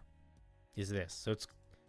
The 3 green thing is pretty strong, but it's also different. It's like, I'm standing next to a bush. I use my action to make myself look like a bush. As soon as I'm not next to that bush, I can't do that again. So... yeah, if anything, I would even say maybe just drop it and come up with something new, because it does kind of just feel the same as the 3 green thing, but stronger. Harmonic voice. Your unique biology has gifted you with 2 separate windpipes and vocal cords, allowing you to make 2 simultaneous sounds. You can mimic the cries, sounds, and voices of creatures you've listened to for more than a minute. This gives you advantage on deception checks to trick others into thinking you are that thing. This is the same as mimicry, but like a little bit... It's like mimicry with a little bit of the actor feat. It's okay. These features feel a little all over the place, if I'm being honest, but I think that's fine. Yeah, cleric does get that. Thick skin under your clear membrane of skin.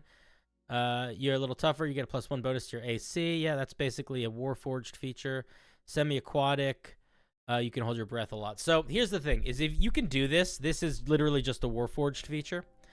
Yeah, you got gifted a membership. Congratulations, you're a member for a month. You can use all the fun emotes. Did you guys know you can gift memberships? You can. There you go. You can use emotes like that and stuff. Congratulations. I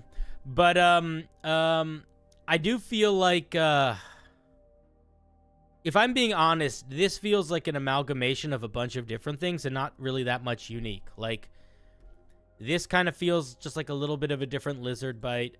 This kind of feels like a little bit of a different 3-creen. This kind of feels like a little bit different of a Kenku. This kind of feels like just a Warforged. And holding your breath for a number of minutes is fine, but it's not like crazy.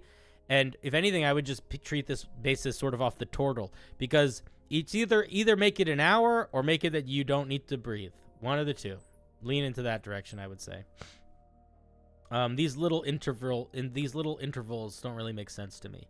So what I would encourage you to do is not necessarily trash it, because I do think, you know, you are touching towards a vibe here, but I would strongly encourage you to make sure that the vast majority of this thing is not just an amalgamation of what feels like other class features or other classes like most powerful or evocative features.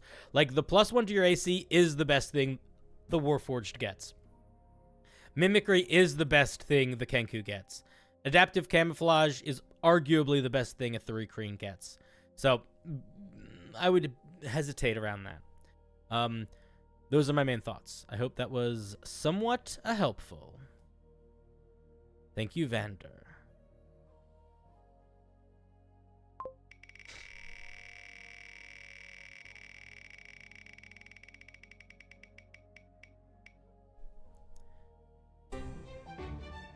We have Coetus. Hello, this will be a short one. I would like your and chat's opinion on the final version of the Monk of the Kinetics. I don't want to look at it again. I'm going to be really honest. I have such little interest in looking at it. I've looked at this monk twice. I think I'm done. If there's something in it that I'll look at it if I have to, but I'm going to look at it so briefly. I'm sick of monks, and I don't want to read the same thing 3 times. I've added some puns to it. I think the humor is a good way to communicate the idea. We'll see. Lastly, I would like to know if you can think of a way to add blindsight at 6th or 10th, and think of a way to evoke uncertainty. Also allows you to slow fall. Man, I apologize. My heart is not in the review of this anymore. I don't want to read the same thing 100 times in a row. Reading the same thing 3 times in a row is too much. I don't even... Okay, what features? I'm not even going to do the whole thing. I'm sorry. I'm doing a half-assed job. I apologize. Deal with it. Let's see. I don't want to have to hunt for your puns. I'm going to look at your 6th level feature and your 10th level feature. I don't even know what to look at. I don't know what to look at. I'm sorry.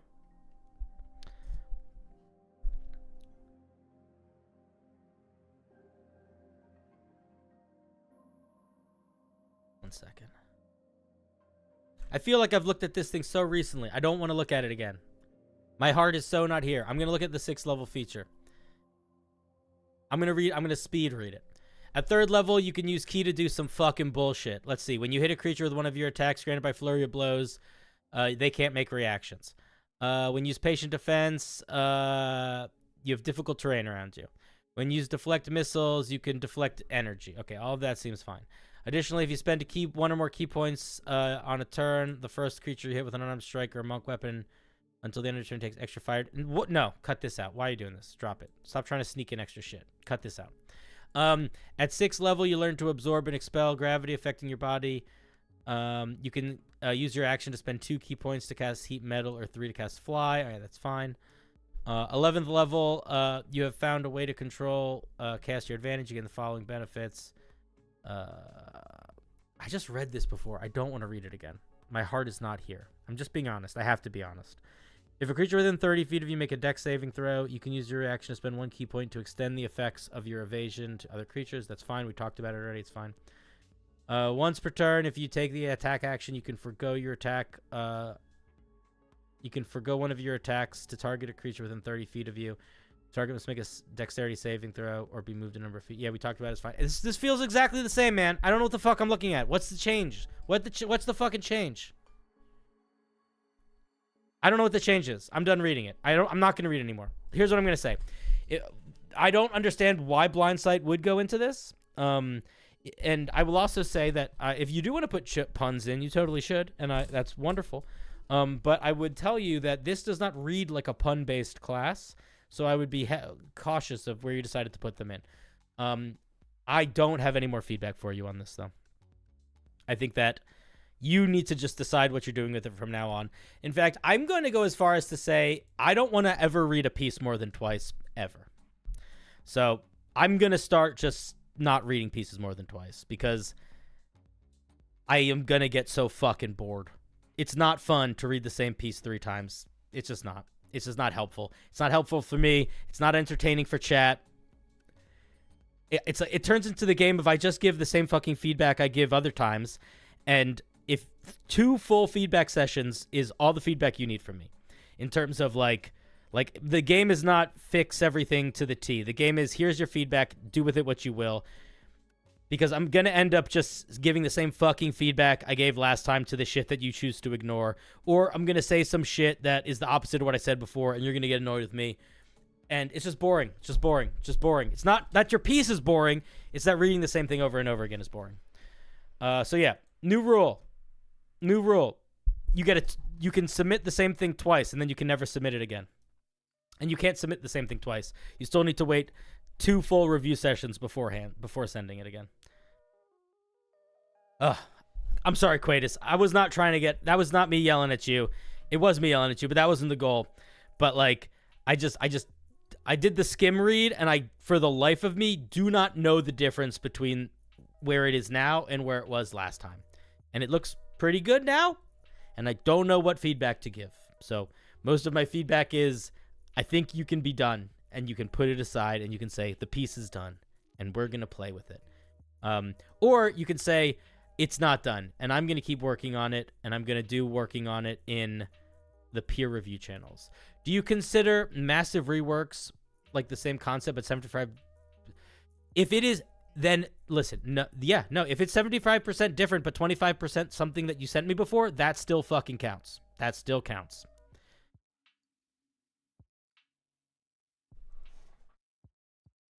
If you do a massive rework, then do it between review 1 and 2. I don't want to, honestly, I'll be very honest with you.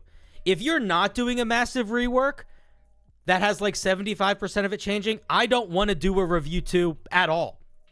I have zero interest in reviewing something twice unless you're changing more than 50% of it.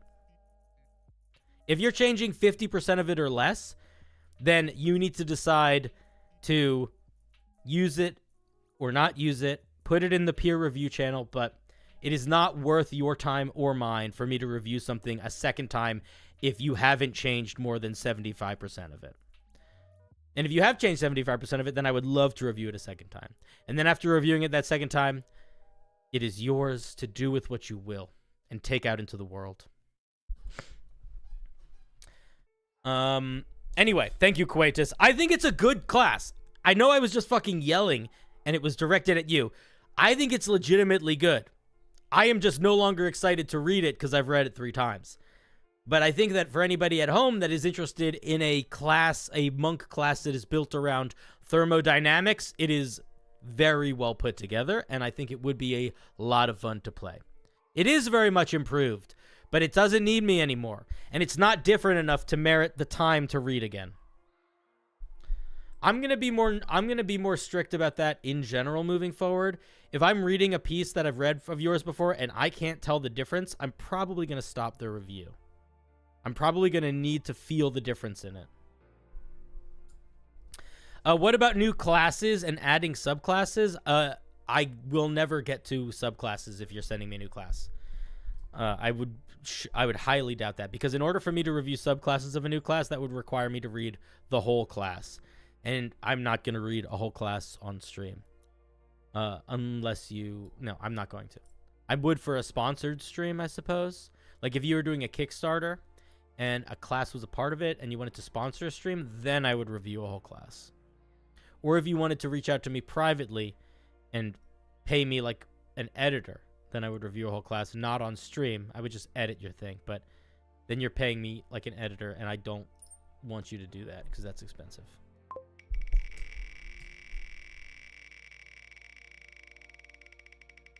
Yeah, that is what peer review is for. That's exactly what it's for. It's for working on stuff. Because that's the point, that you are working upon it. Would you be willing to indulge in an unrelated question? I find myself lost. If I can make something that is mechanically unique, but whose lore flavor can be expressed with mechanics that already exist, should I still make it? If it's fun, then yes. If it's not fun, then no. That is a dumb answer, but that is the true answer. Boom! There you go. There's the document. Symbiote. You are a symbiote. An enigmatic entity that has traversed the boundaries of far realm space, or perhaps you have arisen as a peculiar manifestation of sentient magic. A curse given tangible form, irrespective of your origins. You thrive by forming symbiotic connections with the bodies of other beings. Oh, weird. So you're not actually like a creature with a symbiote. You're literally a symbiote. Super weird. Let's see what we're doing here. So you're little. You have a very slow speed. They have to find a host to inhabit. What actually... Okay, but let's actually get into the meat of it. I'm going to say something. There is a level of complication that here where I do wonder like what the point is. So I'm not sure what this is. So we're going to see. We're going to see if I'm going to think this is complicated worth the point. So all of this is Brain Slug, yes. All of this is just Brain Slug. You are Brain Slug. Let's see what else we have. And the only other feature we have is Vital Convergence. If you're giving an extra +1 on top of the +3 stats from the base race, that's heavy. I guess we'll see what else it does, right? As a symbiote, you primarily possess mental scores, such as intelligence, wisdom, and charisma, while outside a host body, your hit points are always equal to 1, and other physical attributes can be considered of having a score of 1. Within the span of 1 hour, you have the ability to enter a body of a humanoid. What does that mean, within the span of 1 hour? You have 1 hour to enter a humanoid. Is that what you mean? Or does it take an hour to do? You can take an hour to enter the body of a humanoid. If you... Either you say you can take an hour to enter the body of a humanoid, or you can say if you are not within a humanoid, you have to find a body within an hour. So if it takes an hour, then you need to write it like... oh, did you want to come on stream, by the way? Who was this? This is Snug. No? Okay. Basically, let's see what... Okay, so over the course of an hour, you can enter the body of a humanoid. This host body can either be willing or deceased. Your physical scores, including strength, the dex, and constitution, become equivalent to those of the host creature. If your host is deceased, you can increase your physical score using as usual. However, these increases are lost when you change hosts. Your mental stats remain the same. During combat, your host is alive. You roll your own initiative on your turn. You assume the control of the host body. If the host is slain, you are also destroyed. However, any means of stabilizing a creature, such as potions or other methods, also stabilize you. You can choose to exit your current host by dedicating at least 8 hours to the process. This is a perfect example of something that is a very fun idea that I genuinely do not think works within the rules of D&D. Well, I do not like... It's not a matter of like. I do not think that... Because I do like it quite... I like the idea quite a lot, but I think that it essentially creates a situation where it is dramatically dependent on the dungeon master and the player to argue over what the stats of a host should be. And that sucks. The player has almost no agency because they do not know the stats of a creature before they take over the body. And it creates a situation where the dungeon master has to pretty actively make up what stats they're going to have depending on what host they have. That's a lot. That's a lot, and that's not going to be fun. That would be fun in a video game, but as a dungeon master, that's not going to be fun. I am going to be annoyed with that. Also, literally, like, as a player, you're going to have to redo your character sheet and all your numbers, like, every fucking time. I don't know. I think that the real thing to do here is to create a stat block for a parasite and host combination.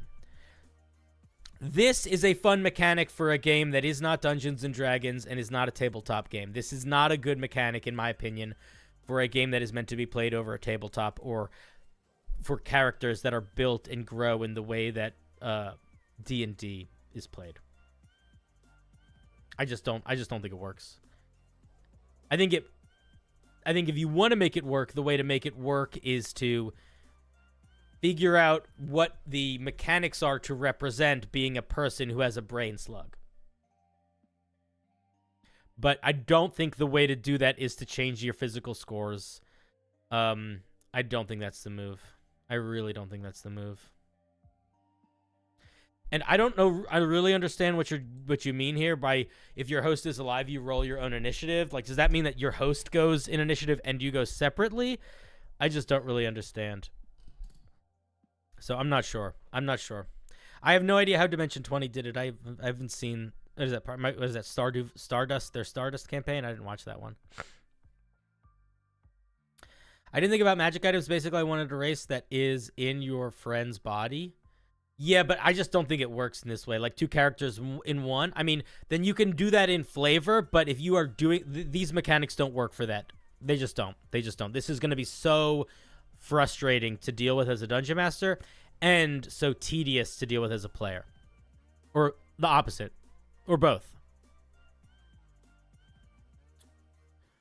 And I would not make it so there's multiple action economy happening here. Like, this is a really good example of something like that is this should be expressed through flavor. This should not be expressed through mechanics in this way. Or if it is, you're basically not having a D&D character anymore. You're basically playing a different kind of game. It's an interesting idea, though.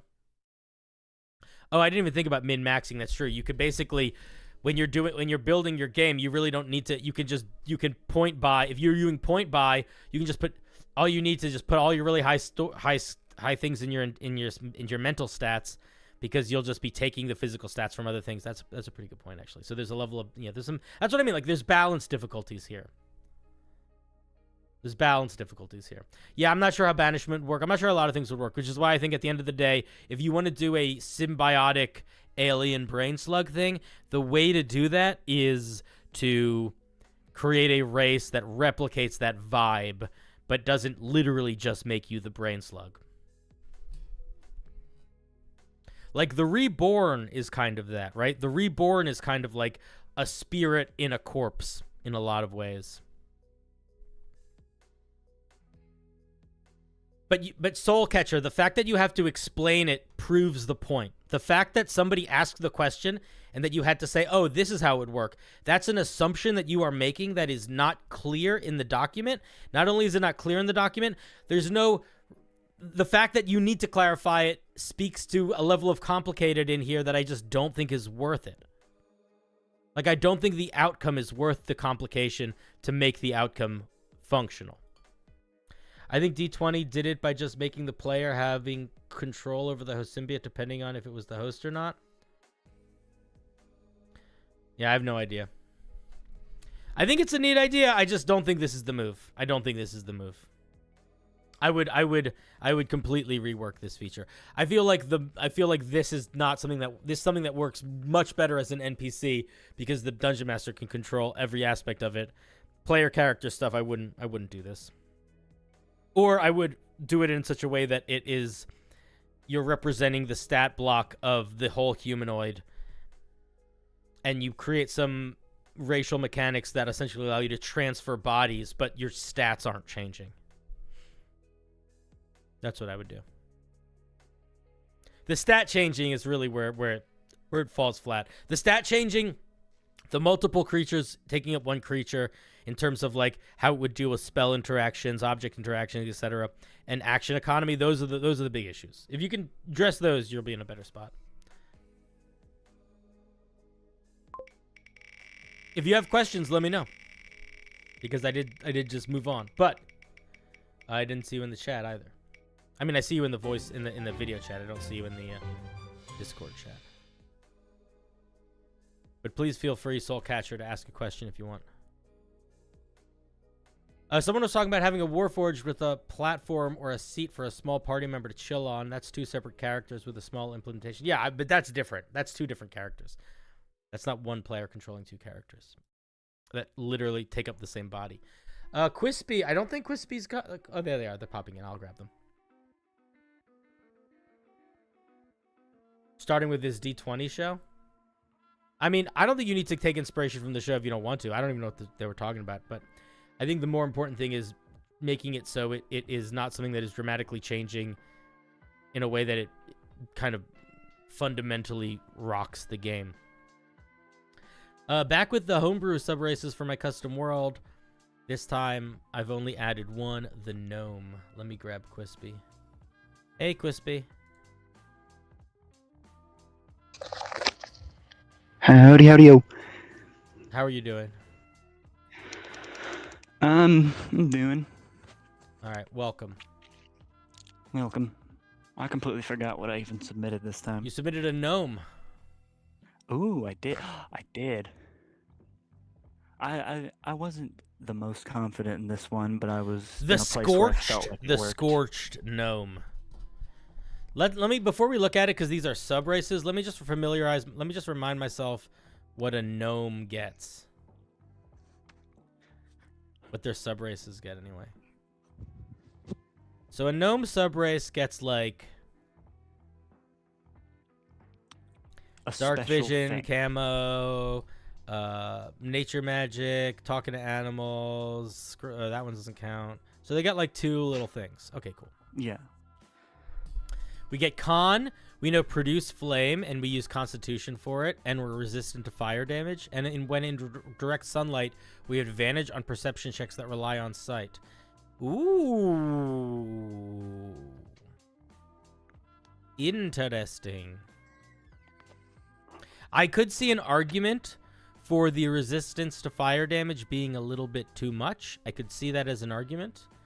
I could. I'm not sure how I feel about it. If I was going to pull one thing out, it would probably be the resistance to fire damage or the produce flame cantrip. I really like the opposite sunlight sensitivity. Yeah, I like to try to mix things up a little. That's Think of cool. something that might not have been done. Yeah, that's a unique mechanic. I like that. How about produce flame at 3rd level and fire resistance at 5? You could do something like that, but I understand why I understand why Quispy didn't, just because they're trying to follow the same sort of format as the way the other sub gnomes work. Yeah, I like it. I don't really have a great deal of other thoughts other than the resistance to fire damage might be pushing it over the top. All right, I'll think it through. Yeah. The direct sunlight thing is very fun. Heart and soul. Oh, it's a cheeky little pun, too. Very nice. Very nice. Do you have any questions, thoughts, things you want to share about your design process? This was a quick one, so if you want to chat for a second or say anything, you're more than welcome to.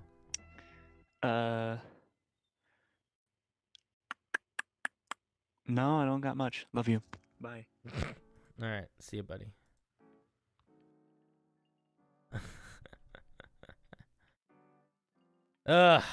He got me. You love the base gnome? Base gnome's pretty good. What's up, Cobalt?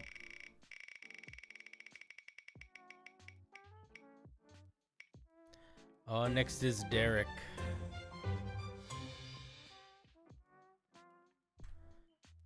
Derek, hey Cinder, I'd love you to look at either the amulets or the bracers. Your choice. Don't give me a choice.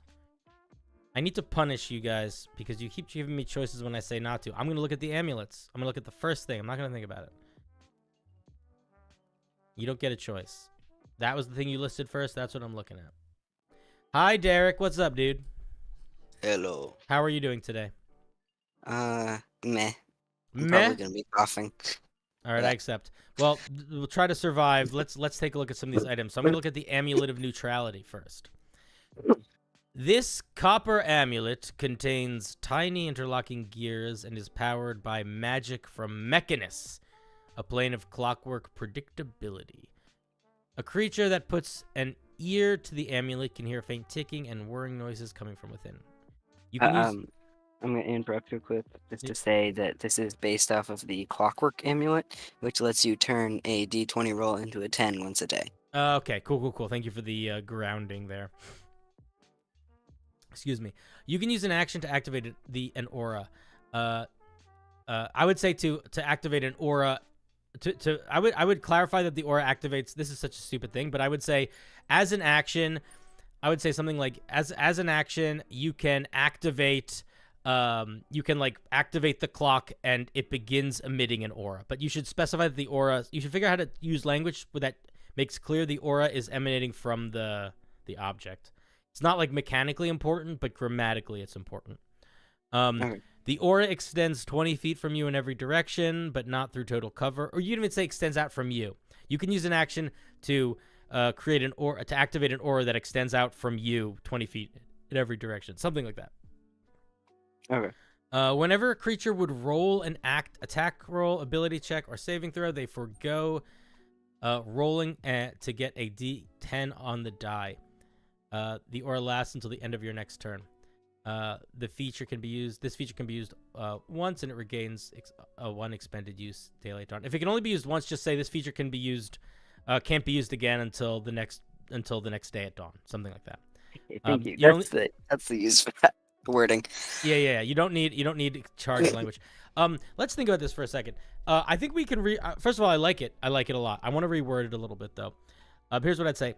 As an action, you can emit an aura that extends out from you for 20 feet in all directions, but not through total cover, period. Whenever a creature within the aura would roll an attack roll, ability check, or saving throw, they treat that roll as a 10. Period. This aura lasts until the end of your next turn. Period. Something like that. But other than that, I think it's very solid. I like it. I think it would be a lot of fun and would be one of those things that would be very, like, sometimes people would really regret that they turned it on, and I think that is funny. Yeah. Because you don't always want the bad guys to be rolling 10s on all their attack rolls. Exactly. That is very fun. I like that. Especially if you're in a situation where it's like the monster has an AC that requires you to roll more than a 10 to hit them. Mm-hmm. And then you're just kind of in and trouble. if they do it too early and they don't know the AC yet, then they just get stuck for one turn or one round. Yeah. I like it. It's very control. It's very strong. Like it has a lot of control strength, but it's a once a day use, and it is and it's limited, and it's, I don't know. I like it. I think it's good. I think it's solid. I like it. I also agree with your decision to not include a saving throw mechanic, just to have it just work. Yeah. Very mechanist. Whenever you're making stuff that is very mechanist, be affected by it as well. That's true. Well, and anything mechanist is sort of just mechanist in general is stuff that is inevitable. Mm-hmm. Let's look at Amulet of the Day. Wondrous Uncommon requires attunement by a creature of good alignment. This small gold-plated amulet shaped like a rising sun hangs from a fine silver chain. Good for death saves. That's true. It's really good for death saves. While attuned to the amulet, you are immune to the frightened condition, and you know the light cantrip. In addition, whenever the light created by this spell, I would say whenever, okay, let me read what this feature does before I try to correct it, because that's a bad idea. In addition, whenever the light created by this spell overlaps with magical darkness created by a spell of 3rd level or lower, the darkness is dispelled. Okay, 2 things. 1, I like the idea here quite a bit, but 2, it's too strong. So here's what you say. While attuned to the amulet, you are immune to the frightened condition, and you know and you are able to cast the light cantrip. Crazy Moose, Jesus, with the 5 gifted. Thank you, buddy. That is very kind. Thank you, Crazy Moose. I appreciate the support. You are a champion. Angry Chaos. Yeah, amen.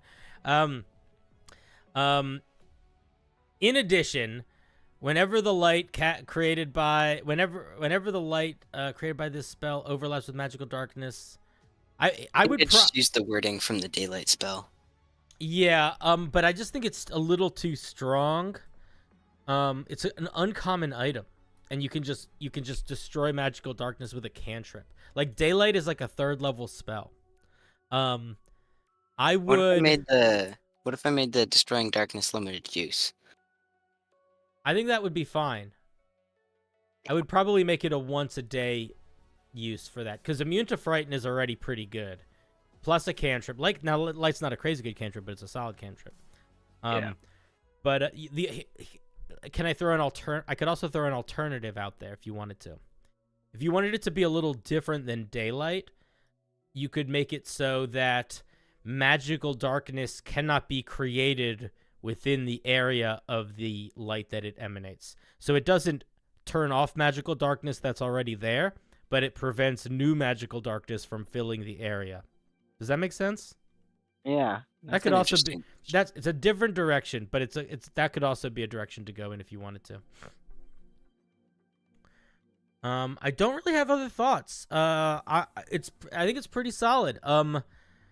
Yeah, if anything, I would say it feels like it might be rare more than uncommon, and if you made it rare, you could also lean into some of the other stuff a little bit, lean into the light being unique a little bit more. I think if you want it to be uncommon, you got to deal with the magical darkness, because immunity to a whole condition is pretty strong even on its own for an uncommon item, in my opinion. Yeah, that's fair.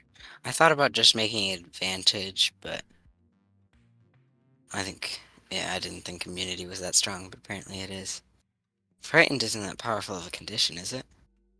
It gives you disadvantage on attack rolls so long as the frightened target is within your line of sight, and you cannot willingly move close. And you cannot willingly move closer to the target. Okay, yeah, that's pretty strong. It's medium strong. I would put it's similar strength to being poisoned, I'd say. Yeah, okay. What are people waiting for me to say? What's going on in the fucking chat? People are talking about rats?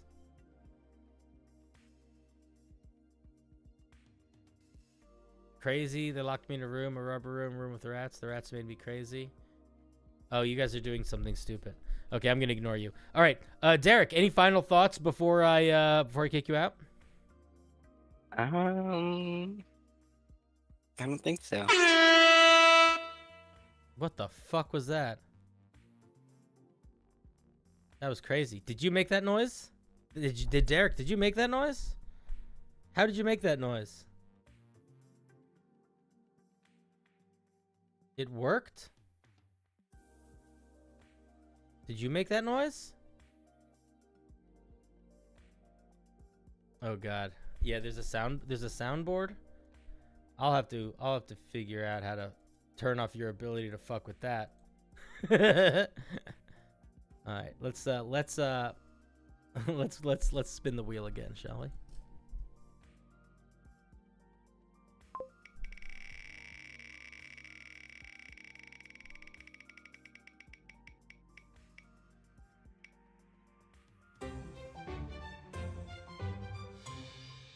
I'll look for it later. If I remember. Or I'll forget. Pokeniner. I don't think you've reviewed many Blood Hunters on stream, so excited to share this with you all. I'm really hoping that you're trolling me when you say that. Please be trolling me. Please be trolling me.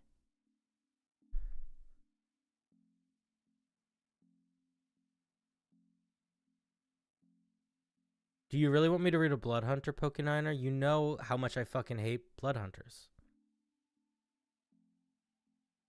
Pokeniner. What are you doing to me, man? Okay, I'm gonna be honest with you guys. I can't really review. I'm gonna do a skim review, but like, I'm not reading a whole fucking Blood Hunter. I don't know Blood Hunters that well. Blood Hunter is not a real class. It's a Matt Mercer class. Matt Mercer is wonderful and it's great for his home games, but it's not real. I got nothing to say. Xavier, I think you said you wanted Blood Hunters. I hate Blood Hunters. I hate them. Underline hate them. I've never had a good experience with them.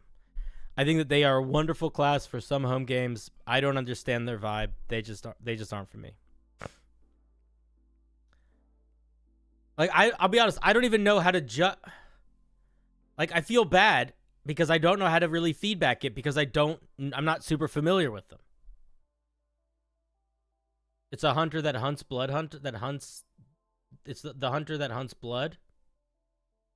Oh, now I understand.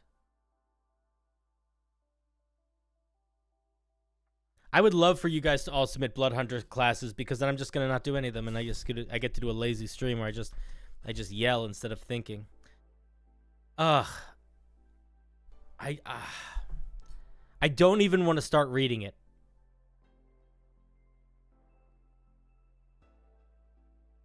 This is a ranger? It doesn't say ranger, it says a fucking no, you can roll a hemocraft die. You're rolling your hemocraft die. I don't know what the fuck that means, but you're rolling it. So this is definitely not a ranger.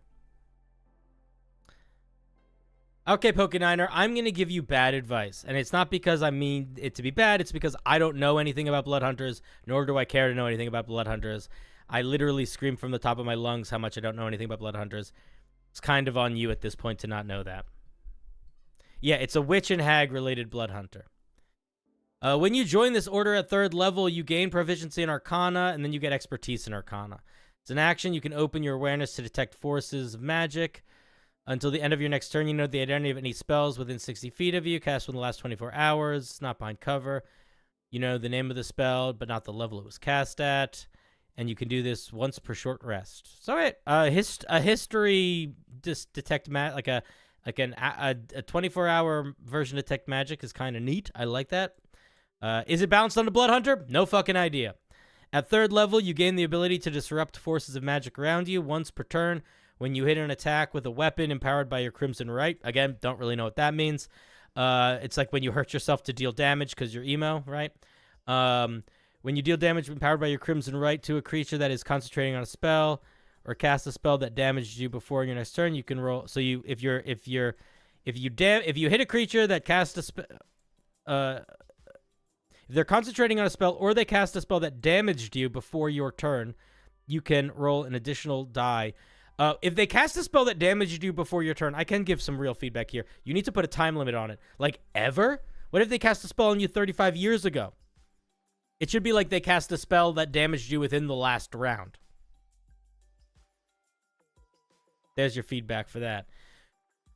Bleeding Abjuration. You get some fucking bullshit. Can you guys tell I really like and know how the blood hunters work? As a reaction, you can attempt to interrupt a creature within 60 feet of you that you can see is in the process of casting a spell. You can roll on your Hemocraft dice. Again, don't know what that is. And take necrotic damage. And then if the spell's level is higher than the number rolled, the effect fails. So it's like a counter spell where you hurt yourself. Hurt yourself counter spell? Yeah, I have no idea if it's balanced or not. 7th level, hurt yourself counter spell. That feels like it could be really easily cheesed if it's just the only limit is... Oh, no, it's not. It's a once per short rest. It's probably fine. Blood hunters just aren't... I've never seen one in play work well. I have played in a campaign with one once, and it was lame. The only blood hunter that I ever saw in action was Taliesin Jaffe's blood hunter in Critical Role, and I thought it was lame. Yeah, I don't really have much more thought. It's essentially, I see reviewing a blood hunter subclass as the equivalent of you sending me a subclass to someone else's homebrew class, where it's like, I don't know that much about this. It is not super well balanced. Like, the blood hunter itself is not particularly balanced against the other classes. I would rather do a review of the blood hunter's base class as a base class than a subclass, because that is probably would be more logical for me to do. Blood hunter could have been a warlock subclass. Okay, let's see. I'm gonna read one more thing. Starting at 11th level, your brand of castigation, again, don't know what that means, can restrain a creature's ability to connect to the weave. They have to make an intelligence saving throw. If they fail, what happens? Is this just another version of Counterspell? When a creature attempts to cast a spell with a level equal to half your Blood Hunter level, they have to make an intelligence saving throw, and if they fail, the spell is interrupted. It seems like this is just another counterspell, and we're getting a counterspell here, so I wouldn't do double counterspell. I would do a different feature. I have an idea of what I would do on stream. I have a very funny idea. I'll be honest. There is no way in hell, realistically, that I'm ever gonna have Matt Mercer on my stream. But if I was going to, I have an idea of something that I think would be so funny that I actually can't share it.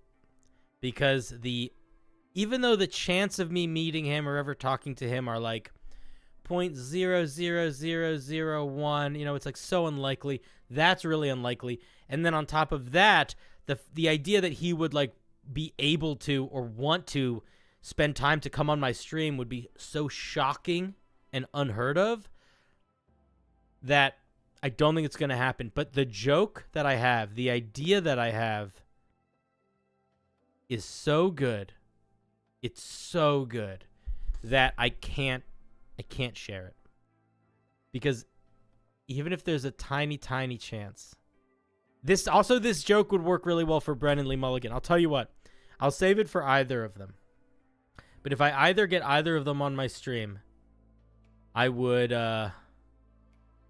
do this joke, and it would make the stream amazing. It would make it one of the best streams ever. It would be so funny, so fun. Yeah, he's not busy on Thursdays. Hint? No. I'll tell you what. I'll leave a hint on my Patreon.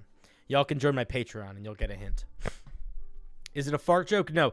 Okay, I will give you a hint. I'll give you a hint, and then I'll give a real hint somewhere else, maybe later. The hint is, it is not a single joke. It is a structure to the stream. It is like it's like a theme. It's like a layout. It's like a structure to the theme, structure to the stream. It's a bigger idea than like just a single moment. It's like yeah, I don't want to say anything else. I feel really bad because I'm just not reviewing this Pokeniner, but like I don't know what to tell you. I don't know Blood Hunters. I'm not gonna spend an hour and read them right now.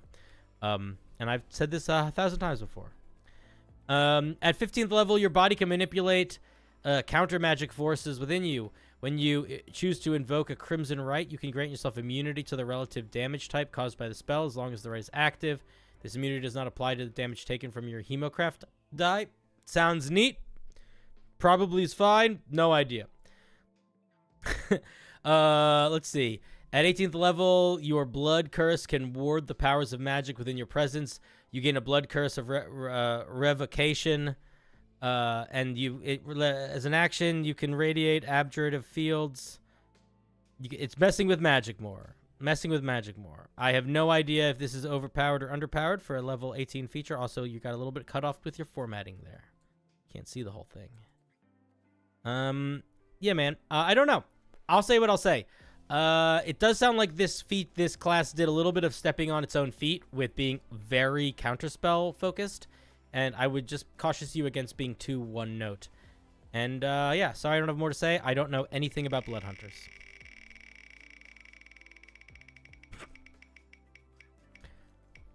And I will never say that to Matt Mercer because I think that the whole point is it's fun. Here's the thing. Here's what I don't like about Blood Hunters. What I don't like about Blood Hunters is that I think that they were the kind of thing that were really well designed for a home game, and that home game's needs sort of enmeshed with the fact that Matthew Mercer was gonna play D&D with Vin Diesel and needed to make a Witcher class so that Vin Diesel could be his character in the Witcher movie for a special game they ran. And that combined with general homebrew stuff, turned into the Blood Hunter. So I feel like its origin was a weird spot. And then it was the kind of class that was designed basically for Taliesin and for Matt and the way that Matt runs his games, which is good, but also it's no better than any other random homebrew that somebody makes. Like, y'all make good homebrew for your home games. You know what I mean? What I don't love about it is that I feel like it does not fit well into any campaign. And I think that a lot of people want it to be held to the same standard or seen as held to the same standard as the main classes, and it's just not. I think that there are elements to it that just are not there in the same way that there are with the base classes, and that's not to say that it's not well designed for what its intended purpose was, but it's like one guy designed this thing in weird circumstances for specific situations is very different than like a group of people making a class that sort of has been around for 1 billion years. You know? All right, I'm done ranting. Everybody be nice to Matt Mercer. I will say that even though I am not a famous person at all on the same level as him, the amount of annoying that it is when people on the internet correct you, I can't imagine how much of a struggle that must be for somebody of that level of fame, especially in D&D. I'll defend him. I'll defend him as a person. I'll defend his feelings.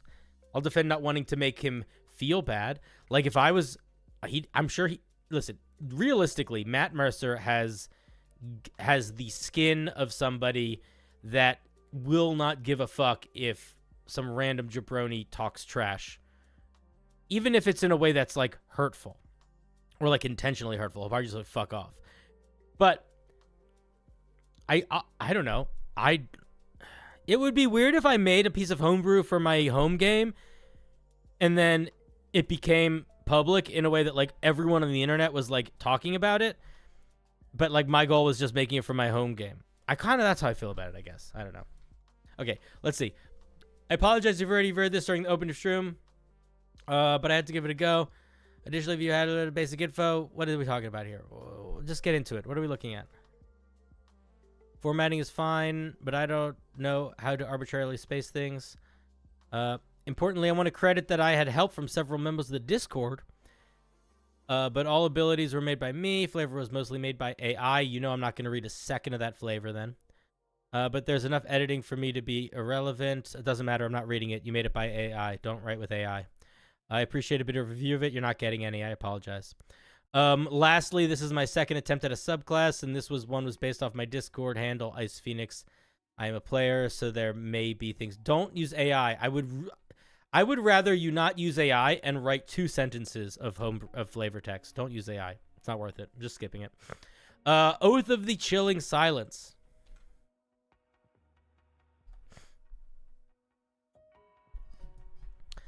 Yeah, we're not going to read any of the flavor text, so we're just going to have to figure it out as we go.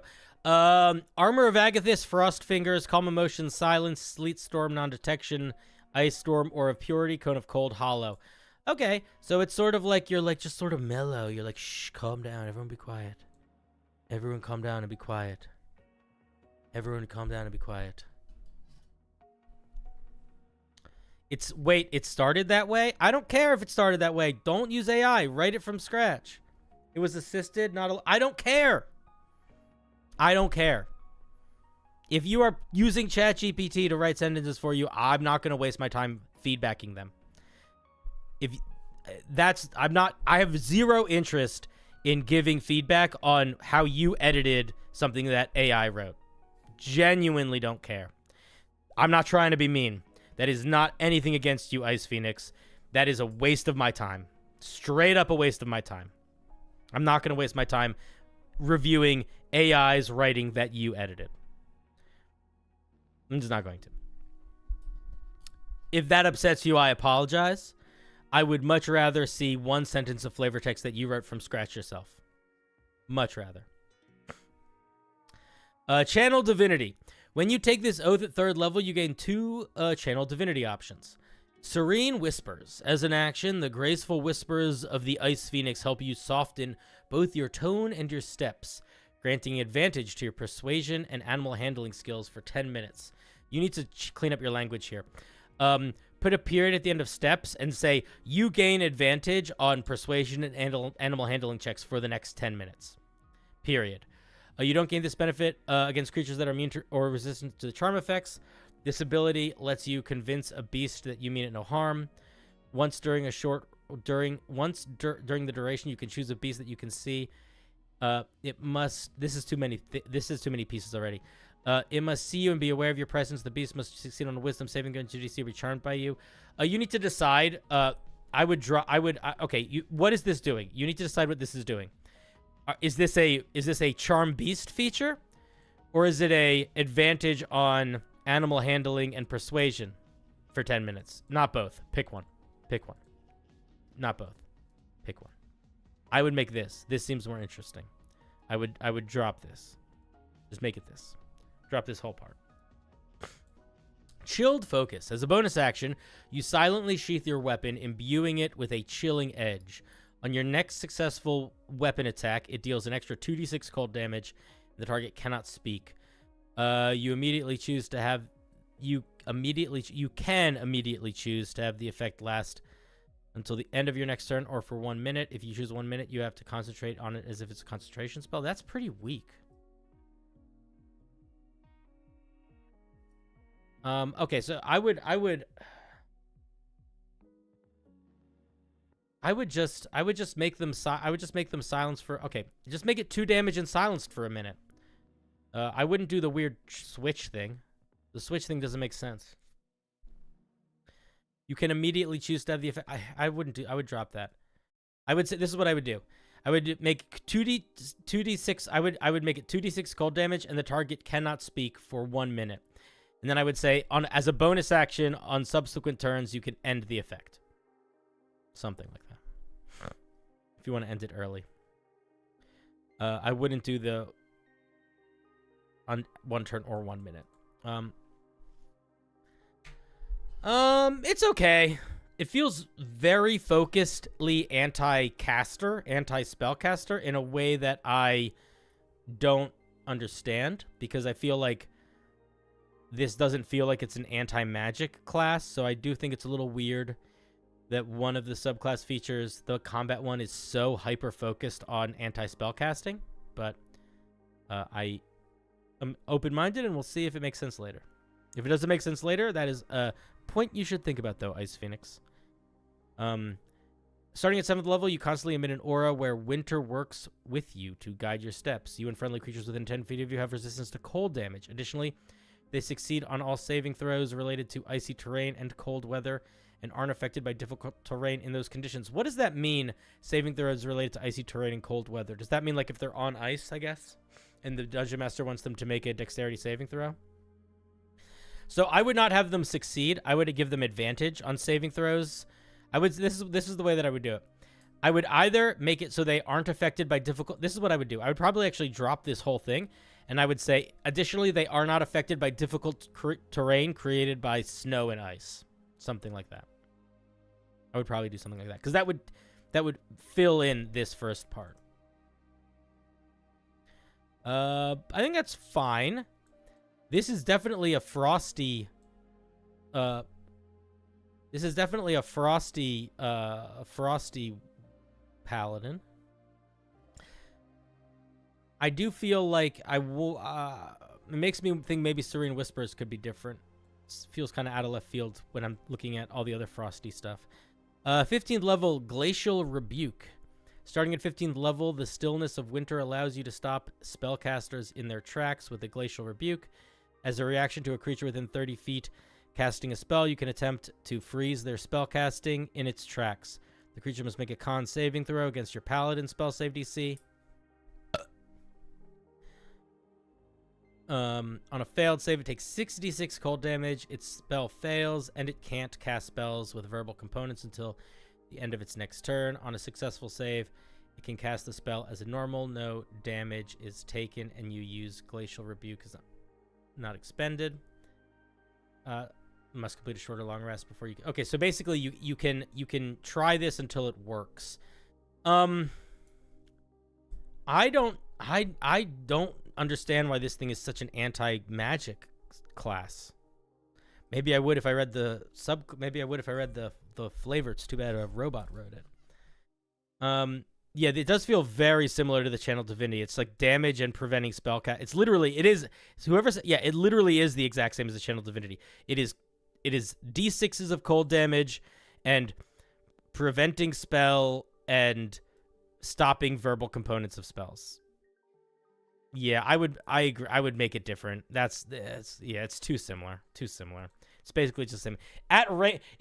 We had this same problem with the warlock or whatever that we looked at before, where they got shocking grasp it got shocking grasp plus 10 hit points at level 1, and then at level 10 it got long range lightning damage plus 10 hit points. It's just the same. Adding range is boring. I mean, it's not bad, but this is 15th level should be a unique feature. Make this a unique feature. Embodiment of Ice Phoenix. As an action, you transform for 1 minute. When you enter the form, you cast Armor of Agathis at 5th level without expending a spell slot. You gain immunity to cold, resistant to fire. You get fly speed equal to your walking speed. You have a 30-foot aura. And in that aura, and creatures of your choice in that aura can cast spells without their verbal components in the radius. No other creature can cast spells that require verbal components. All of this, I mean, I like all this. I'm going to be honest. I am bored of the silencing mechanic by this point. Legit. Like, it is too specific a mechanic to build a subclass around. We shouldn't get 3 separate subclass features that tie to silencing creatures. I just don't think that's the move. Or think of how else you can reflavor or how else you can express the mechanics of silencing a creature, because these all literally do the same thing. They make it so a creature can't use the verbal components required to cast a spell. So it just does that like 3 different ways.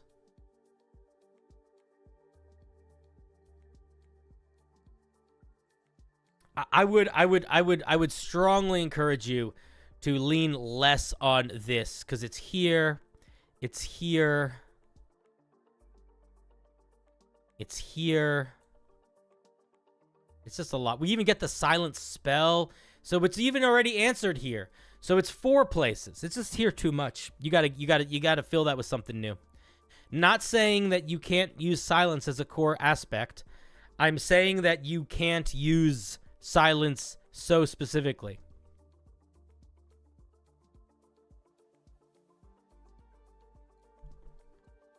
Or rather, I'm losing my words.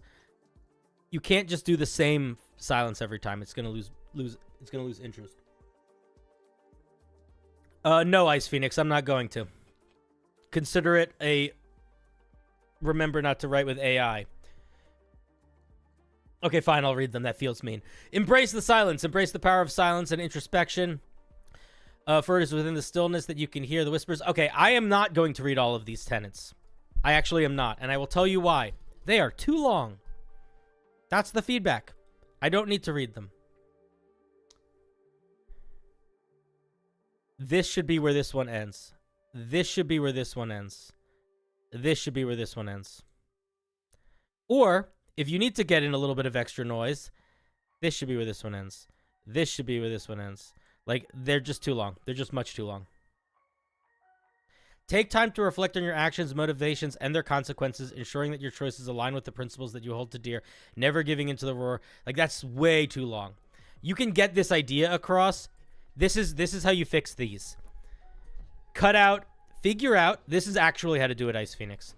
Look, count how many words this is, and divide that number of words by 2, and that is how many words you have to write your tenet. And try to get this idea into that many words, and you are going to find yourself writing much better.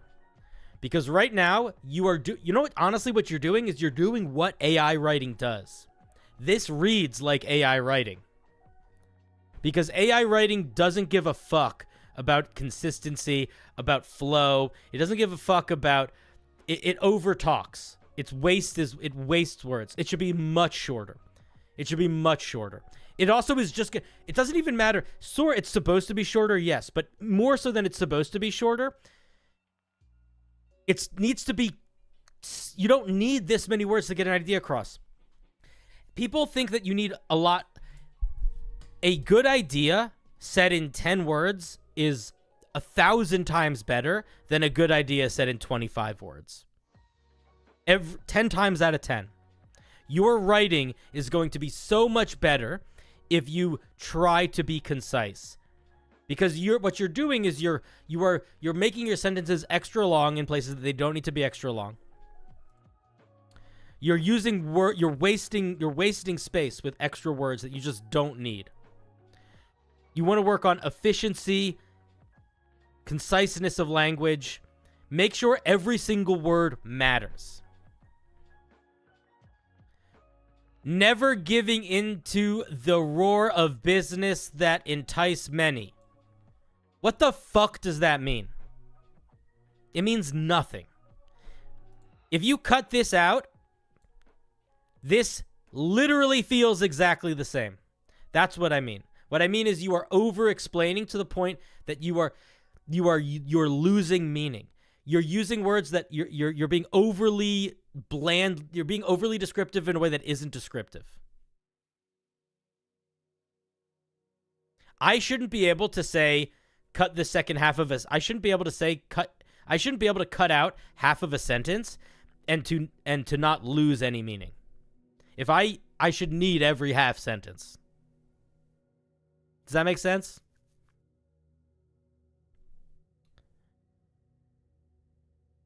This is how I would... Okay, I'm going to tell you what I mean. I'm going to rewrite this one for you. This is what I would say. Embrace the power of silence and introspection.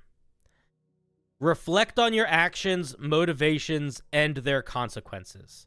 Period. That's what this should say. In fact, I would actually say, embrace the power of silence. Embrace the power... This is actually what I would say. I would say, embrace the power of introspection. I would say, embrace the power of introspection found in silence. Period. That's it. That's all it needs to be. You could say, reflect on your actions, motivations, and their consequences also, but you don't actually need that. You could literally just say, embrace the power of introspection found in silence. Done. Gets the whole idea across. So, there's your thing. There's your... He's being so passive-aggressive. Am I being passive-aggressive? I don't think... You mean the writing is, or I am? I hope I'm not being passive-aggressive. I'm not intended to be. I'm trying to give a firm lesson in being concise with our words. I think the idea is pretty cool. I feel like the flavor and vibe are actually really solid. The mechanics are dull because we keep doing the silence to cancel spellcasting. So we need some other stuff in there.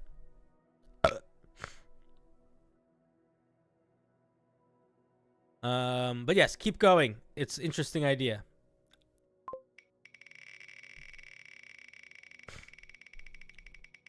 I like a cold paladin. Alright, we got fracked.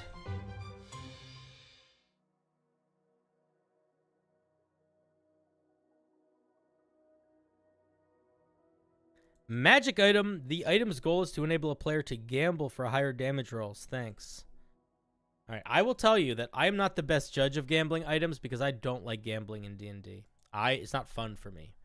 But I have players that like it, so I'm going to try to wrap into the headspace of those players. Ice Phoenix, it has to be radically different. This is what I just said earlier. I would say that if you don't think it needs 75, if 75% of it isn't radically different, then I wouldn't resubmit it. I would just post it in the Homebrew peer review channels and work on it there. I'm going to start being very strict about that, where if it does not seem like it is, if I can't immediately tell the difference in how something is put together, I don't want to review it again, because we're getting to a bad habit of people making minor changes and me like seeing the things over and over and over again. It's just not entertaining. It's not entertaining for me or for the audience, and it's truthfully, it's not It's wasting time is what it is. It's like it's time that you could it's getting to places that you could get to on your own if you worked on it within the peer review channels. If you think it's going to be really, really different, then please do resubmit. But you're going to have to wait at least another week also, because I don't want to see it next week. I don't want to see it the week after next week at the earliest. Don't rush. There's logic to all these things, too. I'm not just being a dick. You need to not rush your homebrew. If you edit it all tonight and then resubmit it, it's going to still suck. It's just going to still suck. If you edit it all tonight and then don't look at it for 2 days and then look at it again and then maybe post it on the peer review and then put it away for like a week and then look at it again, like, I don't want to see it again until it is literally as perfect as you can make it. That's what I'll say. Round 1 is a little bit open field. Round 2, it should be as perfect as you can make it, or I don't want to see it. Take your time. You do not need to rush. We are not racing here. The goal is to make something as good as it can be, and then to get feedback to try to figure out how to get it past that. The goal is not Cinder looks at every aspect of a piece that changes over time, you know? Okay, Orb of Exploding.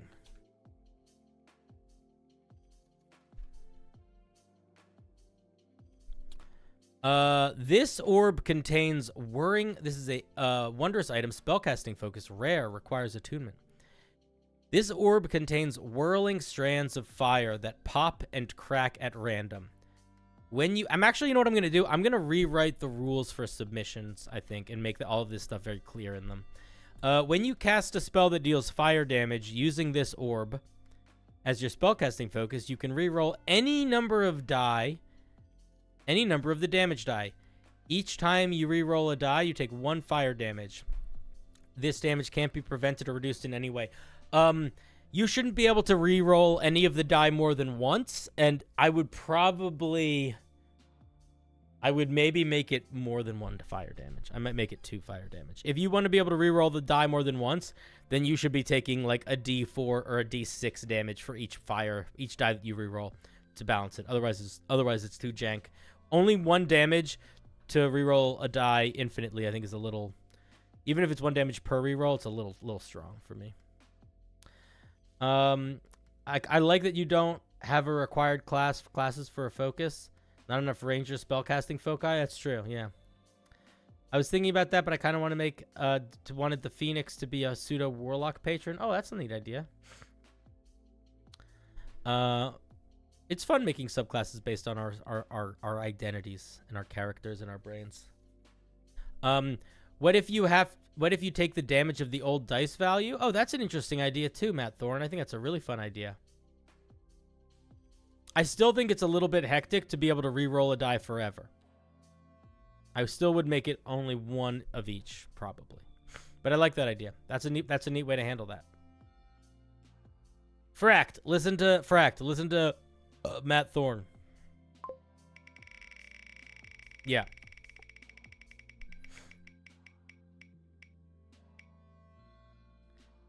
Data.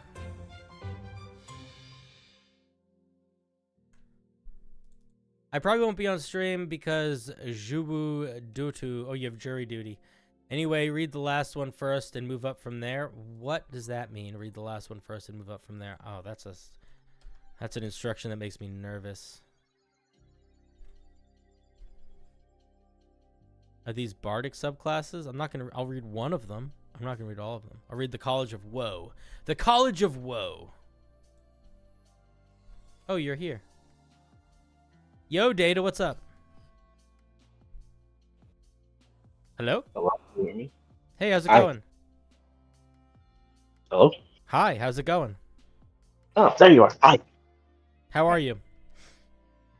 I am doing okay. I've been a bit sick for the last few days. Oh, I'm sorry, buddy. You and Derek, y'all everybody's sick.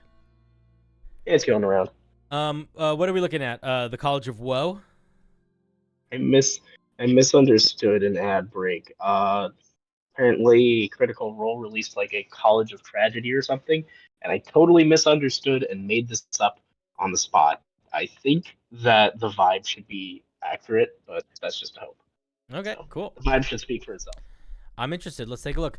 When your bad acting gets you kicked out of all the other colleges, there's always one that'll take you. They won't reject your endless monologuing, but push its stupidity to its limits. College of Woe. That doesn't really sound like woe, honestly, but I accept. That sounds more like college of like the local theater, College of Local Theater. I mean, it could be College of Bottle, I suppose. Yeah, College of Public Access Television. You gain proficiency in performance. You can talk without needing to breathe for an amount of time equal to how long you can hold your breath. That is weird. I'm not sure why that matters or how you would even use. I guess so you can breathe underwater, I guess. That's very weird. I don't. What's it? What? And when I'm saying weird, that's not a down thing. I just don't understand. What's the goal of this? What are we trying to evoke with this thing here? You don't even need to pause for air as you endlessly talk. But mechanically, why are we getting this feature? The next feature. Okay.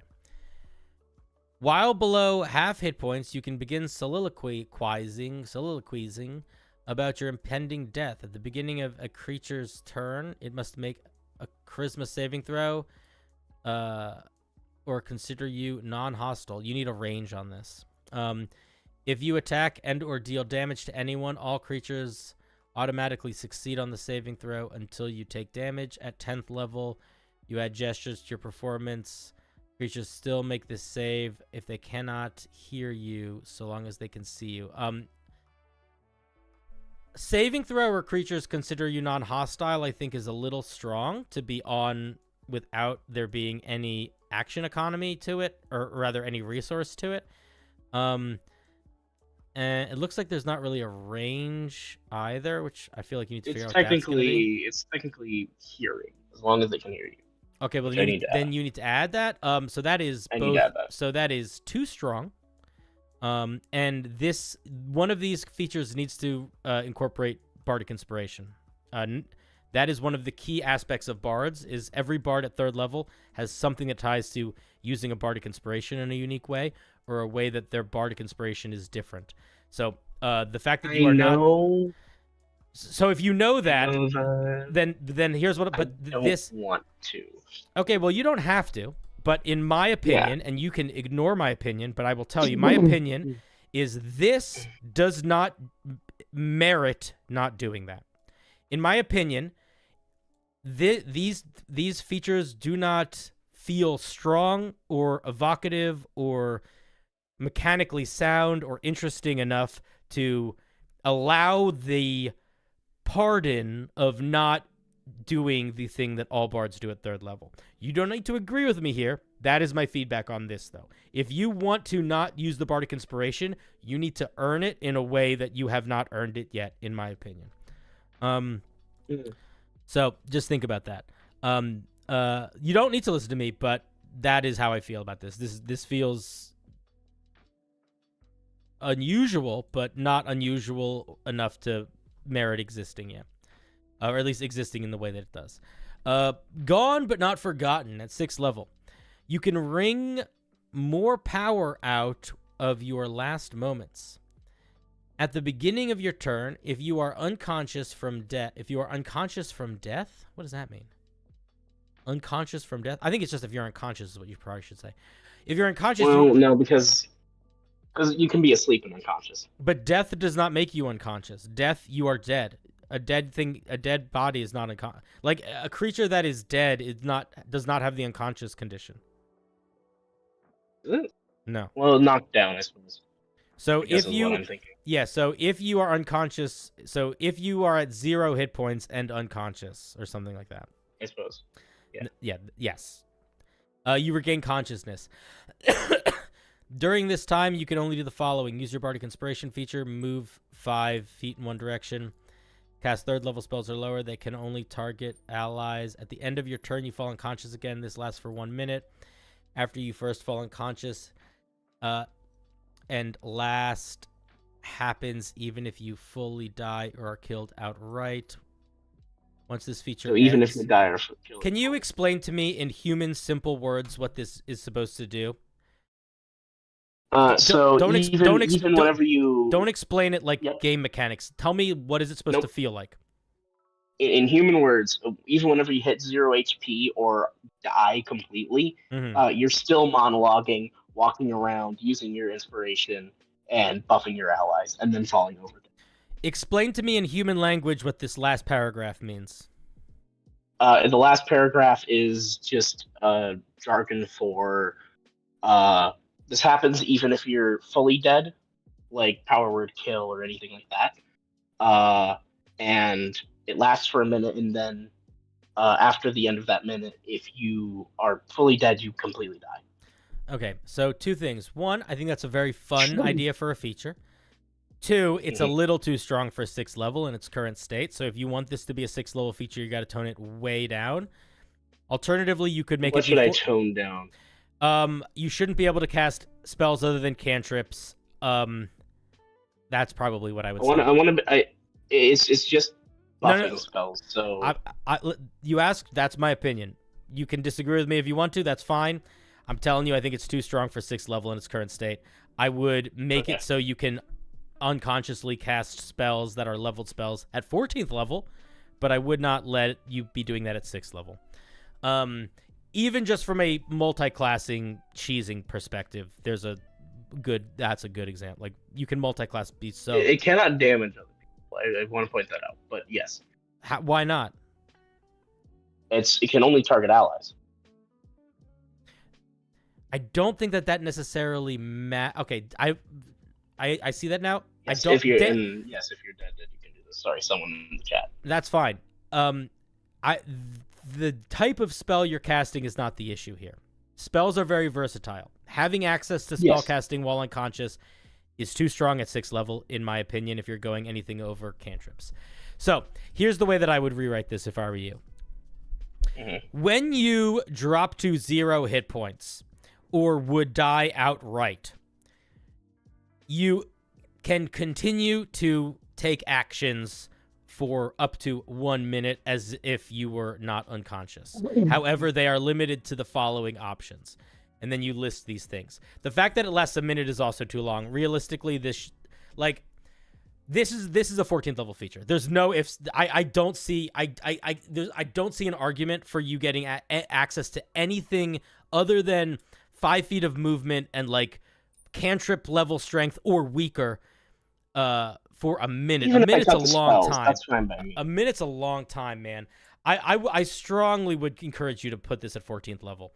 Like, you could make it around.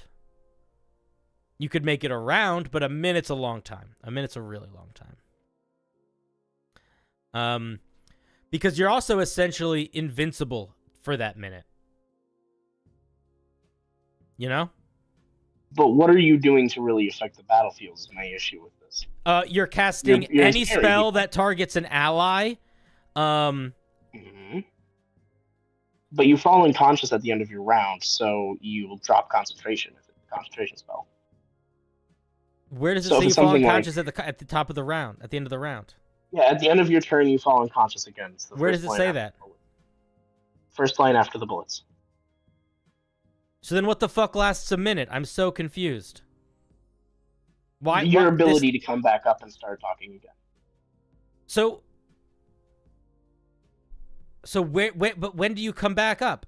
So you come back up on your turn. So at the beginning of your turn you're conscious, and at the end of your turn you go unconscious? Yes. I don't know, man. I'm not feeling it. I mean, if you like it, go for it. I'm not feeling it. I feel like it's a fun idea that has a convoluted amount of ways to try to balance it, and it just feels. I could cast Revivify on myself. Here, there you go, right there. That's another good example. No, you can't target your self. I feel like I've gotten most of these. Just keep it if you want it. I'm not feeling it as a 6th level feature. I'm just not. Like, there's so many, I don't know. I'm just not. You're more than happy to keep, I have nothing else to say other than I think this can be moved to a 14th level feature and should be changed dramatically in a couple small ways. Let me look at the 14th level feature. You must make 3 more death saving failures and 3 more death save successes. Mhm. While you are unconscious, your bardic inspiration die rolls maximum. Man, I don't agree with this core mechanic about you being unconscious. I'm just not a fan of it. I don't think it's smooth. I disagree with how it is. Yeah, I don't know. I feel a couple big ways about it. From balance aside, let's put balance aside for a second. Let's not worry about balance. Yeah. The way that this is written, your 6th level feature and your 14th level feature don't do anything until you're unconscious. I know this is a problem. That's a big problem. That actually is the problem. I know it's a problem. That's actually I know it's a problem, and I feel like I have a great solution. I feel like the dude, 6th level's I have a great solution. Yeah, go for it. Take the 6th level feature. No. Move it to 14th level. Don't put it to 14th. Move it to 14th level. Get rid of the 14th level feature. And come up with something else for 6th level that is not tied to you being unconscious. Hell, come Just up with because you 2 suggested things that, at I'm 6th going level. to move the 6th level feature to 3rd level. Perfect. If I see the 3rd, and then I will happily skim it and read it for 3 seconds next time. If that's no. it. I won't be resubmitting this for 5 weeks. I think that the idea is interesting, right? Like the idea is interesting, but if you are not giving the player a way to make themselves unconscious without dropping to 0, then it doesn't really work as a subclass right now. It feels like magic. Well, this is it why feels I like love getting feedback. It feels right now. Here's what I would say. Here's what I would say. The biggest push that I would say right now is the 6th level feature kind of feels more like a magic item than it does like a class feature. Like I could very easily see this being a magic item. And I want to strongly encourage you to relook that 3rd level in terms of, if I'm not going to incorporate inspiration into this. I want to talk about my rewrites. Actually, it's okay. Actually, the 3rd level feature has the same issue as. It's the whole fucking thing is this. You don't get any active features. It has no active features. Oh wow. It has no active features. Brother Bear, give this thing some active features. That's interesting. Anyway, I'm really excited for it because, again, this is why I love getting a review, because I already have some ideas. I'm going to move. It's a really interesting idea that you're playing with. I think that the challenge that you're going to face moving forward, because at the end of the day, truthfully, you probably could think of a pretty fun way to put the 6th level feature at 3rd level that probably will work well if you can make it work. That's the thing, is the trick is always just, can you make it work well? Because if you can, it'll work, right?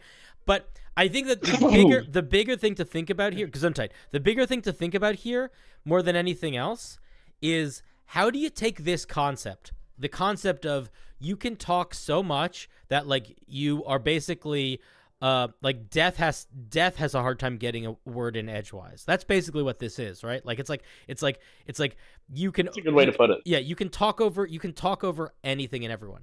That is a fun idea, and I think that these are some really interesting ways of expressing those ideas. The trick is, how do we translate at least some of them into action-oriented, activated features?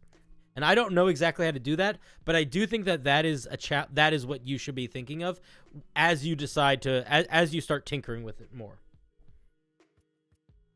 Okay, I have some very cool ideas. I'm 100% trying to move the 3rd level feature, or the 6th level to 3rd level, and hopefully by the next time you see it, it'll either be unrecognizable. This is what I'm gonna say. I actually completely changed my mind. I genuinely agree with you. And I want the 6th level feature to be the 3rd level feature. And I want you to figure out how to make it something that is action oriented.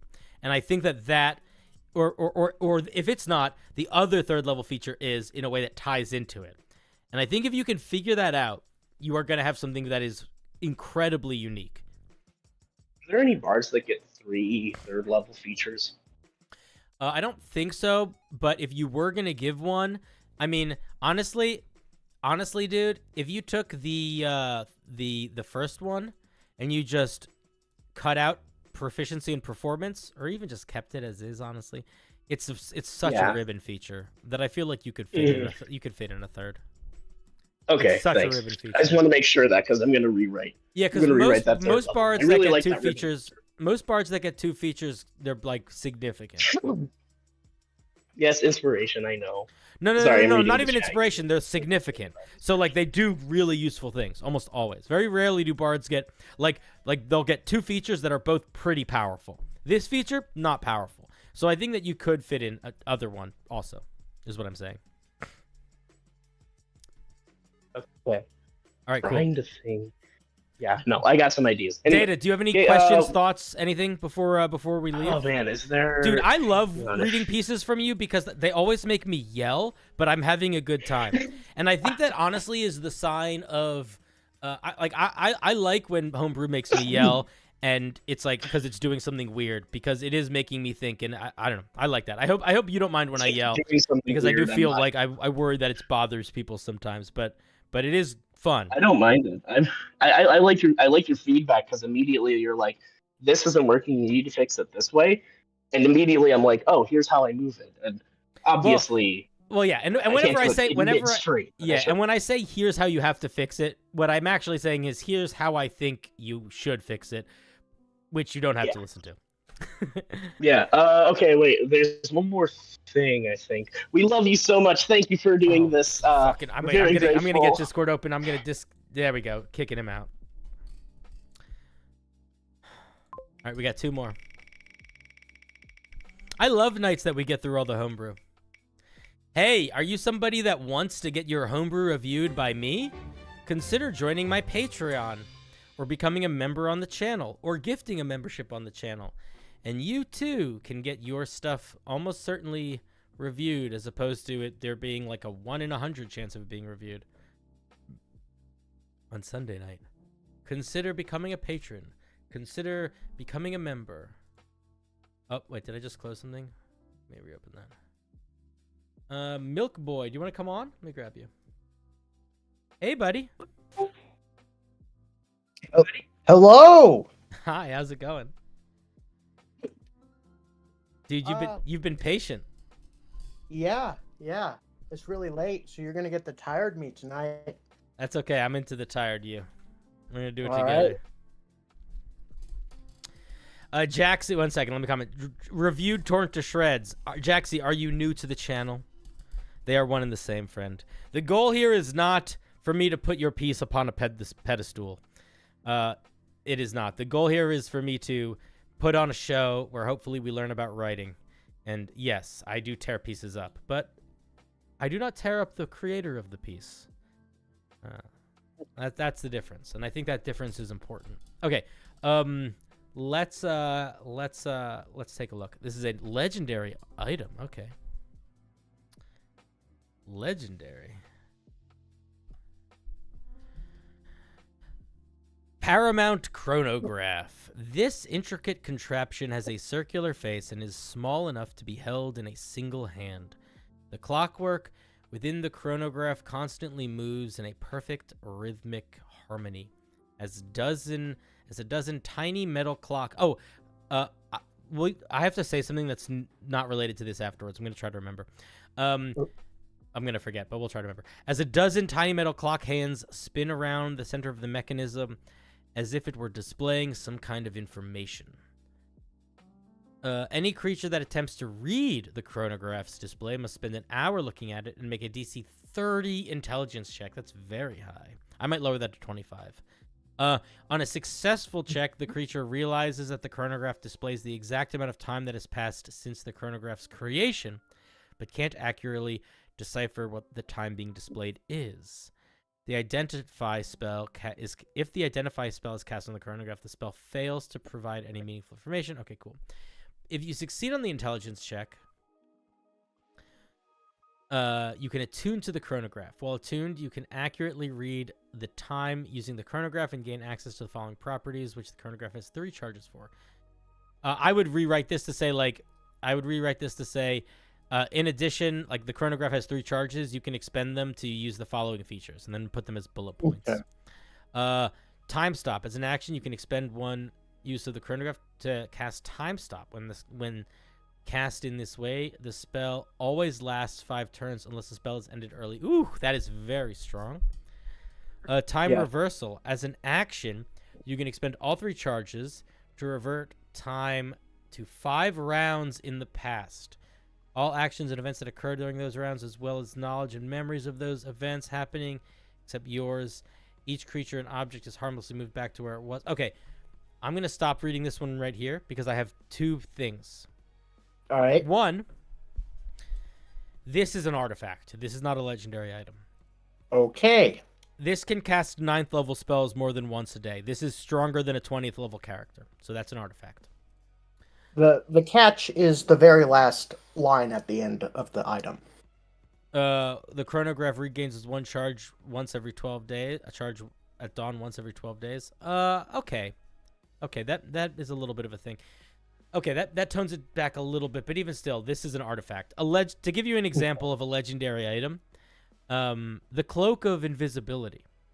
The Cloak of Invisibility allows you to cast invisibility on yourself at will.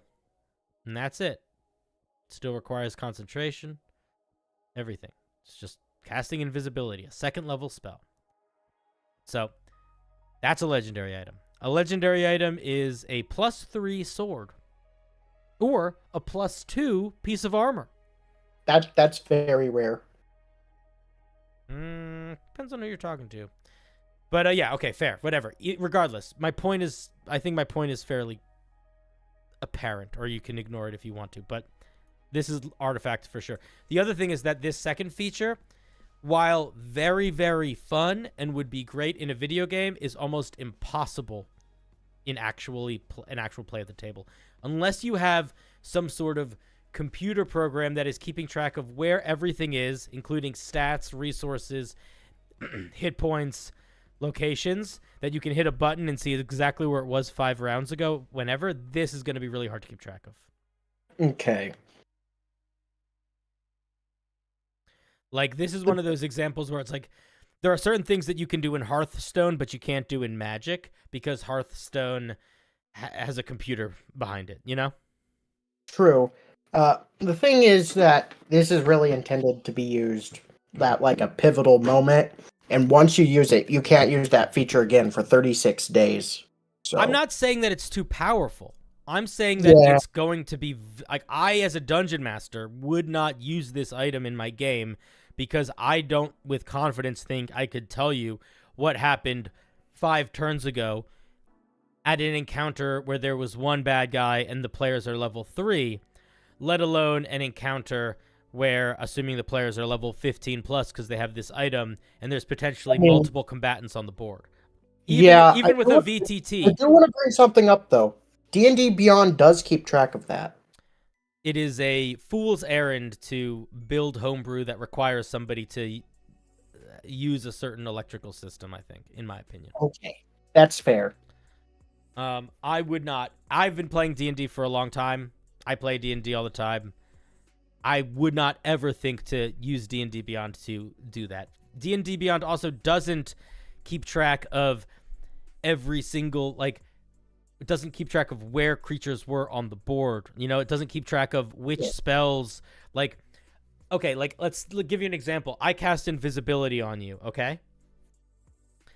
Yeah. 6 rounds later, we go back in time. Does D&D Beyond know that now that invisibility is back to have been on you for 1 round, and now that's how much longer is left in the spell? Like, does it keep track of all of that? Like, there's just a lot of... I think it keeps track of all the actions and what order in the rounds they happened. But you as a but still, you as a player are gonna need to be like going back and like, it's just gonna be it is going to be a tedious amount of work, friend. That's true. To do that.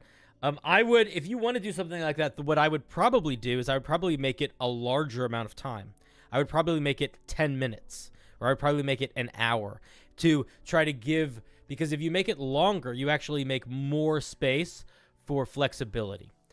because you are basically going to be, in most circumstances, if you're doing it in combat, you're going to be rewinding to before the combat even started. So I would, if you want to do the reverse time back, I think the way to solve the problem is actually make it a slightly larger amount of time. That's interesting. That's what I would do if I were you. Okay. Another thing, I know, no, this isn't what I'm on the stream for, but that's okay. I am currently working on a ranger subclass. Uh-huh. A storm ranger. And I'm currently, right now, working on the 7th level feature. And so far, it's just the 3rd level feature, but all your allies get it too. And I don't know if that's, I don't know if that's good enough. I completely zoned out towards halfway through what you said. Say that again. It's just the 7th level feature is the 3rd level feature, but it's basically an aura, so your allies also benefit from it. I would need to take a look at it more specifically to see, but in general, I would, unless the only time that I really think it's okay for a subclass feature to have the only thing that it does be improve an earlier subclass feature and not add something new is if the initial subclass feature is built around like a minion. And the thing that's improving is like the minion gets cool powers, like the Drake Warden. But I would give it something new. I would give it something new. All right. This is a very interesting item. I like the idea of the super time stop, rewind time thing. I do think you should probably drop the intelligence check to 25. There are other artifact power items that require these sorts of checks. They never are at 30 to do it. 30 is really high. Okay. 25 is still really hard to do. Most people will still need to roll a 20 to do that. All right. You know? Like, there's not a lot of people that have more than a +5 to their intelligence checks. But I don't have any other thoughts. Do you have any other questions or thoughts before we say goodbye? Nope.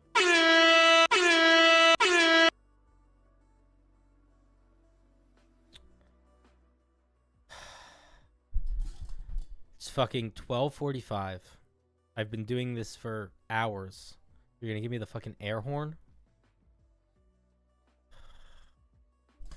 This is the sadness in my eyes.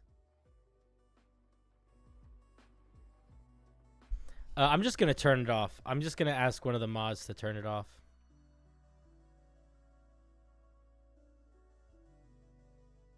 You know what?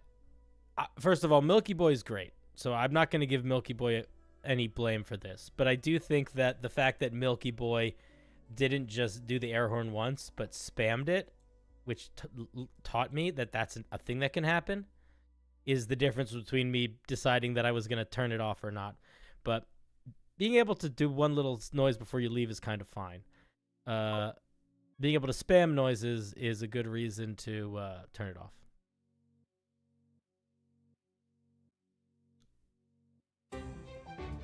Oh yeah, I'll just turn. Yeah, that's what I'm gonna do, Gladicus. I'm not gonna turn it off for the whole server. Well, I'll see if I can just turn it off for the stream thing. I'm just gonna turn it off for the stream thing. I wouldn't want to make it so you guys couldn't use it. This is a darkness-based cleric, and it feels complete. All right, let's take a look. Oh, guys, we never get to see clerics. We never get to see clerics. Nobody posts clerics. We love clerics. I don't think Z is here, but that's okay. Let's take a look what Z brought for us. Evil clerics. Yeah, I like a good evil cleric. The Ebonheart gets their power from living sacrifices who pledge their allegiance to corruptive darkness. Clerics of this universal force are given the name Ebonheart and inherit the will of the darkness. They have false life and sleep, darkness and pass without a trace, hypnotic pattern and vampiric touch, greater invisibility and phantasmal killer, anti-life shell and raise dead. This is, why does this spell list feels familiar? How different is it from the other spooky clerics? Let's just double check to make sure it's pretty different.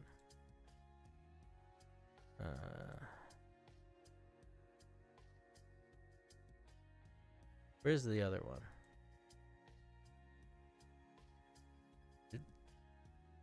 It's got a lot of stuff that the Death Cleric has, like 1, 2.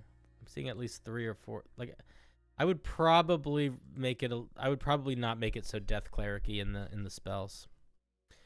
Null Baptism. At first level, you have dark vision out to a range of 120 feet. In that radius, you can see normally in both magical and non-magical darkness. Very strong. You can share this site with as many creatures equal to your proficiency bonus. That's really strong. No, that's too... Dude, giving everybody in your party 120 feet of magical dark vision is too strong. That's just too strong, right off the bat. Being able to see through magical darkness is very powerful. Very powerful. This is the Twilight Domain. The Twilight Domain does not do that. The Twilight Domain gives you 300 feet of dark vision that you can share with your friends. You can magically share it as an action. They have to be within 10 feet of you. And you can only do it once per long rest. And it's not magical darkness that they can see through. It's regular darkness. So the Twilight Cleric, which is known to be an overpowered cleric, their power is weaker than this by some margin. So think about that a little bit. Additionally, you and items on you can move through a space as narrow as 1 inch without squeezing. That's weird and fun. This has too many features. So honestly, dude, you need to remove 2 of these features. If you want to keep this one, this is okay. Here's the problem. I would honestly completely drop this because it is really too close to the Twilight Cleric. So I would just drop this. Being able to squeeze is interesting. I might limit it to shadows. Like if you're in dim light or darkness, you can do this. Martial weapons is fine.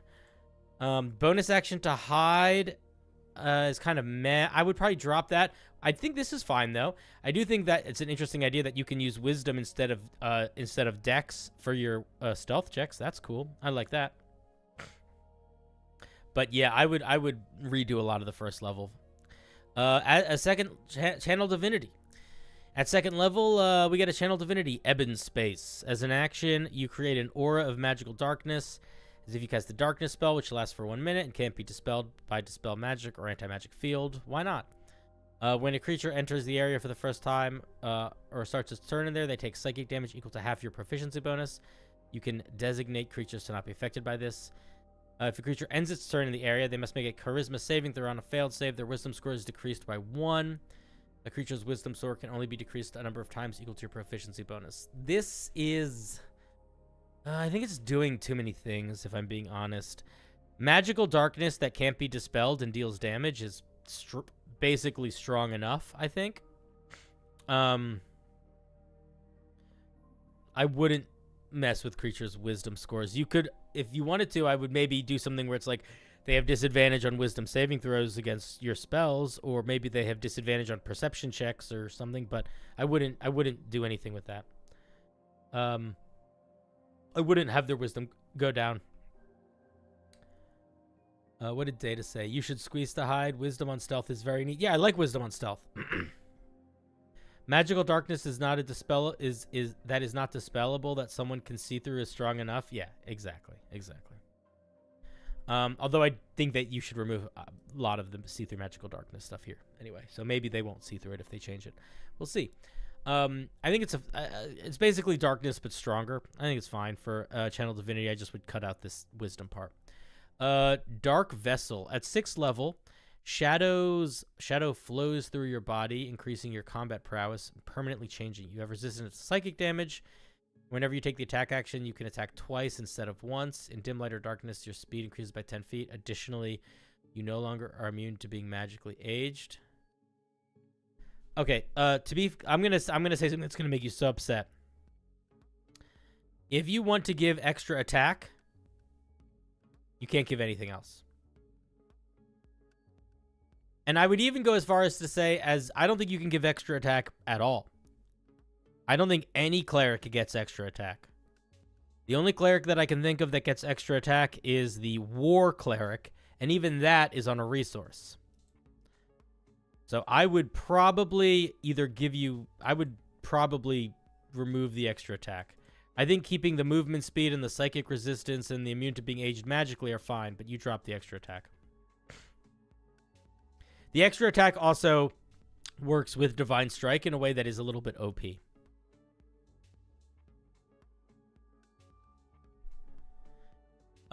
Because Divine Strike, it will be happening on all of those extra attacks, or at least one of them. Yeah.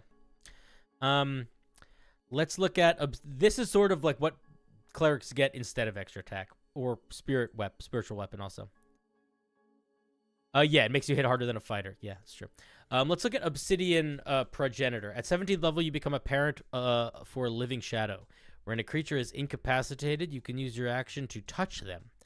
The creature is charmed by you, following your orders as if under the Dominate Monster spell.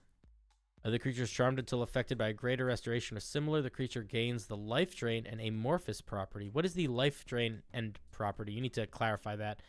I would actually write both of those out.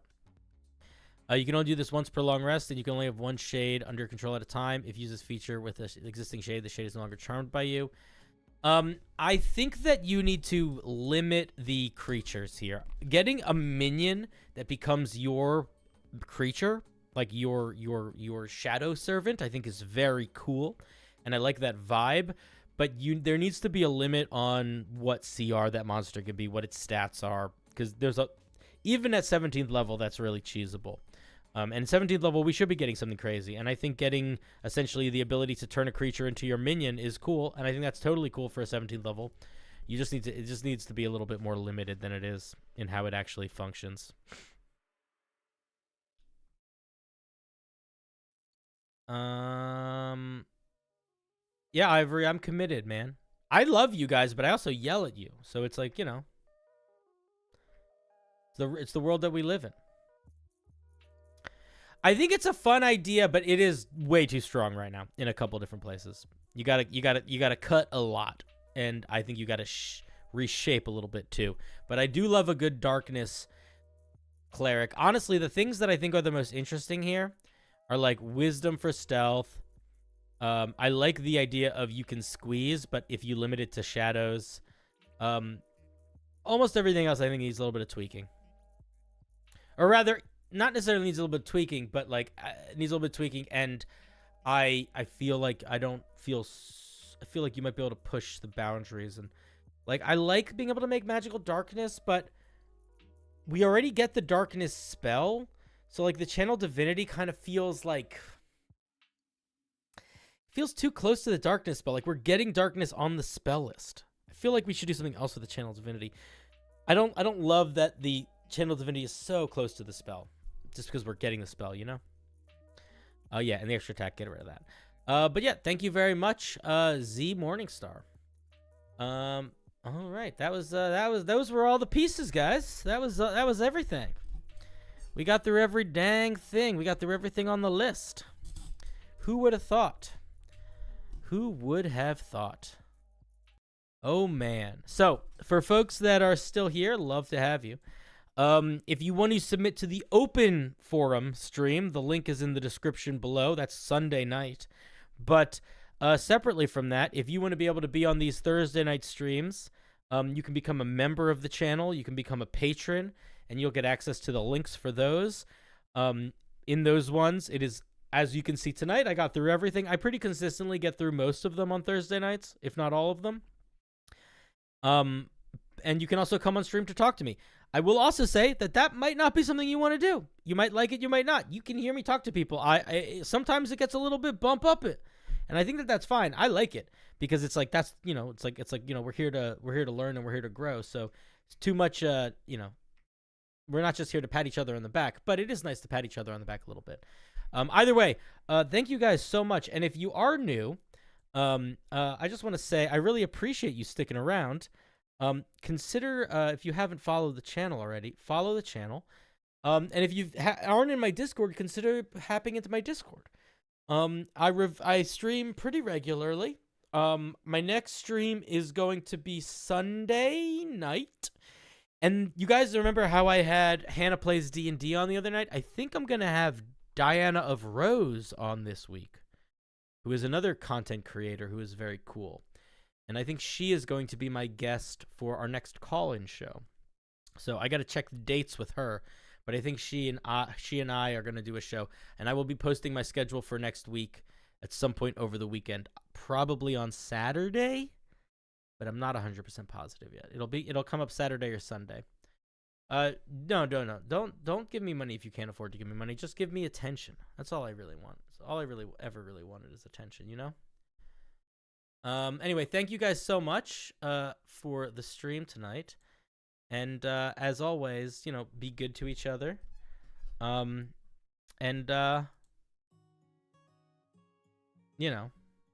second, I gotta fix this fucking shit here. Oh, it's too loud. Jesus scared me. Thank you everyone for shared pieces. Let's give a big round of applause to all of the homebrewers that made stuff tonight, putting themselves out there, being vulnerable. It's a scary thing to do, to have somebody look at your homebrew. It can be a little bit scary. So we want to be very supportive of our friends, and we want to have be nice to them. So have a good night. Be good to each other. I love you, and I'll see you guys on Sunday, if not beforehand. I know that you're curious, I know that you're strong, but life can be furious and things can go wrong. You go, we're better off tomorrow, but who knows if we get joy or sorrow.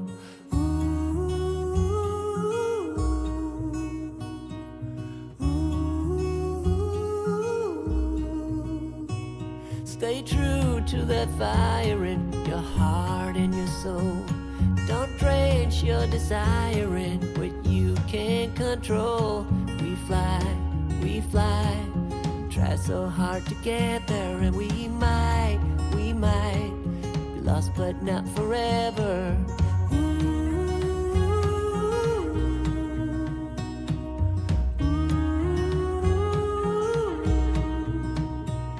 There's things in life you simply need to know, but sun and rain and trust in letting go. It takes a bit of suffering, sleepless nights and wandering, before you make it safely to the end, the end.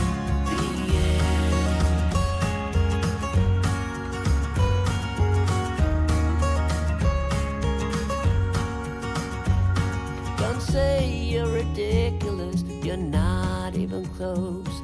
Don't wish for indifference, you're not one of those. We fall,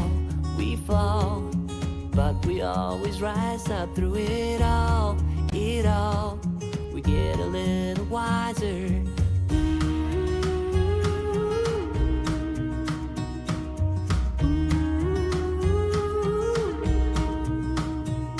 There's things in life you simply need to know, but sun and rain and trust in letting go. It takes a bit of suffering, sleepless nights and wandering, before you make it safely to the end, the end. And if you ever wonder, there is nothing wrong with a little thunder. There's things in life you simply need to know, about sun and rain and trust in letting go. It takes a bit of suffering, sleepless nights and wandering, before you make it safely to the end, the end.